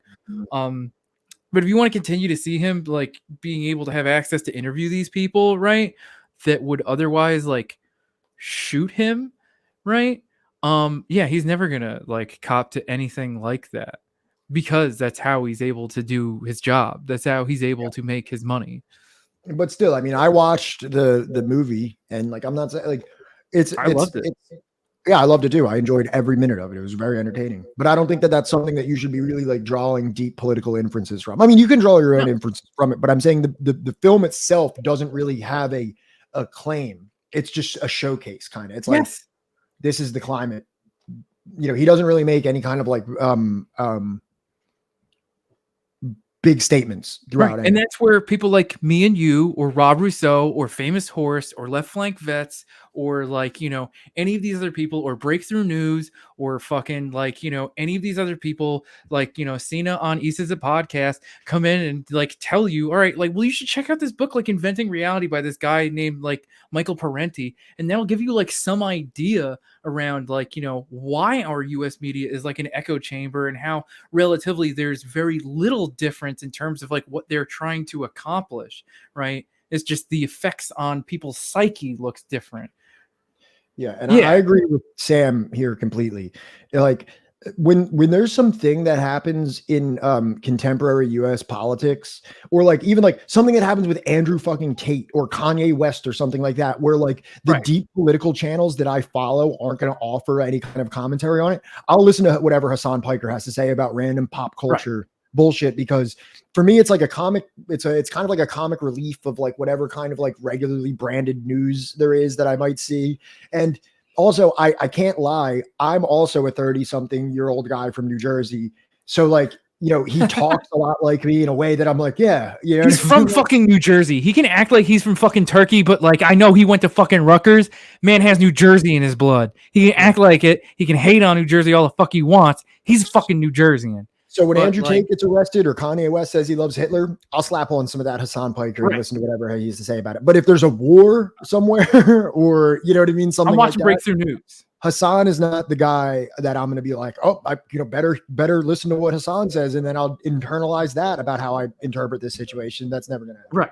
Honestly, if fucking Breakthrough News or some shit started like covering like Andrew Tate bullshit, like I'm honestly gonna feel like they fell off. Like, what the fuck are you doing? There's like way more important shit going on that like you can be covering. But that's what I'm saying, is that like they're a stepping stone.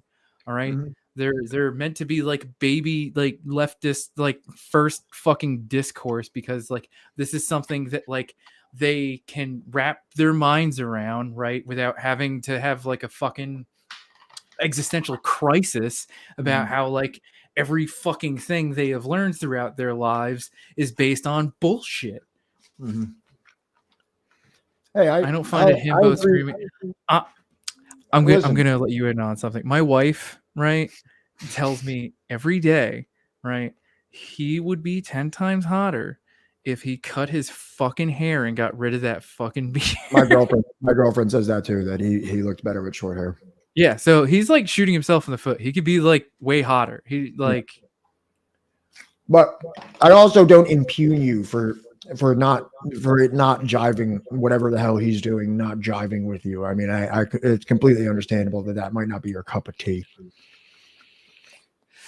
I mean, like that's the thing though, is that there's nothing that he's doing that I don't expect from him. There's the same way that Sam Cedar, I think, would be like a better example. There's nothing that Sam Cedar or the Majority Report does that I don't expect from them. But hey, here's the Sam other fucking Cedar has thing. Great debates where he is dunking on libertarians, which is great. I'll watch that any day of the week. And on top of that, right, for a guy that like is so lib, right, their channel raids into like way more left streamers like Rob or Marcus on Left Flank Vets like all the fucking time. So obviously like there's something to that, right? That like they're willing to have like friendships or cordial like, you know, acknowledgments to these other more leftist, like more materialist streamers, right? Or like even like the Young Turks, they have Ben and she's great. Like Ben is an ML, right? Ben identifies as a Marxist and she fucking like, you know, is like literally part of like a Twitch group called like the Materialists, right? And it's like obviously there is something to it that like they acknowledge that like there's some necessity for having people that have like that perspective. Well, I think like people like expect Sam to, you know, be like a fucking tanky. You know, they expect Sam to, you know, fucking be like, you know, super aggro lefty, but it's like that's not the purpose. And plus Sam probably has an editor. He probably has a boss. It's like if you go too fucking far, like I'll fucking fire you. Yeah, I did hear some things though that after Michael Brooks passed away, there was that girl that was on there all the time. Before like Emma Vineland or whatever the new girl's name is. Katie Halper or something? Maybe, but I've heard that he like after Michael Brooks passed away, he fired her because she was like too far left or something like that. I heard people say that. I don't know what's real. Yeah. Though, but Oh, she's Jamie, that was her name. Jamie. Yeah. Jamie, look, everybody knows. Everybody knows what I'm talking about. Look at that. Look at my loyal chat coming to my aid. Yeah, I heard that like in like right after Michael Brooks died, a lot of people said that he pretty much like X'd her out and replaced her with Emma. I think the girl's name is Emma. And I heard people say that yeah, that was like her thing. Like she was like an anarcho-communist and stuff like that. And I don't know. I frankly found her pretty annoying. I didn't really like her all that much to begin with. It was a purge. Michael Brooks was the greatest thing that happened to that show. Michael Brooks talked about Sankara. He brought on Richard Wolff. You know what I mean? He did a lot of really great things on there. And sure, it's been kind of a shell of itself, in my opinion, since Michael Brooks exited it. I liked it a lot better then. But, you know, I think Sam Cedar is fine, especially for just kind of like what I was saying for Hassan. When the basic things happen at the surface level of U.S. politics, you could probably go pop into Sam Cedar and hear what he has to say about it. Also, every now and then, libertarians call in, and he absolutely fucking dunks on them. He even fucking made Yaron Brook, who is like the leader of the Ayn Rand Institute or something like that, admit on stream that the people who died in that Miami building collapse should have like inspected building codes. Some like ridiculous free market orthodoxy that like, let me see if I can find it. Hold on. We'll listen to it because. Oh, and then there's also the fact that Steven Crowder bailed on debating him. Yeah. Yeah. Well, I think Sam is actually is a pretty intelligent guy. Like, even if you disagree with like his liberalism, I think he's a pretty intelligent guy that knows politics pretty well, especially like, you know, your run of the mill American politics. I think he's very well versed, far more well versed than someone like Steven fucking Crowder.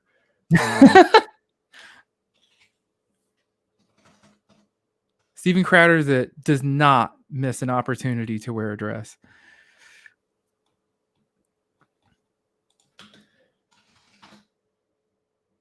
But yeah, I don't mind watching like the Majority Report, you know, like I think that like, I don't know. I've seen a lot of people in other like streamer chats, you know, be kind of a little bit more aggressive about them than I think is like necessary, you know. They don't even cross my mind that much. Right. But like you're also not on Twitch like I am.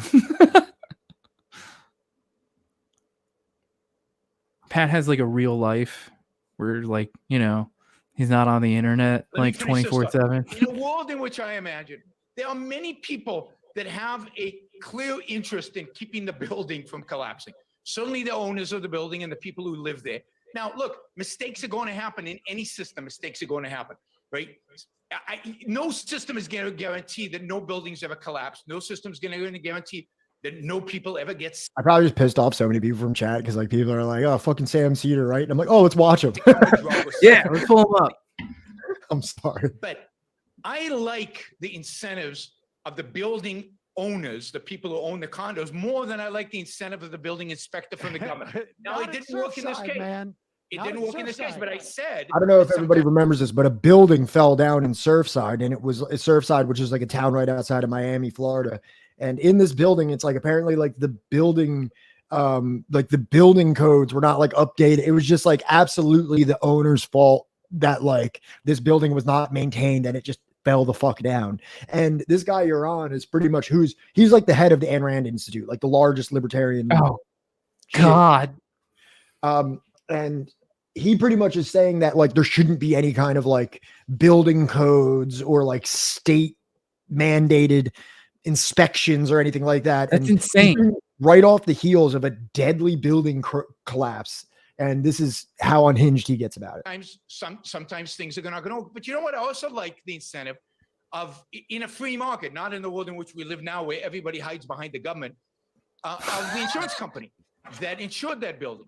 Because they've got a lot of claims that they're going to have to pay. This is what Frankster says right here is pretty much exactly what he says. Is like maybe the tenants should have like vetted the building better. Like, you know what I mean? Like maybe like before you moved in there, you should have walked around it and like kicked some tires or something like that.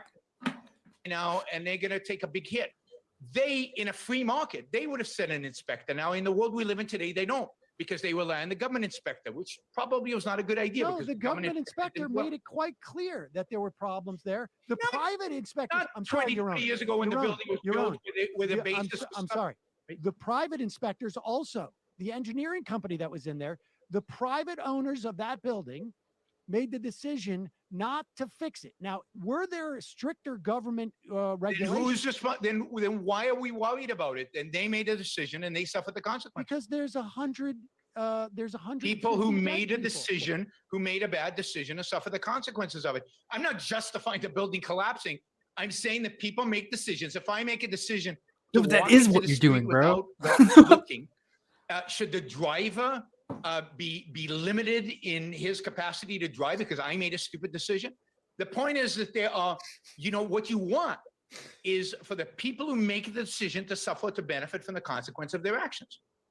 If I make a decision to take Oxycontin, knowing it's addictive and I become addicted from it, that's my problem, not yours and not mine, and not anybody else's. Wait, stop. People should pay for the mistake. Stop. This is the end conclusion of libertarian ideology. This is where you end. I'll disclose. I'm an addict in recovery from so opiates. So am I. They actually said that Oxycontin was not addictive when they first started prescribing it to people. Well, not only that, and this comes up in the debate, when a doctor prescribes you a medication, what this guy is saying is that your relationship with your doctor is just like Frank said, is a consumer choice, right? And maybe you have to go home and study each individual component of Oxycontin and decide whether or not, there's no federal kind of like mandating for what the pill contains or anything like that, that you need to be like an expert in medication on top of your other life, whether maybe you're a mechanic and you have kids and everything like that. Maybe you're a single mother. You need to study on every medication that your doctor prescribes you. They're going to go into this in one moment. Look, they make. I think that we have gotten to the rub between us, that the morality, as far as I can tell, is that consequences, if they can be directly attributed to a mistake that individuals make, that's just the way it is. For me, my morality, I guess, to use your term, is that society should try and diminish and mitigate the suffering of other people. That's a big difference between us. My view is if you want to mitigate the suffering of other people, you should be able to do that freely. To force me to help you mitigate the suffering of other people because it's your value, but if it's not mine, that is I think immoral. people It's should be immoral allowed for to you suffer. impose your morality on me, even if you're in the majority. I have to say too that not every, but many of the conversations I've had with libertarians, the ones who are more coherent, and I count you as one of those, ultimately comes down to there's a certain frustration that they have that the vast majority of Americans subscribe to the idea that society should mitigate mistakes. that America people is make, built you on know, suffering. and that society should be designed that way, and that it is frustrating for people like you to live in a country where most people feel that way. Oh, absolutely. We try to educate people not to feel that way.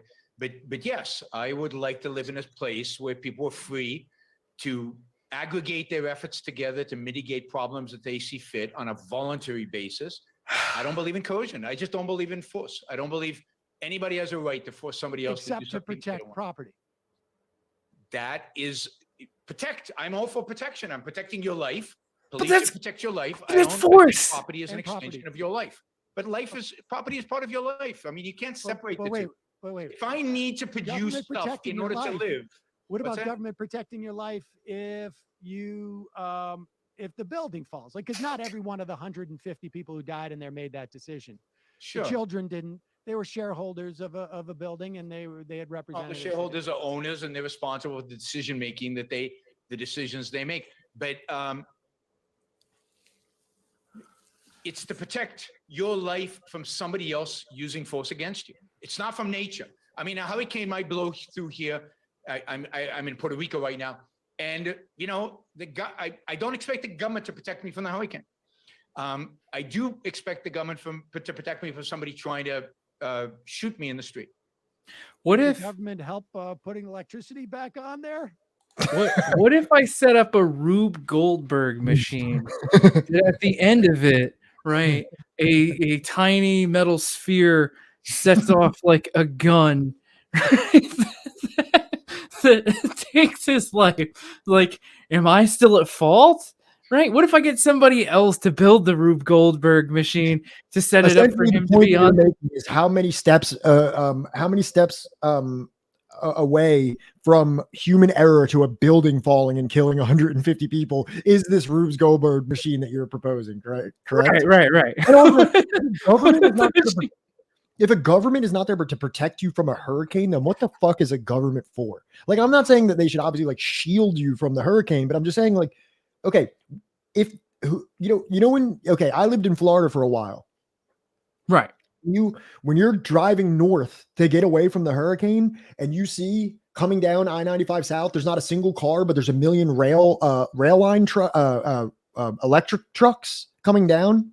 Yeah. Is that not the government? Isn't that this Florida like Department of whatever? I guess. I don't think they're private. I mean, like, it depends because, like, all right, my dad worked for public service for like 30 years, right? Public service. I believe it's the FPL. The FPL isn't a private institution, is it? I don't know. We'll get to. I don't want to get too far off this. I want to hear this one. Well, the government destroyed the electricity grid and then it rebuilt it in as bad of a shape as it was originally. So the next hurricane it will go out again. Was that drug, incidentally, people are saying it was Vioxx. Is that the case? Vioxx, yes, thank you. It was Vioxx. Yeah, my understanding is that was a recall that they did themselves, but maybe that's it. They're calling back to this. There was this drug Vioxx, and I guess he had some issue with them pulling it off the market, or he's saying that the government was interfering with the decision between a doctor and a patient because this government institution was like, you can't prescribe this medication. You're not allowed to prescribe this medication. And apparently that caused a serious disturbance to his libertarian sensibilities. If I want to buy testosterone tablets and tinctures from Alex Jones, God damn it, it's my American right to be able to do that. So wait, listen, they just pulled it up, right? Ready? Incorrect. No, it's the FDA forced them. Vioxx had been taken by some 4 million Americans. Out of those patients who took Vioxx, the arthritis drug may have caused approximately 140,000 heart attacks, resulting in an estimated 60,000 deaths. This is according to an FDA investigation. I mean, may have caused. Notice may. I mean, imagine if they did that with the vaccine. May have, and also, why can't I make that decision? Why can't I make decision whether I want to take the risk of a heart attack and You're a much reduce. smarter guy than most people who have the ability to assess all No, these I different don't. drugs. I don't assume that. I actually have a high opinion of most human beings and think that they can make decisions for themselves. And I think it's the philosopher king mentality. The philosopher king mentality of Plato, where you get to decide for other people what's good for them. You're right. Do you have kids? I do. I have Yeah. two I mean, boys. you know, when you have little kids, it's a little bit tough to be doing all that medical reading, right? It's absolutely. Well, also, you're like a public intellectual. Like, you sit around in an office all day, like reading and talking and shit like that. Like, you're not somebody that's laboring for 10 hours a day with commute and then taking care of children and cleaning a household. Like, these are two different worlds that you exist in. Do you remember the movie Lethal Weapon? Do I remember Lethal Weapon? Yeah. Yeah. Okay. Yep. So I hope someday that this guy is put into the position, right, where he has to cut the blue wire or the red wire. That's some Kantian the Kantian, like the Kantian categorical imperative, where like any I'm not a philosopher, and I'm definitely not like an ethics philosopher, but like there's this Kantian categorical imperative where immoral act is immoral no matter the circumstance. So it's like the opposite of utilitarianism, where like even if you lied to save someone's life, you're not supposed to lie. Or like, the classic thing, like say a guy takes 20 people hostage and he gives you a gun and he says, shoot one of these people in the head or else I'm going to kill everybody here. You mean like the trolley problem? It's a trolley problem. Exactly. But according to Kant, you can never do those things. I guess I could be severely wrong on that. I'm sorry. I shouldn't even talk out of turn about fucking philosophy. Let's go back here because I want to hear what he says about. I want to hear what he says about this fucking heart attack pill. Tough. It's absolutely tough. And part of the reading is finding a good pediatrician so that somebody you can trust who's not going to deceive you. And that's not easy. I'm not saying life's easy. Fingers crossed. Fingers crossed. No, it's not about fingers crossed. It's not about fingers crossed. But okay, in a completely libertarian world, it would be who you can afford, right? It would stand to reason that the best pediatricians would be those that are the most expensive, correct? Right. Yeah, because God has endowed you with money. Yeah, and the worst, which may be accessible to the single mother with 3 kids that doesn't have time to research Vioxx or whatever heart attack medication may be getting circulated. And it's like people act as though like prior to like FDA regulations, like snake oil wasn't like a huge and like I don't mean in a legitimate industry, but I mean like a legitimately relevant thing. Like people were, like snake oil salesmen and shit like that, like existed for like ever, like traveling dudes with briefcases that were like, here, see, this will cure your cancer, and like just selling you like water tinged with fucking arachnid venom or something. You know what I mean? Like arachnid venom. I appreciate the time and I appreciate the stability. Thank you. That was fun. Yeah, it was. Bye. All right, well, there you have it, folks. I mean, I think that was, I thought, incredibly civil. And I think Yaron ultimately presented a vision for life, what it would be like. Bone up on your drug manufacturing, folks, and on your medical treatments. And bone up on the buildings that you live in. You may not be made aware that there are structural issues. You may not know, but you should know. You should know, right? Sam, you were free to go check all those buildings in Miami to help those people on your own if you wanted to. Why are you trying to make Yaron help you on that? Your own. So yeah, so this is essentially being like in addition to whatever your job may be, in addition to whatever family responsibilities you may have, whatever domestic duties that you have to fulfill, whatever hour or two you choose to allocate yourself for some form of recreational relaxation. In addition to all that, you better be very, very, very up to snuff on medical journals. You better be very up to snuff on building codes and otherwise engineering. Right. You better be a mechanic. You better know all those things because there will be no form of regulation that will stop someone from selling you poisonous medications or food that is up to any kind of like a standard, because certainly there was no book, The Jungle. Who wrote The Jungle? Upton Sinclair. Upton Sinclair. You know what I mean? Like it's not like this was an issue prior to these types of things happening. It's not like we ever had issues. This is obviously like some kind of like manufactured nanny government narrative that holds no legitimate precedent in the past. And you know what's funny is that like you kind of like touched on it, right? And he kind of got on it, is that like as communists or Marxists or whatever, like it's kind of like pretty much the inspiration for this channel, if anything, because like you have to have like an answer for every historical drama that went on. You have to have an answer for every like, you know, fucking philosophical question, you know, you in order to like defend the human rights of, you know, trans people, you have to have like, you know, some kind of like background or investigation on like, you know, fucking the history, right, you know, of trans identities throughout like, you know, mankind's history, or like, you know, some sort of like medical fucking bullshit, right?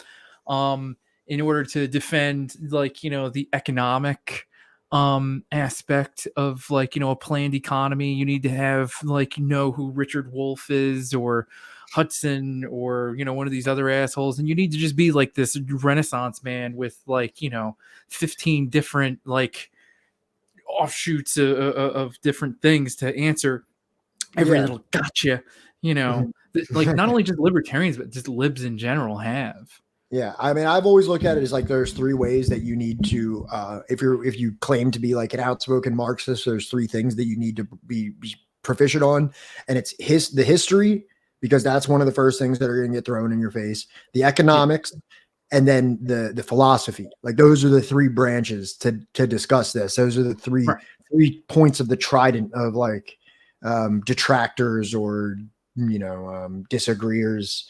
That like first you're going to have to answer for all the historical wrongdoings, so you better have your fucking facts in order about the Gorillion people. Yeah, what is and what is not true, and you know what I mean. Like, I mean, the thing is that I don't believe in like and we're going to talk about this more next on Sunday, but I'm not like, you know, there's this thing that always gets thrown around by conservatives, mostly that whole, like, that wasn't real socialism thing. And I'm not a subscriber of that. I'm a subscriber of that was real socialism, and there was problems with it, but I don't distance myself from the historical tradition of the political and economic ideology that I support. Capitalists, I mean, they fucking obfuscate at every fucking step of the way. You tell them that anything any capitalist country ever did, you try to bring up slavery, or you bring up, you know, the Trail of Tears, or you try to make an inference that the Nazis were capitalist, or you try to say that World War, you know, the Vietnam War, there's no way that anyone's ever going to be like, oh yeah, that was capitalism because it happened by a capitalist country. They say that like, oh no, that wasn't capitalism because that was the state that did it, as if there's ever been a capitalist country that existed without a capitalist state. So then they corner themselves into only the ideal. They live in a fantasy idealist world, especially libertarians. They're the ones that exist so far off the realm of actuality that they can just point and they can just tear down anything that's ever actually existed because it is weighted down by the negative repercussions of existing. The only thing I trust a libertarian's you know, analysis on is like, what is the age of consent in whichever state. All right, man. I knew this is why we're streaming together. That's the only thing that, like, yep, I'll take them at their word for that one. Yeah, I knew where that one was going. Maybe where to get a good fedora. Yeah, where can I get like a good, like, you know, Stetson or something? I don't fucking know. What the fuck? I feel like they know a lot about hats. Boulder Dash, a pork pie. All right, it's 10:15 now. Do you want to start winding it down? You want to wrap this pig up? Yeah. So put this pig to bed. Everybody, please tune in next Friday. We're gonna have you know, Rick from Decolonized Buffalo on. I believe he may not be on like at 5:30, so if you get here like a little late, you might actually be all right. He's got to take care of some things before he comes on, but like, you know, it's gonna be a lot like this, except, you know, it's gonna be, you know, basically Rick explaining to us what indigenismo is. Silly. We'll probably get a little less silly. We'll probably be a little less silly when we have it. A little less silly, you know. But like, I think it's going to be very informative, and I think it's going to be like, you know, like a very relaxed conversation. And I hope that, like, you know, you guys have questions about like what indigenismo is, you know, and mestizaje and Aztlan and all that other good stuff, you know. And if you have no idea, then I can't wait for you to come and learn with us, you know, because we're going to be learning a lot I'm along learning. with you. It's definitely me learning. Yeah. And thank you, Sam, for the Is Sam gifted out here sub. gifted subs? Sam, I fucking love you, man. You've been here since day one, and you've been like the most loyal and consistent. You, Dorian, Frankster. I don't know if Vlad's hanging out. Cinnamon Challenge, like, you know, we started this with like really like nothing, and like there's been just like a handful of people like you guys that have just been here every time, and it blows me away that you guys are always here to hang out with us. I appreciate it so much. Trying to see if I can figure out how to fucking do this shit. Shout I out can't to wait for Hash- you guys to get the custom badges and shit. That's gonna be shout out so to cool. Hash Kush also, and whoever this like weird Fidel's left hook person is, I guess you can say. I guess you can hang out. I don't know if we had anybody else really here today, but There we go. Dakadon has also been hanging out. Appreciate that. Dakadon. I think that's it for today. But, oh yeah, we had a couple other people, which is Carpe Pax, Ross Publica, bunch of cool people. It's been awesome. I hope our community continues to. Oh, Grave Wax! I was scrolling all the way up. I meant if I would have got to the top, I totally would have shouted you out too. I'm so sorry. All right, so for everybody that I can currently see in mod view right now, by the way, I just made Sam a mod, so hopefully Sam doesn't go wild with power and like completely unrestricted, you know, whatever. You know what I'm talking about. We have a hunger for history that is subversive and materialist. Yes, we do, Dorian. 01 Ella, Alice Dra, Commander Root, Dev Jimmy Boy, Dorian Sapiens, Drapsnat, Effusive Stoic, Fidel's Left Hook, Frankster Says, Grave Wax, Hashkush, Kitten Rescue, Rogue One IRL, or Rogue IRL, whichever. I don't know. I'm just gonna go with Rogue One because I love that. I'm probably because I love that. Probably not what you're going. Oh no, it's Rogue Girl. Okay, all right, that's what the one stands for. All right, thank you, Valentina Alcaraz. Alcaraz. I'm sorry. And Violet's TV. Thank you, everybody, so much. Yeah. So please come back on Sunday for chapter 3 of Black Shirts and Reds, and then Friday for some unrestricted silliness, and also a conversation with Decolonized Buffalo, or the person from. Do they go by Decolonized Buffalo, or they? I think you can just call him Rick. Okay, Rick from Decolonized Buffalo, and then again we'll be back on Wednesday for continued. Or no, Sunday. Man, I'm so fucked up. Sunday. No, it's not Sunday. Oh my god, I'm fucking this up. Jesus Christ. Wednesday. What? The next stream is on. Right? What day is it today? The next stream is Sunday, right? January Sunday. Dude, this extra day on Friday has absolutely destroyed my brain. And we've been streaming for over 4.5 hours. It is January 8th. Sunday, January 8th. We will be getting together for our 3rd chapter of Black Shirts and Reds. Okay. Then it's gonna be great. On Wednesday, we will be doing more Black Shirts and Reds. Then Friday, which is 1 week from today, we will have Rick from Decolonized Buffalo on the stream, and some other silliness will ensue when it's just me and Johnny. Yeah, Sam, you're in charge of making sure that Pat doesn't try to debate anybody from now on. Sam probably had a better head than I did throughout that whole interaction. Like, Sam put the hammer up like 4 times, and it was really him that talked me off the ledge because I was willing to take death with that person. All right, so I think we're gonna raid out to Left Flank Vets only because I mentioned his name so many fucking times that, like, you know, I feel like I kind of have to at that point. Or you know what? No, we're gonna do Left Hand Stew because he's only got like 5 people in there, and I love Stu. He's good people. All right, I'm gonna